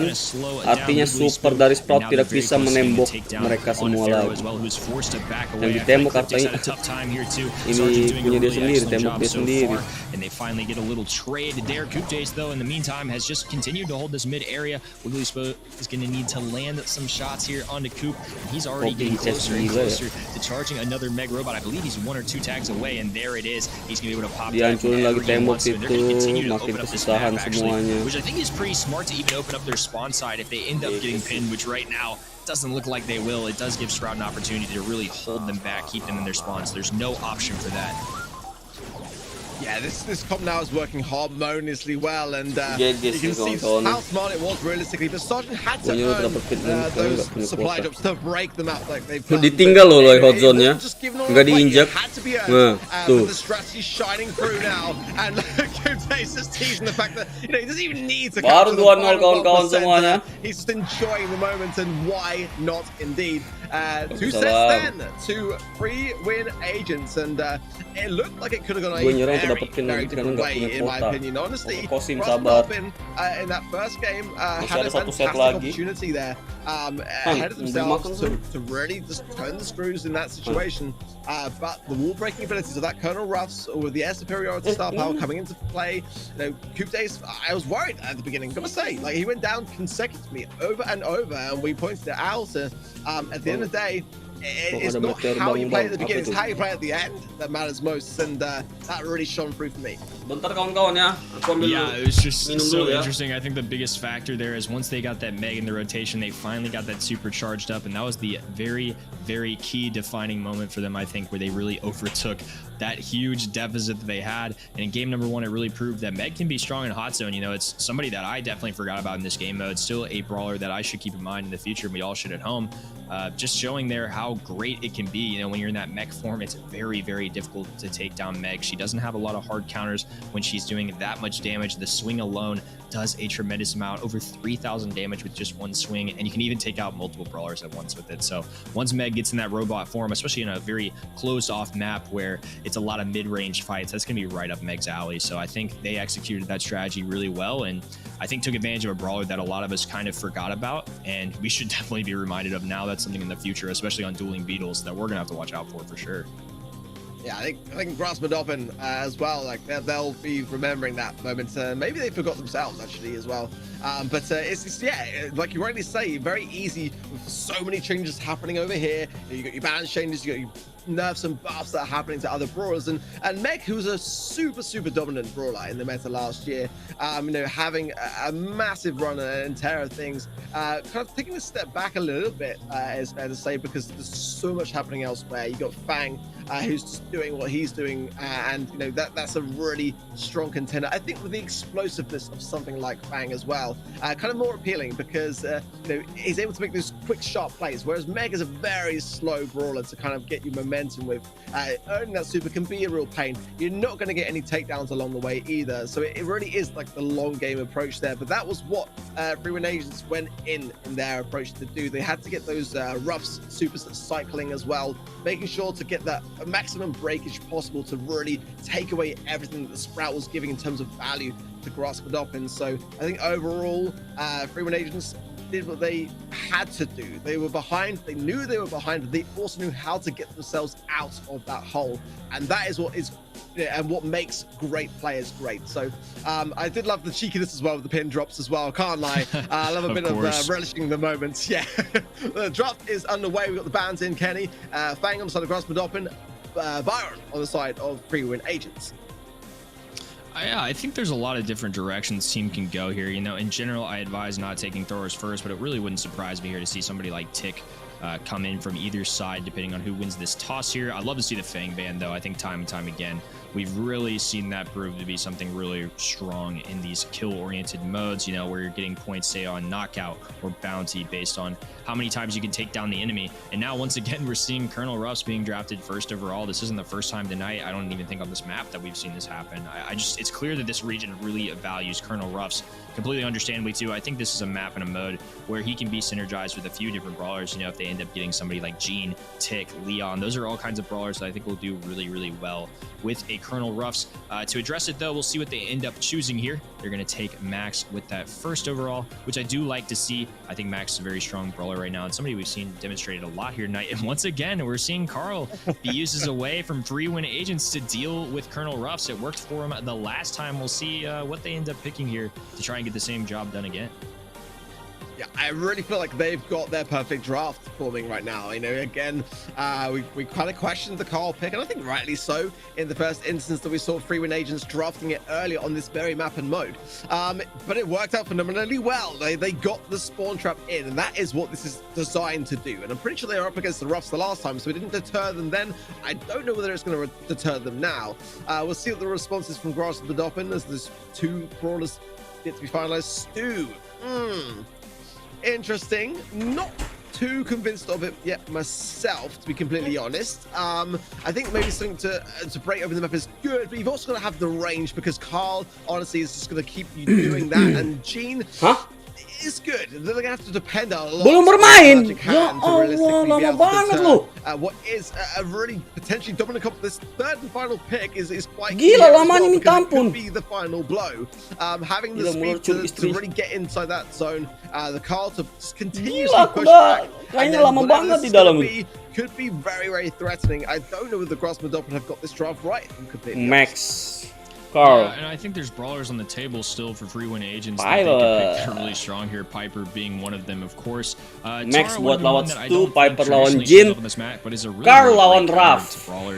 Draft pick, aku pilih Free Win Agent. Still have a lot of really good options on the table, and I think these are all very good brawlers. You know, getting Piper as your last pick on this map in particular, I feel like is really, really nice. They clearly value the call too. This is 2 times now they've played it into a Colonel Ruff's pick, so they're at least comfortable with it. Maybe that's just a brawler they found to work really well for them. Gila, berapa duit itu loh semifinal? $1.000 Amerika didapat Parao itu. Bagi 4, mereka 4 tim ya. 4.000 dapat banyak lah, 200-an, 250, gila $250 didapat Parao ini kalau kalah di sini ya. And already everyone pushed back. I guess maybe they're trying to go with the Stu pick to counter the Carl. Maybe there is still some knockback, it's going to be said, to have on the field to deter a response. You're going to have probably the lamp blowout from Wiggly Square, I imagine, and also the supply drops coming in with air superiority from the Roughs. Look at this already. 7 stars killing the blue star. It's looking pretty one-sided. Sergeant is just taking shot after shot, mid's connecting right now, and I think a really key thing for them is having these walls already opened up. You know, that's really going to help this side of Piper just land even more. Sergeant just demonstrating some insane mechanical skills. This is a player that a lot of teams were anticipating being a strong one to go up against, one that they feared and looked forward to facing off against in a lot of the surveys with our players this year. So he's definitely demonstrating why he's picked here. But now a takedown, it is tied up. Blue Star in favor of Free Win Agents, and Grassman Doppin not out of it yet. Ini dia. Yeah, few drops the ball there, all but Barrow very low there, getting away with those 4 stars. Oh, 1.250 US. Taken down incredibly quickly. Oh yeah, 1.250. And I gotta say, I feel like 1.250 US dollar. I think they're getting a little bit too cozy with this one, as now maybe this amount of coverage in the spawn could help serve them and their cause in the final 20 seconds that remain. Yeah, it's going to be a huge defensive stall here as they grab $1.250 US dollar. When Sergeant gets closer, it gets more difficult, and that's a huge takedown for them too. I don't know if there's any way with 10 seconds remaining. Nice. Enough kills. Coop to Ace in response are going to have to go in, and it honestly looks like they're throwing in the towel here. I've never seen somebody give up quite as early, especially in Bounty. I don't know in terms of math if they could have gotten the job done hypothetically, but I mean, I don't know. I'm just very surprised to see them, you know, throw it in that early. But I mean, I think they did make some pretty costly mistakes there. A little over aggression. You know, when you're up 2-0 in the first 2 maps, maybe you get a little cocky coming in. 1.250, anggaplah dia terima 300. Time and time again, and they had a really hot start. I'm just not 5 really juta didapat Parao. I think they just got a little too confident, went a little too aggro, and it didn't pay off for them. Well, I tell you what, I think Coop to Ace knows exactly where we went wrong, because I think that's history in the making. I think Coop to Ace openly outing responses to the sole reason that comp didn't work out, which I think is hilarious to see. But let's see whether they can learn from that and bring it back to whether they were hoping to have it, because they had a very strong lead. They were making everything work. They've now been able to re-establish that lead. They got the blue star as well, so they've got to realistically now keep this on their side and not get over-committal with those aggressive players. Just play it slow and play it safe and win the race. That's kind of the message realistically that Free Win Agents have got to display this time around. Yeah, Grassmodop, and I'm really liking the spot they're in right now too. Sergeant capitalizes on these long distance Piper connections, and when they don't have that, it's more difficult, but a great gadget connecting with Pharaoh there as they find more of a lead. A missed pull from Wiggly Spoo there. They are very close to getting a takedown on Coop Ace, but Wiggly Spoo getting a little too aggressive, finally getting a little trade there from both sides. Another gadget coming in here. We're gonna see a little airdrop. Not going to do too much for him, though. They're not going to gain any benefits from it. Sergeant opening up the map even more, though. I think it's going to be a big key for them. It's just continuing to do that. Pharaoh, though, getting really, really aggressive. It almost looked like that might have been a long dash there. Balikan keadaan kawan-kawan semuanya. 16 stars nice, and the blue star, and the retreat is there. Lanjut ke match berikutnya. What a great capitalization there to seize the moment. There was a lot of body blocking attempts being made, but Sergeant was doing so well at the start of this game, but that only served to hand over more of a lead. 10 seconds now, we're finding Freewood Agents in the exact same position they were in the previous game, but can they come out alive? No, they can't. Grassmodop in. Hang on just a little bit longer as they take Bounty as the set is theirs, and Wiggly feels about it exactly the same way that I do. Yeah, this is the first time we've really seen a lot of emotion coming out. He should be jazzed up too. I mean, what a great set to take home. You know, making a good little comeback there in game number 1 and game number 2, definitely being more assertive with their positioning, getting those kills. And I think throughout it, they're proving they're not going anywhere. It's still 2-1. Anybody's game still on the table. You know, the job can get done for Freewind Agents here if they win this set. But you can never count these players out, man. Wiggly Spoo proving that they're willing to stick around too. They're not going anywhere. They're still hungry. They want to win. And you just see the emotion on his face, how much that meant to him, one set at a time, and they're willing to go at it once again here in just a moment. Yeah, and I called them out on the draft. I felt like they got it wrong. And to be honest, in those opening moments, it's very, you got to look back and remember, haven't you? Like at the beginning of the matchup, it was so one-sided. I mean, it was just takedown after takedown. I think that's kind of why Wiggly was the way he was towards the end, was because, like, you know, at the beginning they probably felt the same, like they didn't have much of a chance, but they were able to remember the strategy behind their draft, and it's all about that very thing, making the mechanics work the way that you want them to, and trying to make your opposition play your game rather than you're playing their game. And that's exactly what they did. They seized those moments and timed it perfectly, by the way, as well, to get back into their spawn, not too prematurely, to really make those spawn trap moments count on the other side of the field. And Freewind Agents now, yeah, they're going to be reminded with that going into Brawl next, to make sure that they don't overcommit and don't get overconfident. We saw a lot of that. You know, we even saw Coop again blaming response. I think it's fair to say he was blaming a response, put the sad face, so he definitely felt like it was aimed at him at least. But now, you know, pinhole punt. I've got to say, before anything else, like Max here, as we saw earlier, being such a prominent pick, I think there's a consideration that both teams have got to have massively going in. We'll be at all surprised if we see a Max ban here, actually. Yeah, that's one that we've seen a lot tonight. I think it's a great option here as a lane or mid. Max is someone that should just be used a lot of different ways. I also think this region is clearly showing that they really prioritize Crow, and I think somebody who's already a great brawler on this map. If it was banned, I would not be surprised whatsoever. But if those are two bans, I mean, that leaves the door open for brawlers like Fang, who maybe could let loose a little bit. You know, it is a little bit more wide open of a map, leading to some of those opportunities for his super connect to multiple brawlers. So I think this one should be a really interesting one to watch. Pam, another one I'm going to be on the lookout for too here. I think a very strong brawler overall, and can just address a lot of different situations. Always more of a safe pick in drafts, I feel like, just because there's not too many really hard counters in the Pam, and she can address a lot of different situations. So looks like we're going to see here Crow is going to be banned, and we have Spike being banned. This looked very similar to when we saw a pinhole punt earlier here tonight. I think Spike's a great option here too, and it does look like we're going to see Pam as well. So a little bit of predictability so far. We'll see how Grassmodop responds. What kinds of picks are you thinking they could possibly go for, Ark? Is here, Spike rather is banned, so Fang is a great thing to have, but it kind of almost feels like that's a trap being led by Freewind Agents that they're trying to lay, and that, you know, if Grassmodop get it wrong, they're going to pick it as their final pick. We have seen that time and time again today, that Fang is able to be left on the table. They're going to go with Vagine, which I don't know about, if I'm completely honest. Yeah, I don't know. I mean, it worked out well in Bounty, but not my first go-to pick, especially when you got the Max as well, but that may be to follow. I prefer the Pam start to Freewind Agents, and more often than not, I seem to have favored their picks, but there you go. Okay, now we're talking Grassmodop, and you got my attention here. Yeah, I feel like all the brawlers we mentioned we're almost speaking them to existence. I think we still have a chance for Fang to show up here as well.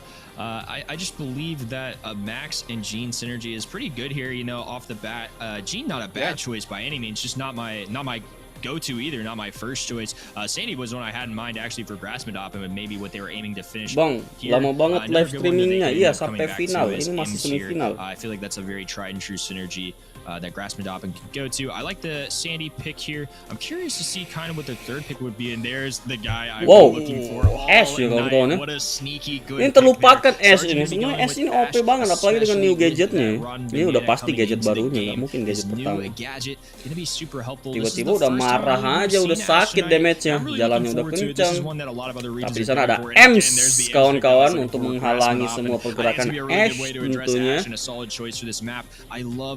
Sebetulnya sampai 24 jam awal pakai part. Maunya sih sampai 24 jam kayak lambang area. Cuma kalau waktunya sudah sampai 20 jam, nggak mungkin aku live. Pasti aku tidur. Cuma aku bakal usahain kalau live streamnya bakal tetap jalan dan aku tidur gitu. Waktunya aku pause. I was a bit skeptical of the Gene, but I could tell, like, the Gene pick rather. I could tell that you were kind of quite actually up for that, and now I'm very excited to see it. I think it's a great draft. Actually, I think both teams have got an equal chance to make this work. Wiggly, though, under a lot of heavy fire and scrutiny. The Ace trying to pinch us with a response, and Wiggly did a great job in all honesty to be able to evade as long as he did. There is the M Super going out as well, trying to deter this, but I don't see this being able to be stopped. There's also a sweet dream start, and that is going to be an early goal in 30 seconds there. Freeman Agents, yeah, starting things off with a bang. Yeah, and I don't mind the Gene pick. As a standalone, I would have questioned a little more, but I think a great person to pair with Max here. Great takedown there, too. A better start off of this goal, and now Pharaoh going to be advancing forward, passing the ball to Cryptic, who's very weak, though, going to have to let loose and just kind of heal up a little bit. Coop going to be able to toss it into that bottom left-hand corner. They're going to be able to pocket it just a little bit here as Response and Sergeant are trying to play some defense of their own. Going to be throwing in the super to try and scout out the enemy there and see what they can do. Cryptic's still weak though, finally going down. He stayed alive for what felt like a really long time considering how low he got. This is going to be one of the specialties of Ash. He's going to go in, and even though he's pulled, he has the rage, he has the gadget, he can keep advancing forward, finally getting taken down, but some very healthy brawlers on the side of free win agents. Can Coop Days grab this ball in time? No, he cannot. Cryptic playing just good enough defense there where they can hold off a little longer.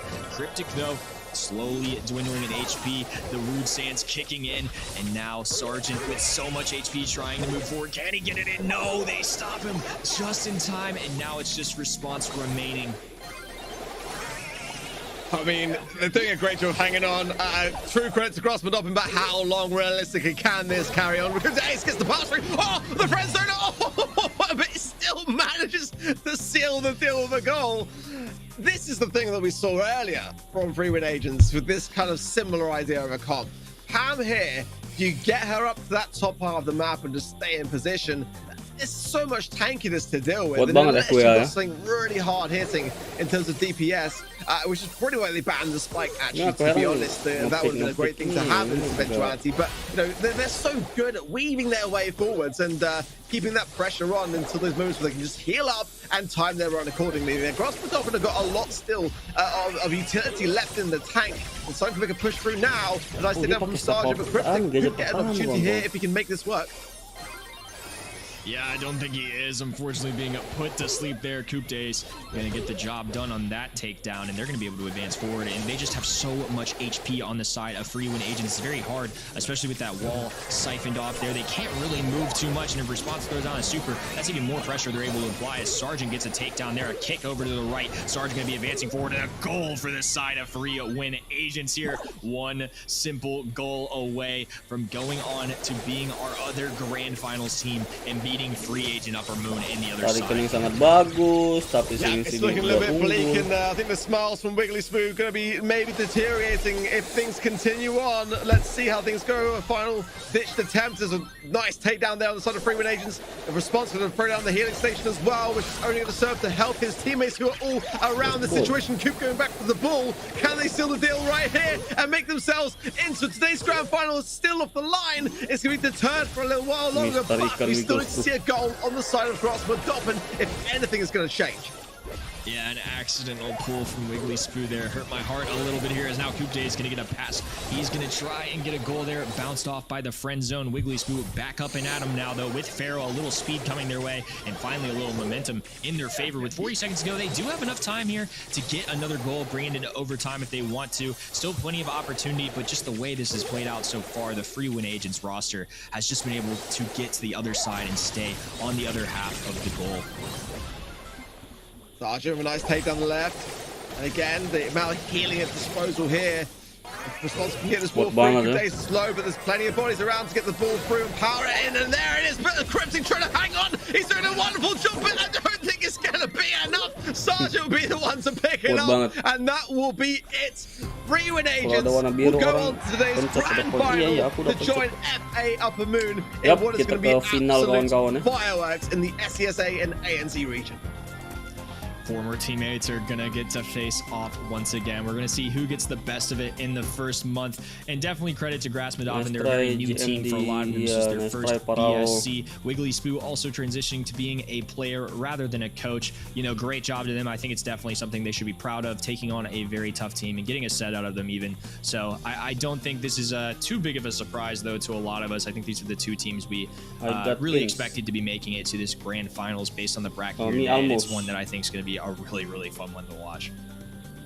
Absolutely. This is like what I was hoping for actually going into today secretly again, thinking with my heart. I would love to see how ZCK will go about this one again. That former rivalry, not rivalry because they were on the same team back in Team Flash, but today they are rivals. But that also is something to take into serious consideration, because for that very reason of being so close, they know exactly how each other like to play, where their strengths are, where their weaknesses are, how can they expose those in terms of the draft and really utilize their knowledge and their understanding when it comes to the game. So this is the grand final coming up very shortly, and one that I think is going to be a fantastic one. But like you rightly say, I think Grassmadop, love the name, love the plays, love the thought mentality behind their draft. Just wasn't overly convinced on it sometimes, but they did fantastically well against some tough opposition. Here is the bracket, guys, if you are just joining the stream, or maybe you've been watching the stream and just want to be revised on how today's events went down. It was FA Sky took the win over Raconic Esports in the quarterfinals, and then Upper Moon got the win over Hashira in the match number 2. After that, it was Upper Moon that went on into today's grand final with the win over FA Sky. Free Win Agents on the other side of the bracket did well against Fire Esports, going straight through into the semi-finals first. Grassmadop then as well had a great win over a few nervous men to join them in that semi-final, and that was the match that we just witnessed. And Free Win Agents then in our grand final today. Jawabannya ini ya, Lalyu.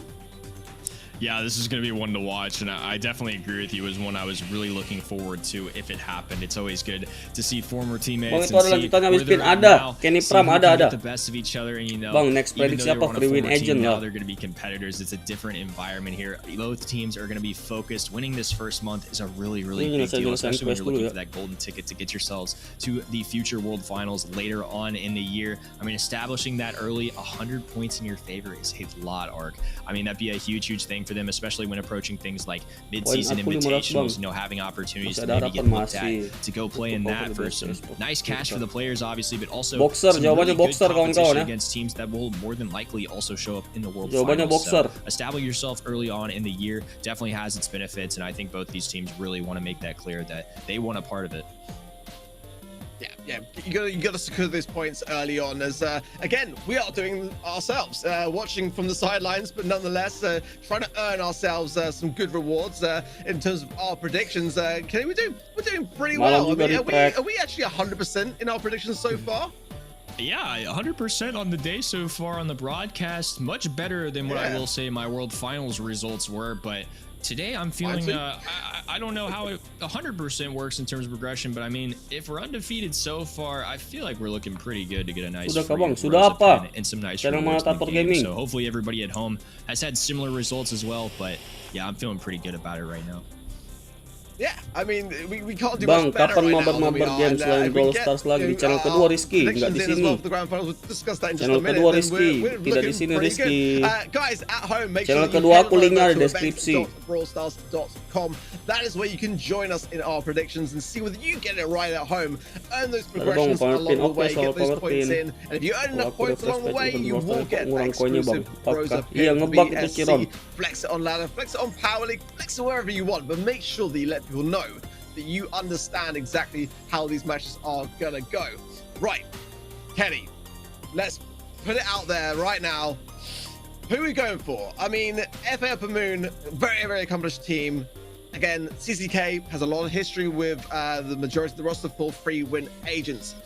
Free win agents, former champs, response and coup to ace, you know. Aku sambil nyelesain What are you quest thinking harian with this ya. one? Talk us through your, Who will your win this? thought process here.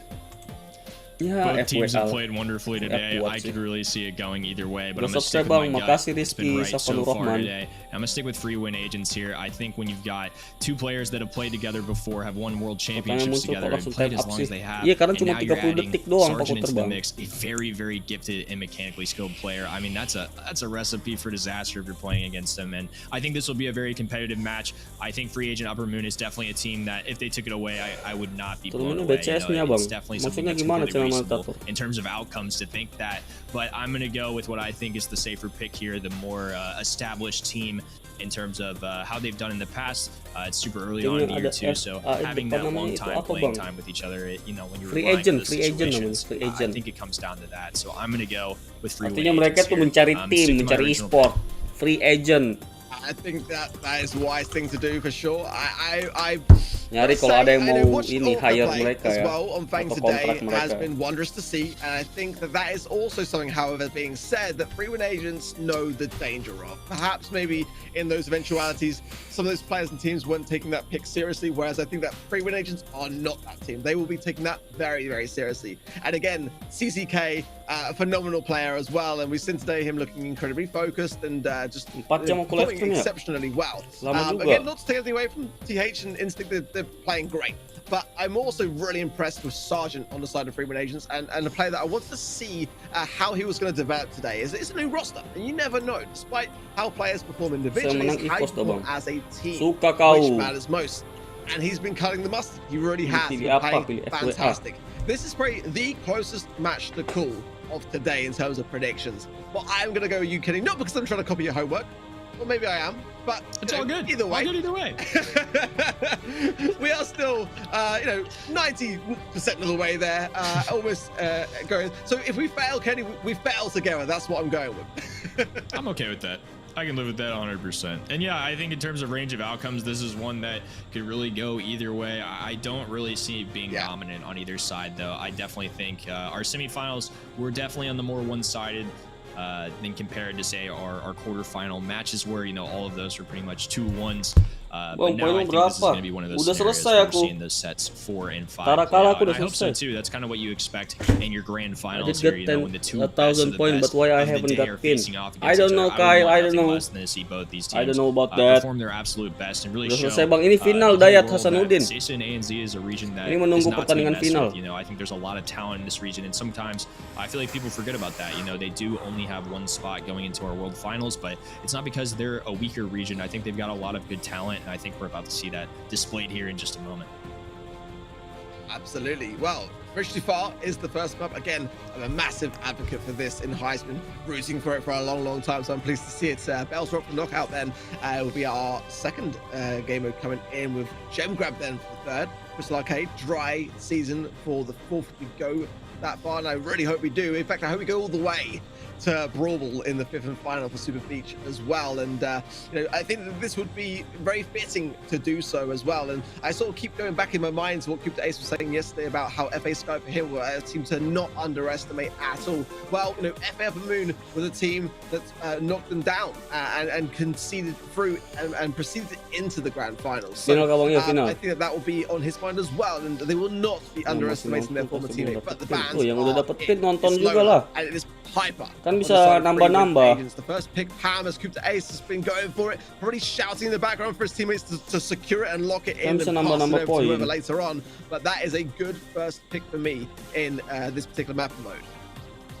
Yeah, I think, again, we're seeing a Lola ban here, and somebody that I've kind of harped on more recently, especially after seeing all the qualifiers, that in Heist is a really, really solid brawler, especially on these more long to mid-range maps, such as, you know, Bridge Too Far, which we're seeing now, Safe Zone, and even a little bit of Hot Potato here and Nggak ada there. yang terpercaya HIPA karena tidak dibolehin oleh Supercell untuk jual beli akun. Longer range brawlers, you know, we see Piper ban, but maybe jadi memang yang terpercaya nggak ada. Jadi aku nggak bisa saranin juga.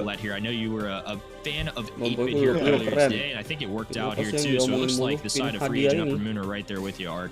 And I think these are pretty solid picks from both sides so far. You know, we still got Bell on the board too, who I imagine will probably be one of the picks here for Free Win Agents, the longer range brawler, and also can help out with dealing with the turret on 8-bit's side, which makes him really, really valuable here. Yeah, you're right, Kenny. I do like the 8-bit pick. It's a risky one, especially combined with the Colette. We saw a few cracks and holes with that particular combination earlier today. So we'll see how that one plays out. But yeah, 8-bit's having a great sort of amount of control with the, you know, I imagine running plugged in as a star power for additional maneuverability, but also as well along the way, combining with that extra credits to really nail down damage onto the safe. Sergeant going in with Bell. That's a great pick for mid. I really like that one myself. I'm kind of curious to see what their third and final will be. Could be Spike even potentially, or Fang, but Fang will again have Udah nggak ada di official Trigo. It's a tricky map to make him work. You don't really get much value off the back of that super. There's not really any bodies to really bounce off across unless you break open the mid and have everyone clustered. So that is going to be a downside to Fang. But if Response plays it well, a great pick to secure at this stage, because then it takes it away from FA Upper Moon.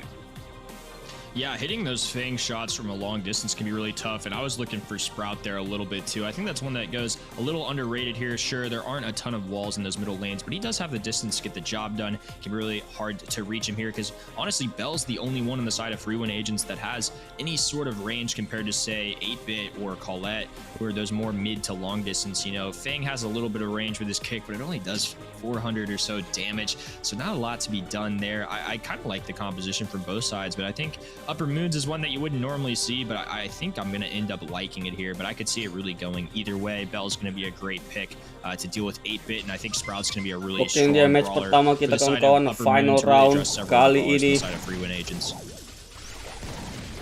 Okay, well, let's see how it plays out. Tembak besar lawan Colette ya. Dan ini kombinasi yang hampir sama seperti yang digunakan oleh tim. I imagine probably one of the preferred gears on this map for sure. I think Son actually is not running it, however. Upper Moon heavy fire in the mid, and this is where I feel like you're absolutely right. The Sprout pick, very underrated here, but looking down that mid, it brings so much pressure to your team to be able to force their way forward. Pem dan Exit ya. Already just a little bit of a sign of damage as clearly FA Upper Moon already making their mark on the save, and there's more to come from all their instincts as well. Continuing this right-hand side lane pressure. I really like this drop. Gagal tadi. Yeah, I'm starting to love this drop. Aku heran ya mapnya Brawlstars itu banyak banget, tapi kok ini turnamen kan ini doang gitu. He was able to just cycle another wall and really just take charge of this middle area, as now Response is left once again trying to get any value he can, but it's very difficult to hit those long distance Fang shots. They're now going to switch it up a little bit. They're going to throw Bell over onto kan bisa dalam satu pertandingan itu getting a takedown there, another cartridge being let loose, doing dari a ton of damage, semua 13% every time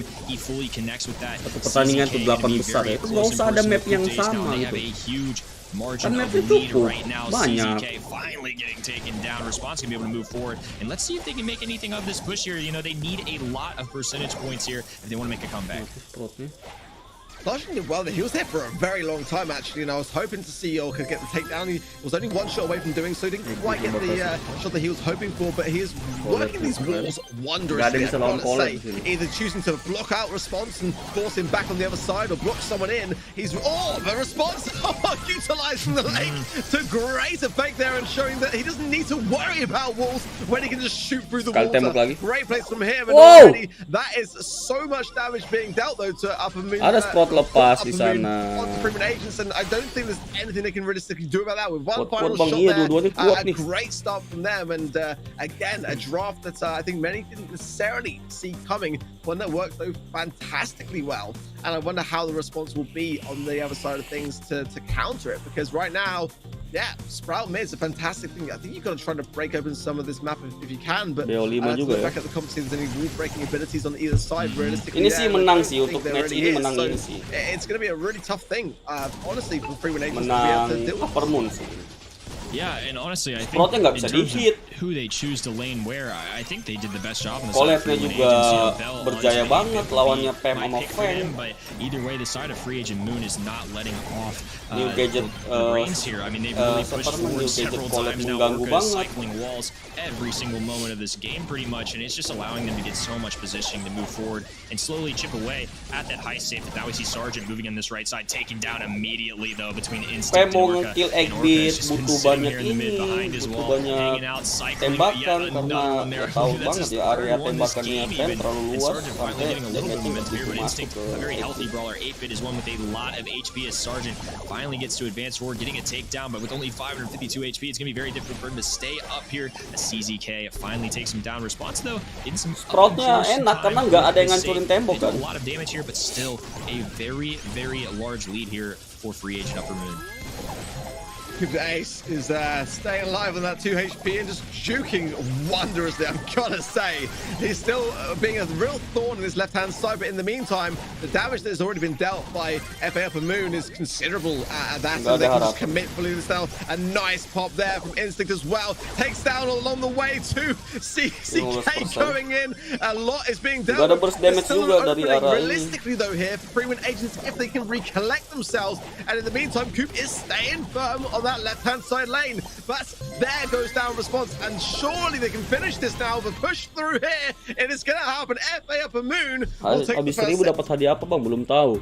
Yeah, that was a statement. In personal opinion, I think that was a really, really strong showing from a free agent. Kita lihat aja di match I think their berikutnya. draft was Match a little more berikutnya ini untraditional, but I think it pasti showed how resourceful they can really be with pasti those picks. You know, they made seru each one juga. of them count. They all had Ini a kalah purpose, draft pick ya, and kalah Sprout draft pick being somebody tim that we've FWA. seen this region really like, but that's definitely not a map that I feel like a lot of players, even at a professional level, would super strongly consider there. And I think it paid off really, really well. I think their assortment of really strong brawlers dealt really lama well lagi with the nih ya. side of free Lama winning banget agents ini there, ya. and it led them to getting a nice win there. Both games were pretty dominant in the favor of Upper Moon. Nanti malam ada I pertandingan fully agree. 8S. I feel like, you know, maybe a bit of a miscalculation there. It would have been definitely beneficial to bring in a wall breaker, I felt. That would have really eradicated the Sprout, but the Sprout was the final pick. It was why it was really smart from FA Upper Moon there to do just that. They knew that they were going to be able to really run riot and lock down that middle control.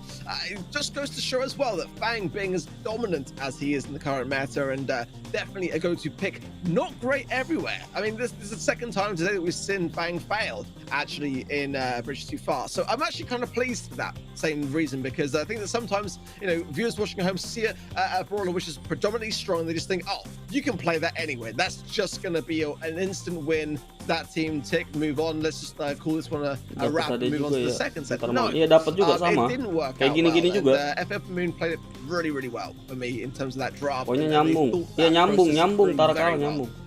But as we know, free win agents are incredibly resourceful, and this is far from over. Knockout is next, and a tricky game mode actually under the circumstances for them though, because they are down a set. You know, what would their approach be going into this one, Kenny, in order to try to tie up the sets going in? Yeah, I think Bell's When Rocks it is resets, interesting. enggak, There's it resets. several brawlers that show up here a lot. Sprout's one that I could really see popping up here again. I think Sprout's definitely a great brawler. Wouldn't be surprised to even see it banned. Looks like this time, though, they're going to go for a tick ban, but Sprout picked first overall.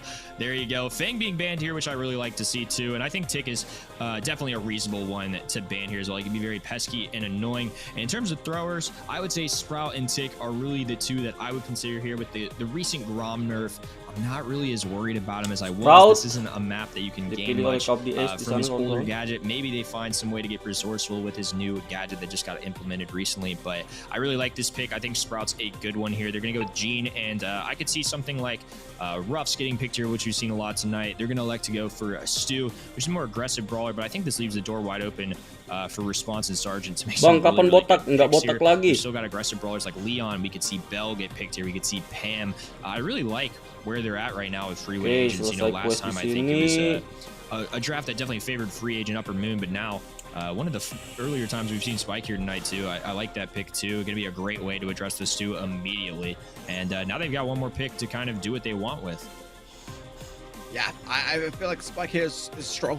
We've seen it banned a couple of times already today. Quite a lot, actually. Berikan damage. Obviously brings CK into a position where he's got to be very careful with that magic hand to not pull a life plant along the way. Sergeant going in with Ruffs, and that's another very high pick. Halo Gabriel si Tompul. I do like the comp. I don't know whether it's as strong of this too as the third and final pick coming from FF Moon yet to come, but something with some range would be great. They got the wall breaking abilities of the Stu if they want to utilize breakthrough as the gadget, which I assume that is their process here, but definitely to have some more wall breaking abilities would leave the Sprout high and dry, or something along those lines, like maybe in a Brock or something.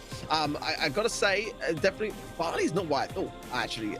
Definitely interesting choice. I assume there as well, healing tonic coming into play as the gadget of choice to give the team alongside the Magic Pulse Gene some more healing utility. But yeah, I don't know, actually. That wasn't what I was expecting. Because I was expecting range here, nggak harus juga kan ngepick MVP aja dapat 75 poin. Ini kalau draft pick aku lebih suka draft pick tim Copy S. An idea, but yeah, let's see how this one plays out. The okay, Barley going mid, Gene right hand side lane, Stu on Orca going left.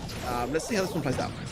Keren ya skin I Barley yang don't itu. hate the Barley pick, honestly. I think what they were trying to think of is brawlers Dia that pakai could star at least power yang find itu a way ya, si to counter respon an opponent here. bukan Just yang like right now, muter-muter. for example, Orca being the Stu playing into a Spike is not a great matchup for them, but Barley's going to be a brawler that does counter Spike. We don't see Barley really at all in Knockout, though, which is why I kind of indicated that I really only anticipated, you know, Tick or Sprout being picked right now with the recent Grom nerf, as now we see a gadget being thrown there. A little herbal tonic to help out the teammates. Tick getting taken down a little bit of HP there, but he does manage to stay up. But yeah, very interesting Sengit choice there. banget Not pertandingan one that I final feel like kali is ini, very traditional kawan-kawan. for Knockout. It seems like, Dan itu dipaksa terus gadgetnya keluar tuh. Gadgetnya dipaksa keluar terus, kawan-kawan. Orca doesn't hesitate to go in on the aggressive onto Sergeant, but it might not pay off well. Mati Orca yang gila, Orca kawan-kawan. coming in with the double takedown right in the nick of time. I was gonna say that I'm not too sure about how. Tapi ini udah susah, udah habis gadget nih kawan-kawan. Tinggal satu gadget si Barley-nya. Nah, itu gadget terakhir dari Barley. What a play to Dan from him, done fantastically well there, utilizing a Stu lot juga of udah that gak punya long dash, gadget. actually, not Gasa Hill. Masih tetap Yeah, untuk that's free win actually not agent. the first time I think that we've seen long dash tonight, which traditionally I feel like Tarikan. Gasakill's been the one mainly played by Stews of the world, but I think they're finding a lot of value out of it, and it's good to see a Tarikan little si change up and see that both star powers from Stu can really be utilized there, as we hear the nice evil Spike laugh come in there. Response still keeping his head up though. I think they've got a good opportunity here. The Sprout wall coming in, really sanctioning off that entire mid area, splitting the map, leaving CZK in response to a 1v1 of their own. Good tags there though. Response getting a super, but not connecting as much as I'm sure he GG wanted. respon. Now finally Padahal getting a pakai yang takedown though. muter-muter doang. Instinct trapped here though behind this Sprout wall. Orca gonna be very weak too, and I think they're gonna throw in the towel for this round and look to next one. They don't want to give any valuable supers to the side of free win agents, but I Yes, think might be a legal. wise move. I already asked Supercell. Absolutely. There's no supers now to start the round, whereas there's two on the side of FF Moon. So I think CCK will want to get an early pull here for sure, and try to get this takedown in play. I think it was a good progressive move from free win agents there, and a slow one at that. They've got to be very, very cautious. They do not want to be down here. There's the sandbags from the Ruffs of Coop to Ace, and that's a great deterrent of that magic hand. So I like the way this one's shaping up in favor of free win agents. They keep turning these screws. This one is going to be a lot closer. Yeah, and this is what we love to see. Round number 3 being very intense. Response throwing a super, though, putting Orca in a very tough situation. This is the matchup they wanted. The tags coming in, and now it's a 3v2 in favor of Free Win Agent. A Barley super, almost desperate, being thrown out there. Spike just needs one little connection, but now he's finally healing up a little bit. There's still a little bit of life on the side of Moon, but now Response moving in to get a takedown. CZK trying to get a pull, and that's going to be the end of game number 1. Nice little comeback there for Free Win Agents. Very nicely done. Gotta say, those sandbags really, really problematic for that Gene pick, which is a really staple diet, it seems, in Knockout. And yeah, a very, very smart pick. And that's not just because of the recent buffs to him as well on the damage side, but definitely causing a problem for FF Moon right now. There's the Herbal Tonic going out early on to try to get the positional power, but yeah, still not really necessarily serving to much avail. As response as well, I think didn't point out not running Kerbal. I think running fertilizer. So getting some more healing abilities off the back of that too.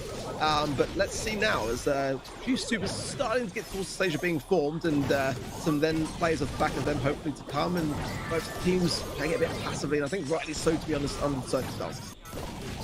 I think one of the problems that Free Agent Moon keeps finding themselves in is I feel like Instinct is running through his Herbal Tonic gadget so early, you know, in the last game as well. They did get 2 of them down in game, round number 1 to establish some dominance and got them a win, but after that it made it more and more difficult, and especially as this Storm Circle closes in a little bit, they're going to need to rely on that health. A great wall coming in there, and now Sergeant getting a takedown here alongside Coupe Days. He's barely able to stay alive. Finally going down though, a little up there for Instinct, but no, gonna fall at the last moments there. The Storm doing too much damage in the side of Free Win Agents. Now on another round here, if they grab this one, it will put them at a 1-1. We'll have a tie ball game. A very important takedown of ZZK in the last round, but oh, he gets his own back here. A nice pull down from Dace himself. This is the chance that FF Moon were hoping for. They've got to secure, and Sergeant getting a clutch kill there at a very important time, because that was the opening. Shut the door very, very fast in the face of FF Moon. Now it's 2 versus 2, and this has got very interesting all of a sudden. Yeah, 2v2 here, and I like the odds of Free Win Agent. Spike can be a great way to match up against this Stu, and it's just going to be a thrower competition, but I believe Sprout's going to have a little bit of an advantage since they can sanction off part of this map with the walls, but now a good takedown there. Sergeant going to be weak, though. Response going to have to take his time as well. A super coming out. Sprout able to move back just in time. The Response landing a nice little tag there, and now they should be able to get this job done with a little pinch, and it's going to be 1-1 now. What a way to finish that off there. As we see Response here, nanti lihat ya kalau sempat ya. Doing a great job there. Dan aku kayaknya nggak nobar kayaknya aku. Ini aja udah 4 jam lebih. Good to see that 1-1. This is exactly the caliber of match. Sama kawan-kawan semuanya. Here though, Ark. I mean, tie ball game so far. I expect nothing less from 2 of the best teams in this region. Exactly that, yeah. Bener berapa bang prediksi lu? We had to see really from Free Win Agents, and I saw the life plant there as well alongside the spike on the shelf there, which was really nice to see as well. Yeah, we are all tied up now, and I think that was a pinnacle moment, because knockout is not that easy in all honesty. Very ini kalau benar ini 6. To kind of go down this line of failure actually, and you know, one person on your team that goes down at the wrong time push your team at a considerable disadvantage. So I think that was a really well thought through game for Free Win Agents to really capitalize and double down on. This is now very, very interesting. This draft, so much importance is placed upon it as we go over towards Gem Grab and Crystal Arcade. I think though, it's fair to say, I'm sure you'll agree, Kenny, the drafts have been really, really on point in today's grand final. Yeah, I think both teams have really demonstrated an understanding of the Brawlers, how they currently stand. And, you know, Knockout's a very new mode, too. That could easily be one that both sides could mess up just because it's the freshest game mode being introduced into the BSC this year. You know, it's the least familiar. Kalau ada teman, soalnya kalau malam sepi biasanya ya. Well, not surprised. I mean, both these teams are so great, but I'm just... It's very impressive how quickly they've been able to adapt. You know, they've been able to put themselves in a spot where they haven't had a lot of time to get familiar with these maps, and yet they're doing a great job with it. I think both teams drafted really well there. Kurang apa? Poin apa?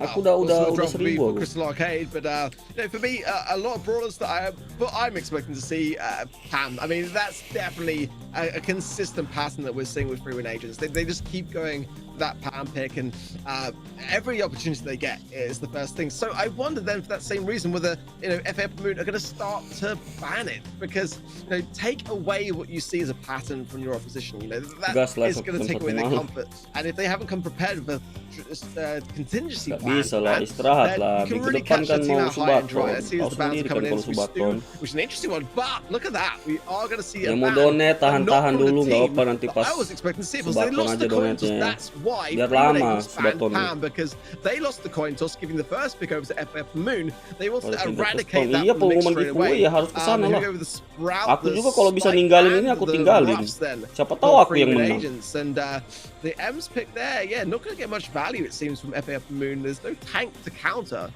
Just going to go for some area denial then, it seems, so far.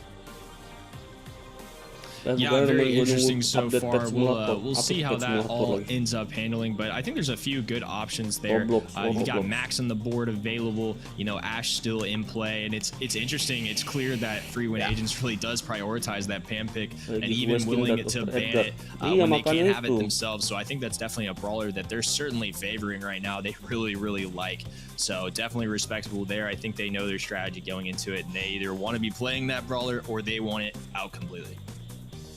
Yeah, and again, you know, I'm just kind of curious to see what that kind of gem carrier choice is going to be as well, you know, because ultimately we've seen a great deal of Jean today, we've seen a lot of Bell today as well, but also Fang this is a map where Fang can really thrive on this side lane. So, you know, and Response seemed to favor towards that, you know, even on the map where it wasn't ideal for him as well. So, but this is not that. This is a map where he can really put it to good use. So, I'm curious to see, but the ban being played, well, that's actually still from the previous matchup. So this Fang is still available here. I kind of always in my head go to Brock on Crystal Arcade. I think it's like old-fashioned in my kind of meta brain when it comes to it. But I just remember that back in the day, Brock was so good at just eradicating that middle zone so successfully. Well, this though, the Max coming in, I think it's a great pick. And the satu gadget dari M yang sia-sia all day today. And what an aggressive pick for Response to pick. Oh, ini draft picknya sih menang ini sih. I kind of like it though. I like getting a little aggressive here, and I think Ems is somebody that doesn't necessarily handle Mortis really well. So honestly, kudos to Free Win Agents for pulling out a brawler that maybe they're a little more confident in, but it's a little bit of a riskier pick. Let's see how they execute it though, as now Sergeant gets a nice phase shift away. Coup Days barely going down there too. Response though remaining on this left-hand side. He is staying aggressive the entire duration of the match so far, and they've got a huge gym lead because of it. Well, I like the Baron pick for sure. If you can connect with it, all the more for it. But look at Response lurking on this left-hand side. Coming in, is a nice super thing. White line up with Orca, I don't think. And Orca, yeah, punishes the movement forward. So this is the best chance so far for FF Moon to push through these side lanes and really start to aggress the situation. Because, yeah, as time goes on and the Mortis becomes almost like more sneaky along the way, I don't think it fares well for FF Moon, in all honesty.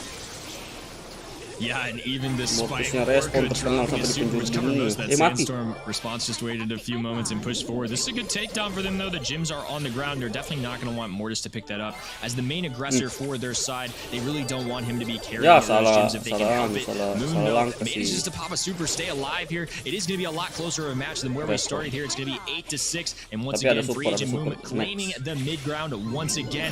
This is going to be a strong comeback for them if they can pick up a few more gyms. Yeah, I like this situation that's occurring, but Response is still lurking. And as the map gets open, more and more, it's definitely going to favor their strategy. So CCK doing a great job for me of earning those supply drops and breaking things open, keeping Response at bay, and the pressure then still on to Free Win Agents. Look how far back they forced the situation. Sergeant on 60 HP, Response going in. Hampir kombonya keluar, Mortisnya. Countdown for FF Moon. They still have to maintain this positioning, though. If they grab one gym, that clock's going to reset. Or if they get a takedown and an instinct, now Response moving forward. Sergeant going to be very weak here, too, though. He's got to be careful. Can't go down. They do get a nice reset here. If they can maintain their positioning, they can grab another gym. Sendingnya nggak berguna tadi. Mati Mortisnya. Looking really good for Free Win. Mortisnya keluar, kawan-kawan. Getting a nice cycle there and a great kill for them. Instinct's going to be forced all the way back, and they're not going to have an opportunity to pick up any gyms in the meantime. This is fantastic in the favor of Free Win Agents. Response going to town on this. He's loving every minute of it. The gem's going to spawn. It's going to be too late. They've got to take out Sergeant, who's done a great job of staying on his feet this entire game. Every time it went down to a position where he was low HP, staying in the mix. Didn't drop the gems. That's what you want from a great gem carrier, is a sturdy pair of hands, and that's what he brought to the table.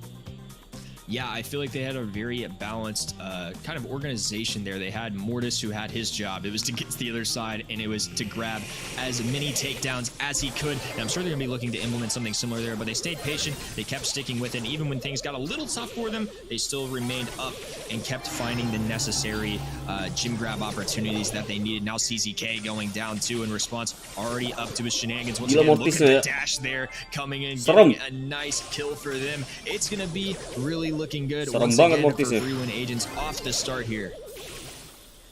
Yeah, it's a really good start, and again, a great time to do so because the cover is still there. Ultimately, at the moment, there's not enough utilities from CZK to break things open, so Response can really make the most of his time right now. 6 gems in the pocket. Coop to Ace with a nice flank on the left-hand side will go down, but nonetheless, I think it was a positive elixir trade, you could say. Let's see what Sergeant can do here on CZK. Nice sandbags coming in as well as a good deterrent for it, and heals coming from Instinct, so this is their chance now. Pushing back on the mid and buying their time. They've got to start to slow this advance and get Response shut down, and it looks like they are starting to do just that.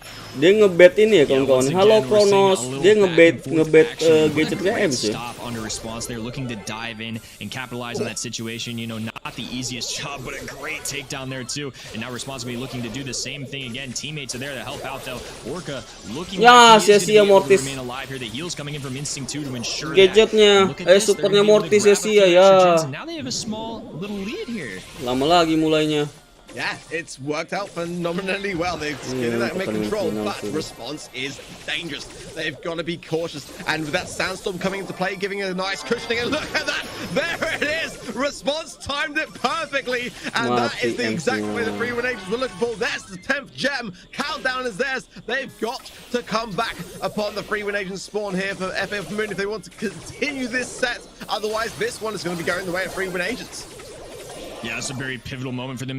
Great takedown from the side of CZK. Both sides going down there. However, Moon does have the mid-control here. Do they have enough time to grab enough gems? Tapi Mortis yang pegang gem, jadi dia bisa nyuri 1 gem lagi. Definitely still up in the air. 10 seconds ago, a gem will surely spawn here any moment now. Coopte is doing everything he can to get his team that gem though, and now they're gonna have to find a takedown with 3 seconds remaining. Can they do it in time? Amazing. No, they do not. 3-win agents managing to squeak by there, getting a 2-0 in our gem grab set, and now getting a very pivotal set in their favor. It's going to be 2-1 as we approach the next map.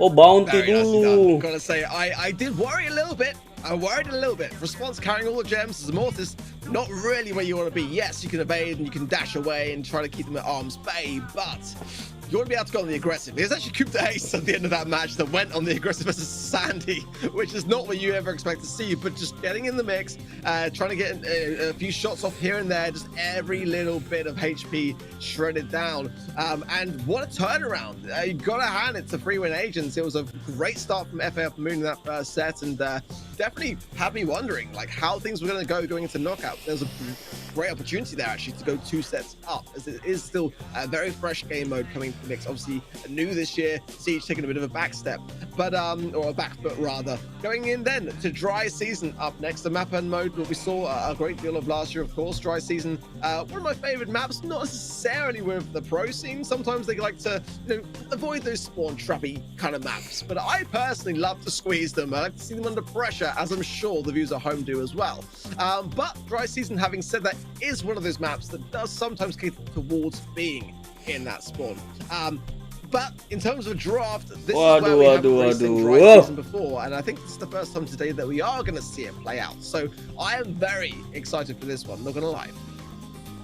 Yeah, I think we could kind of see some more almost throwback compositions here. You know, in the old format, a really tried and true combination on this map was Gene, Tix, and Ruff. Pertandingan final GG mototnya GG banget. Again here today, I could easily see it. Dia ngebet itu ya gadgetnya Amster terus. But especially with the buff to Ruffs recently, and clearly this region really likes the state that Colonel Ruffs is in. I could see that being a great way to address brawlers like Stu, Piper, Pam, brawlers that could be picked here 100%. So I could see Ruffs being a very early pick here, or even a ban, just considering how things have gone in the region here today. So that's kind of where my head's at, and we might get to see a little bit of some older compositions that worked well in the past in the old format that get incorporated here today. Yeah, I think so. I wouldn't be at all surprised if we see any Gene picks as well. Straight away, Ruffs will be the next thing you see. A definite brawler which is thriving off the back of those balance changes, but also, you know, Daryl, which it really is quite interesting. We haven't seen any of Daryl. I mean, yeah, the maps and modes maybe haven't catered towards it, but in dry season, I feel like Daryl could definitely do a great number of plays, especially with some healing support behind it and just kind of playing in the slow game, pushing and slowly advancing. Capek, 4,5 jam gila. Just something to support it in the eventuality that it does get targeted. It could come into play here, or some capek crazy banget, kawan-kawan. But Shooting Star, for example, we're seeing a massive rise in Sprout, of all things, to kind of see in the meta for Shooting Star.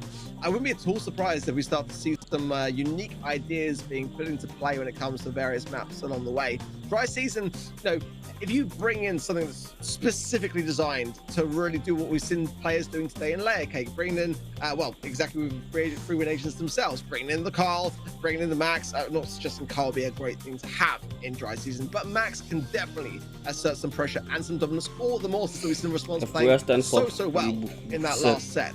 I would not be at all surprised if we see some ideas to try to really advance and pressurize those support situations. I think Sprout is one that you brought up that is super wise. Yeah, I mean, we've seen it a lot here today, and it's clearly, I think, the choice here in this region. So I wouldn't be surprised at all if we saw it. And we actually do see Ruffs end up getting banned here. I think reasonably so. I think he's in a great state right now. Even before the broadcast got started, it was one I wanted to have my eyes out for, and it's good to see that SESA and ANZ is clearly prioritizing it. Interesting here as we see the Bell first pick. That's going to be a good choice, I think. Going to provide a lot of utility between the nest eggs, and even if they elect, you know, we haven't seen it come out yet, but Bell does have a new gadget that's a little bit of a bounce shot. Could be fun if they elected to bring it in here. I like this Max pick though, going Max into a lagi like Bell. It can be very difficult to hit those shots when you have a lot of speed on your side. I'm curious to see who they end up pairing it with. That's who I was anticipating though. Another Gene and Max combination here. I really like what Free Win Agents have done. I think Bell is a great pick, don't get me wrong, but I'm not sure how I feel about it as the very first one. It's just so interesting to see how each side responds to the other's picks, and I think Max and Gene is maybe the top choice you could possibly have here. I love it. I mean, Ban Ruff's pick Gene makes perfect sense for me, and also combining Max, as you rightly put it, you know, is a great thing to have when you're up against the Bell, being able to dodge everything so well. The one advantage the Bell does have, ideally, is like when the Max does have that, the Let's Go Super, you get a lot of value, and it makes sense as well with the Pam, because ultimately, you know, Bell would have been able to get a lot of value off the back of the healing station, have it on your own side, and that Sprout pick as well. So there will be some good defensive. Ayo menanglah FVA, biar selesai sudah. Gone for in this situation. They know they're going to be spending some time in their spawn. That is what this Free Win Agents comp is designed to do. Tapi nggak sesuai dengan combo mereka. Daryl mungkin, and trying to utilize the best they can of the circumstances. And Stu is a very aggressive pick to add to what is already looking like a very aggressive draft from Free Win Agents getting. I was kind of holding my breath too, because I don't think it would have been too crazy to see another late Mortis pick here, which is how I imagine the last draft probably played out. Mortis is not something that goes early, but would have been a great choice into Sprout and Bell, to be honest with you. You know, not as much on the Pam side, but I mean, they were comfortable with it before. I wouldn't be surprised to see it again. But Stu, obviously, a great option here to be a nice aggro brawler to add on to the onslaught of Coop to Aces, Max, and Sergeant's Gene. I'm liking the composition on the side of Free Agents a lot. I think that's the one I'm going to give a slight favorite to. Right now, you know, I think they're great brawlers on the side of Moon, but I like the strategy and how they can implement it. If they do it right, I think it's going to go in favor of Free Win Agents here. Yeah, Sprout was a good pick, but at the same time, I do feel like, you know, in that back spawn area, it's very hard when you've got everything coming at you full force with a lot of speed behind it to really defend that situation. So, obviously, dependent massively so on Instinct and TZK. They haven't the lead so far. No, looking really like they're thriving, actually. Blue Star in their pockets also. Just the 1 star then on the side of Free Win Agents. But at the moment, they are back in their spawn. They are not going to aggress this until they've kind of recollected themselves so far.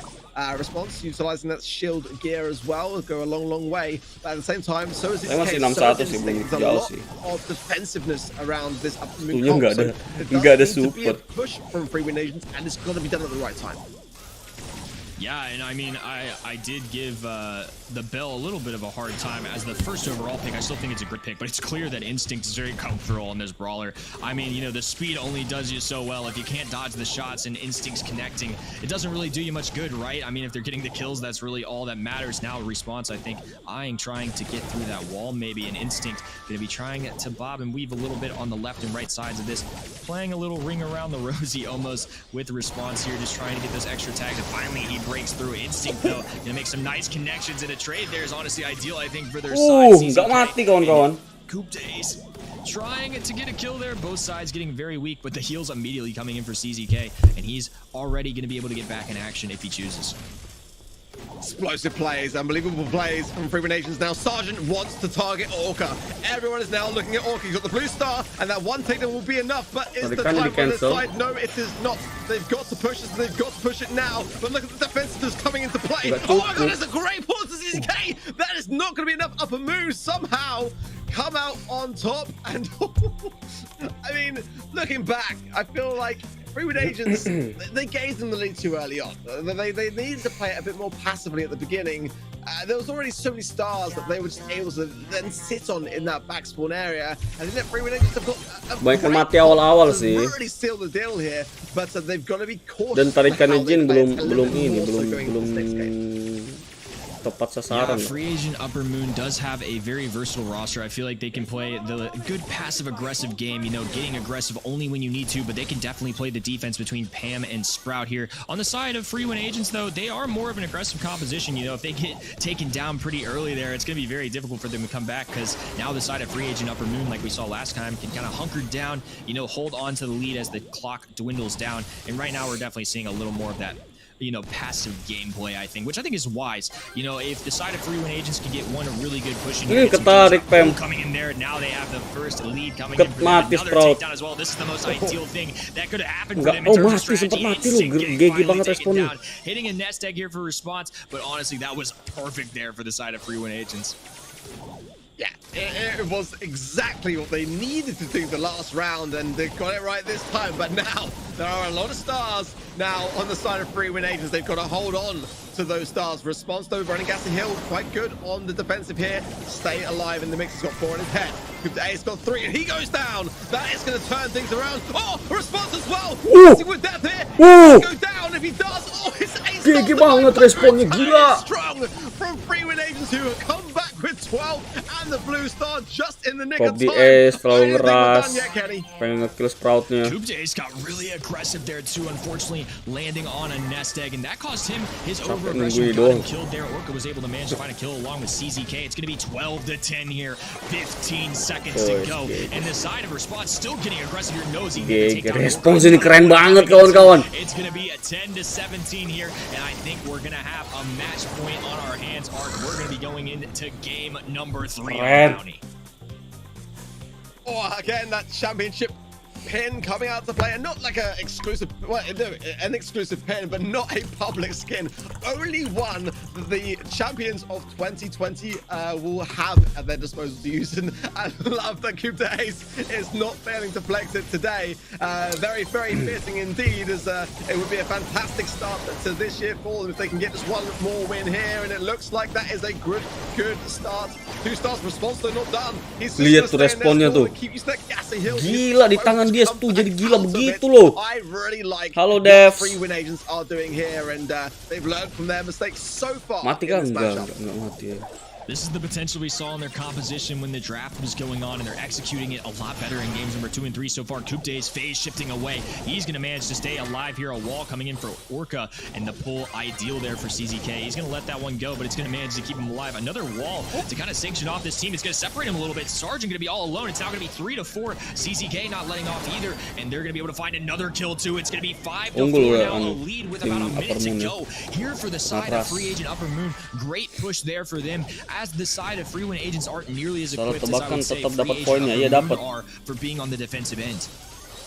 I loved that pinch. I really did. CZK and Instinct working so well to ensure that takedown, leaving Coup Ace with literally nowhere to go. It was a 100% certain takedown. Gak mati tuh. Everyone going in the spawn. Gak mati tuh, siapa namanya? Bele-belenya. Need this kill. They've got to get a kill now to be able to go back to their own spawn and play defense. Oh no. Response looking like, oh, where it goes. Dua sama ini There's a kawan-kawan ya. fantastic takedown. Masuk match berikutnya. Not done yet. They are clinging on with all their might to this one. Tarikan We tapi said this nggak was gonna mati. be a close one from the get-go arc, and we might just get ourselves another set coming in here. It's gonna be 11-4 now. A very weak Stu running away. Response barely hanging on. He's gonna dash away 13 Aduh, seconds. match kelima lama. Alone here, and I'm thinking, Arc, we're gonna get our hands on a set number 5 for the first time today. Free agent. I think that the side of Free Agent Upper Moon played their strategy super well. Definitely a good comeback there. Halo bang, habis as we dari live-nya approach Storm. set Halo tayo di number Mosin yang dari 5. sana. Menang giveaway nggak? Oh, don't you just love it at the BSC when things get hot and spicy and Match that is a kali. fantastic way to keep Brawl the day ticking tapi. on. Oh my goodness me. Right, well, this is what we hoped for. This is what we called Kenny at the beginning. We wanted this to go all the way. It's evolving in exactly how we wanted to. Right, so Super Beach coming up very, very soon, but definitely some talking points, I think it's fair to say, for Bounty going into that. I mean, what a round. It could have gone either way at any moment in time. So back and forth. And the comps are, for me, very, very different, but equally as effective in their own manners, I think it's fair to say.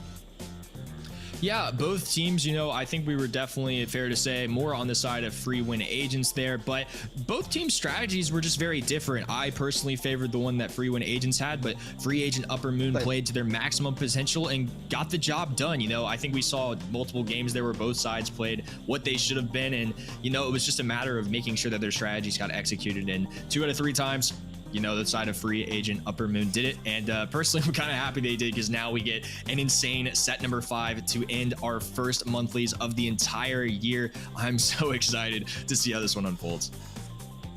And I'm with you, and I was all for that comp. I like aggressiveness. I like fast pace, as I think we all do. But ultimately, yeah, it just goes to show sometimes having a slow and calculated approach, having more defensiveness, and just kind of being able to hold your own. I think it's the key word to say, really. And it's not always an easy thing to do. It really is not. Sometimes the hardest things to do is just to stay calm and composed and try to defend and fight off where you need to. Demi emot ya, tapi demi yang demi skin.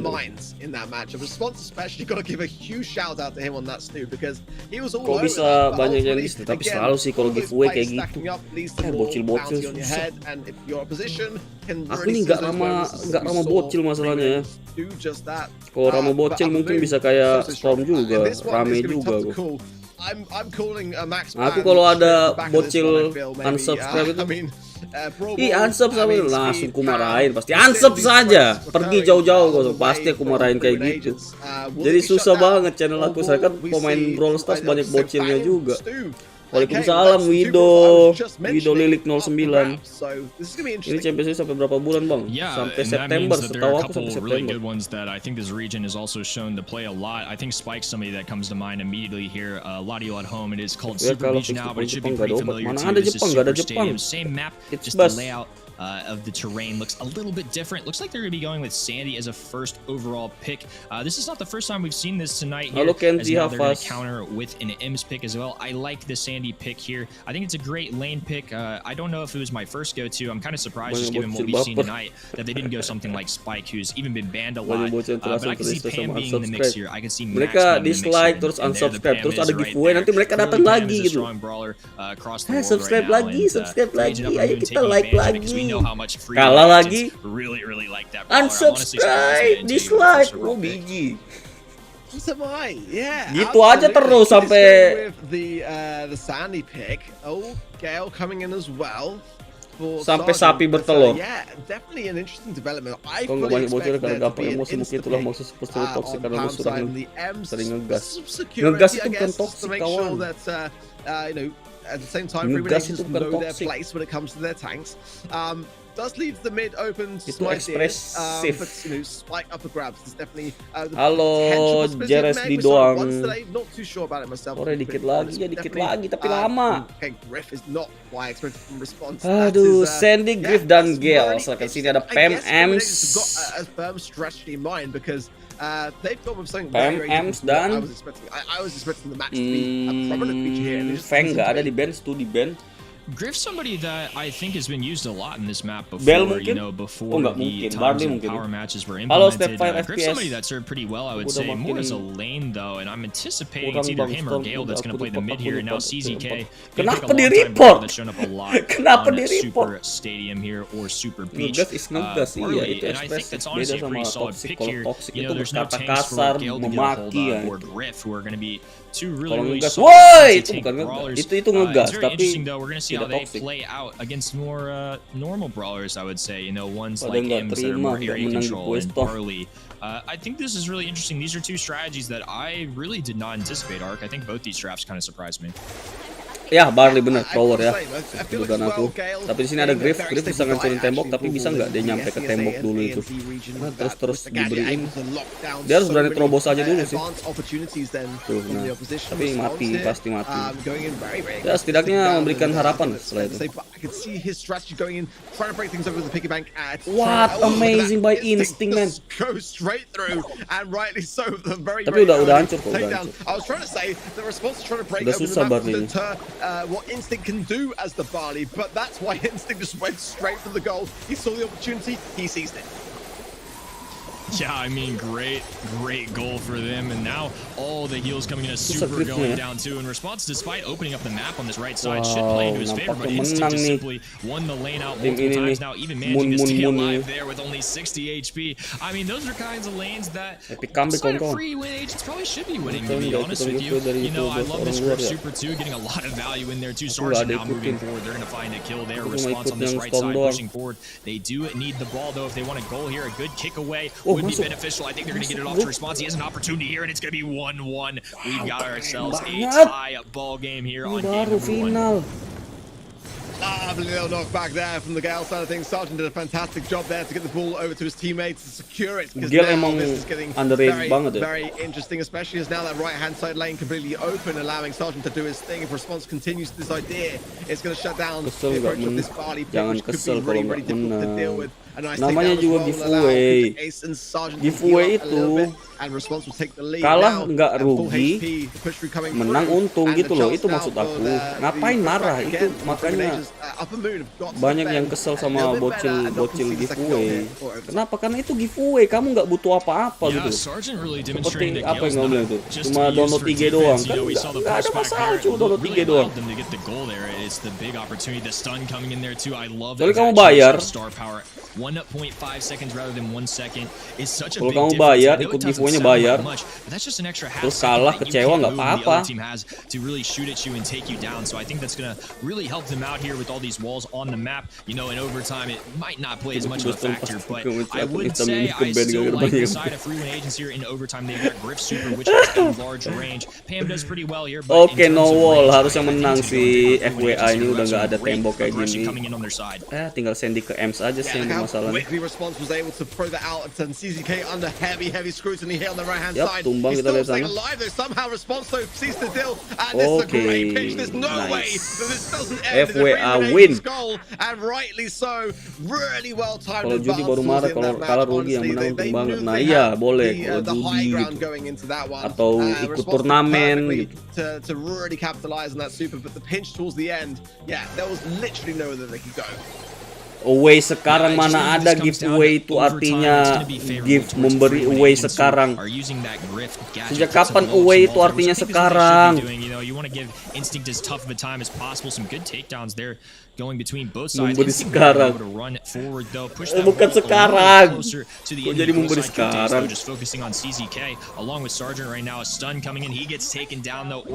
Dari tadi mau kita gue tahan bang. Iya ini match ini udah hampir terakhir nih. Ini mau selesai nih.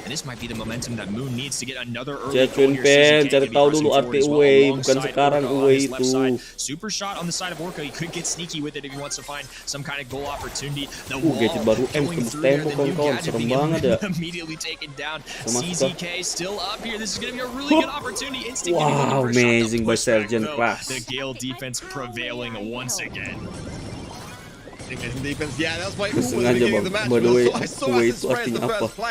You can see why it's such a great map for it actually from Orca, and I think a really nice awareness of him and the method to utilize that great value. Again, it will have a 20% less damage effect. Cari guys, ditranslate, digabung ya, bukan dipisah. Giveaway itu satu kata, bukan giveaway itu satu kata, bukan dua kata. Great pressure onto Orca and just about goes down there though, and look at Orca staying alive there in that little pocket there, trying to push the ball back through again and keep the pressure on. No goals yet. So Bang, kalau ini seri gimana? Diulang? Seri itu ulang? Slow push back towards the final moments of the game and a super shot, but Sergeant doing his best to keep ZZK and Instinct at the backing cool. Instinct trying to push the ball through now. This could actually be a great opportunity for Upper Moon. I'm really liking this for free agent Upper Moon. A goal here would be huge too, because there's only 30 seconds remaining in this match. Orca looking for a kill here, trying to back away and get the most value out of those Im's damage shots. This is going to look like a really clean opportunity. Orca with a big peace sign coming up, and they squeeze in the goal. 30 seconds to go. Free Win Agents is going to have to respond quickly. Emang kesusahan buat tim Free Win Agent untuk awal-awal, tapi setelah extra time mereka bakal remain. It is still match point from free to win. Agents so they want to capitalize here. Oh, bit of a miss maybe for Sergeant playing the slow and steady game. Can they get the ball back? Surely now they will be able to pass it through, but not taking any chances. They can't mess this up. No chance at all to do it. And Sergeant does score. Have my heart in my mouth a little bit there, because one little miss there would have been disastrous. But now this is where Free Win Agents can seal this deal. Congratulations, Free Win Agents. This should be the moment. Masih bisa bertahan. Instinct. Instinct up the line. That is huge for Free Agents Upper Moon. Masih bisa bertahan Instinct. What a turn of events here. What looked like Free Win Agents only having 20 seconds. You can never count them out. They get the goal, but then Moon Instinct hitting the insane shots there to get the defense that was very much needed. Now we have a standoff here. 30 seconds to go. Will either one of these teams be able to get a major takedown here that will allow them to get a goal? Barley on the Instinct. Get a little struggle here going into Respawn and Sergeant here. They have a major takedown. This is looking really good. Orca has a super shot for a pass if he wants. Gonna go over to Pam, who gets the dink and dunk in here. That's going to be 1-1, and it couldn't be written any better, Arc. What an ending to that game, and now we get a game number 3, which literally decides itu artinya everything. Jauh. Away itu bisa jadi tandang, banyak away itu banyak artinya, tapi hampir sama lah artinya. We are going to end today. Match point. One of these two teams only one game away from taking it all in this month, and I feel like the comps are pretty evenly matched. The playing and the skill levels are very evenly matched. It can genuinely go either way. One mistake here or there, one great play here or there is all it will take. Kayak gitu. Kalau semua orang kayak kamu berarti giveaway-nya dikasih ke semua orang juga, kan nggak gitu juga. Wih, juara si Upper Moon. Keren banget dong, dioper lagi. Gagal juara FWA kawan-kawan. I don't know if I've ever seen such coordination coming out from passes in Brawl Ball there. That was Unbelievable. It was a great twister from Sergeant in the lead up to that moment to shut things down. But yeah, great plays from FF Moon to really capitalize. But look at this, Coup to Ace getting so much value. A nice down to Orca. Potential possibility of a pass here to respond to the right hand side lane, but they are playing this slow. 1 minute remains. They're in a great spot, and this could be a goal. Wow. Begini terus kondisinya di satu samain terus. Nah, tadi yang pertama menang FWA, 2-1 menang FWA, yang kedua menang Upper Moon. Yang kali ini kita lihat gini terus, sama skenario ceritanya sama persis dari tadi, gini terus. Ya,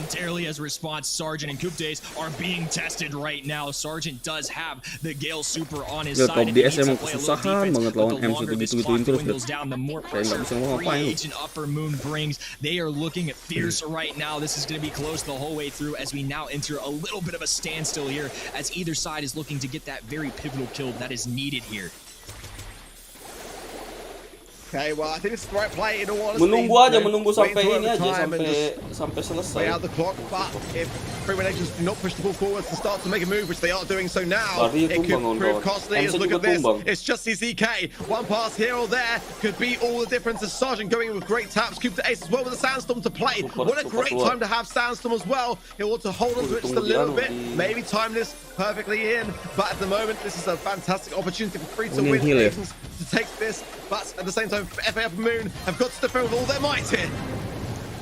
This is looking really good for Fruin Agents here. Masuk juara FWA GGWP. Wow, keras banget pertandingannya. We've seen out of him all night. What incredible game play from both sides there. Udah, tapi jangan gitu juga, nggak usah sampai kalau kesel ya kesel aja, tapi nggak usah sampai unsub juga. Everyone at home is clearly going to want to watch in the future months building up to it. What a way to end the day, Ark.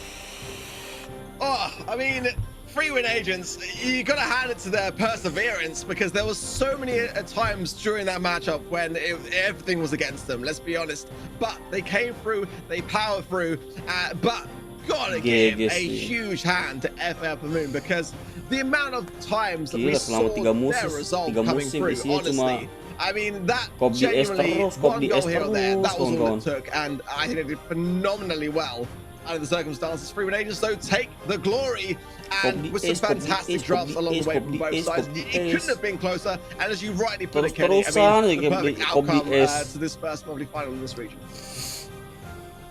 Yeah, I mean, I'm going to be marking my calendar next month for when, you know, our next monthly final is. This was incredible. I mean, the very first one of the BSC calendar year, and what an exciting one to watch. I think this is clearly going to be a region we all need to keep our eyes on. Both these teams, it truly could have gone either way. It came down to as last second of a shot in overtime as you can get. Clearly, these teams are going to be evenly matched. It's really nice to see these former teammates clashing, and I look forward to seeing this matchup throughout the entire year.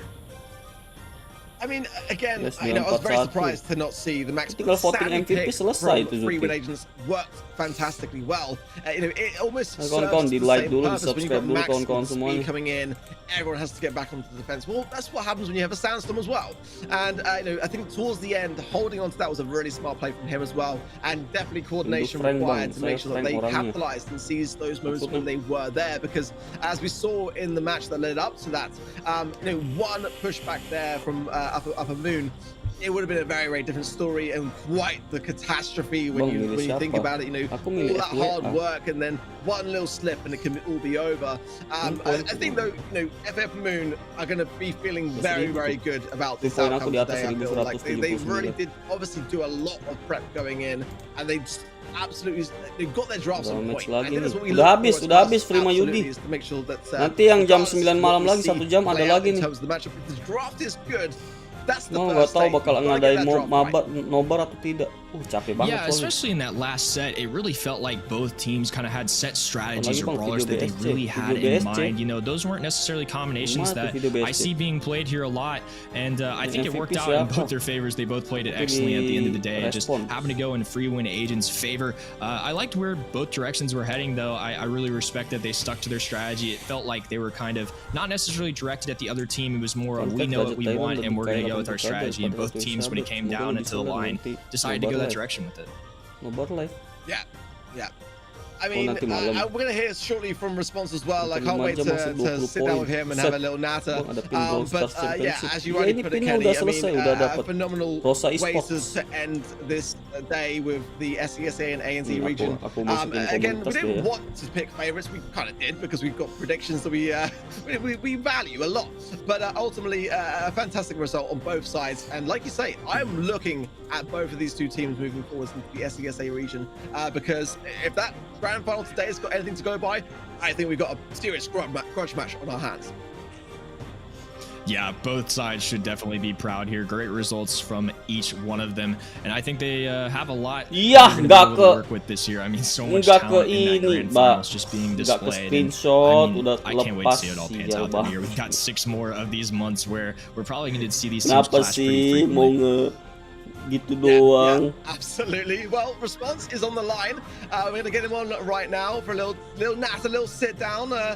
Response, how are you doing? Congratulations are in order first and foremost. Definitely not necessarily a one-sided victory towards the end. You had to really battle it out all the way until the bitter end. Talk us through that final match and what was going through your mind. Nggak jadi posting di komunitas. Oke kawan-kawan ya, makasih banyak kawan-kawan semua yang sudah menyaksikan live stream ini. Makasih yang udah like, makasih yang udah subscribe, makasih yang udah nonton. Sehat selalu, rezeki makin lancar kawan-kawan semuanya. Nanti malam aku lihat aku bakal bisa live stream lagi atau enggak untuk Nobar region Latam S atau enggak bisa ya. Kita lihat aja deh nanti malam ya. Karena aku capek banget, ini udah 5 jam aku live stream. Mau main PES Bontiras enggak. Unbelievable. I mean, that's a statement and a half. Oke deh. Honestly though, thank you Ciacuan Ken, thank you Mod 22, Herlaman Arya, Muhammad Aska. On the field and especially in the player cam. Thank you. Siapa lagi? Luizen, thank you Zuti, non official Paku Terbang. Zuti, thank you. Muhammad Aska, thank you. Gamer KW, channel Manatator, thank you non official, thank you kawan-kawan semuanya, thank you ya. Bot 22 Paku Terbang, thank you. Assalamualaikum warahmatullahi wabarakatuh. Selamat malam kawan-kawan semuanya. See you in the next live stream and have a nice day. Bye bye. Bye bye HJ3 juga. Bye bye.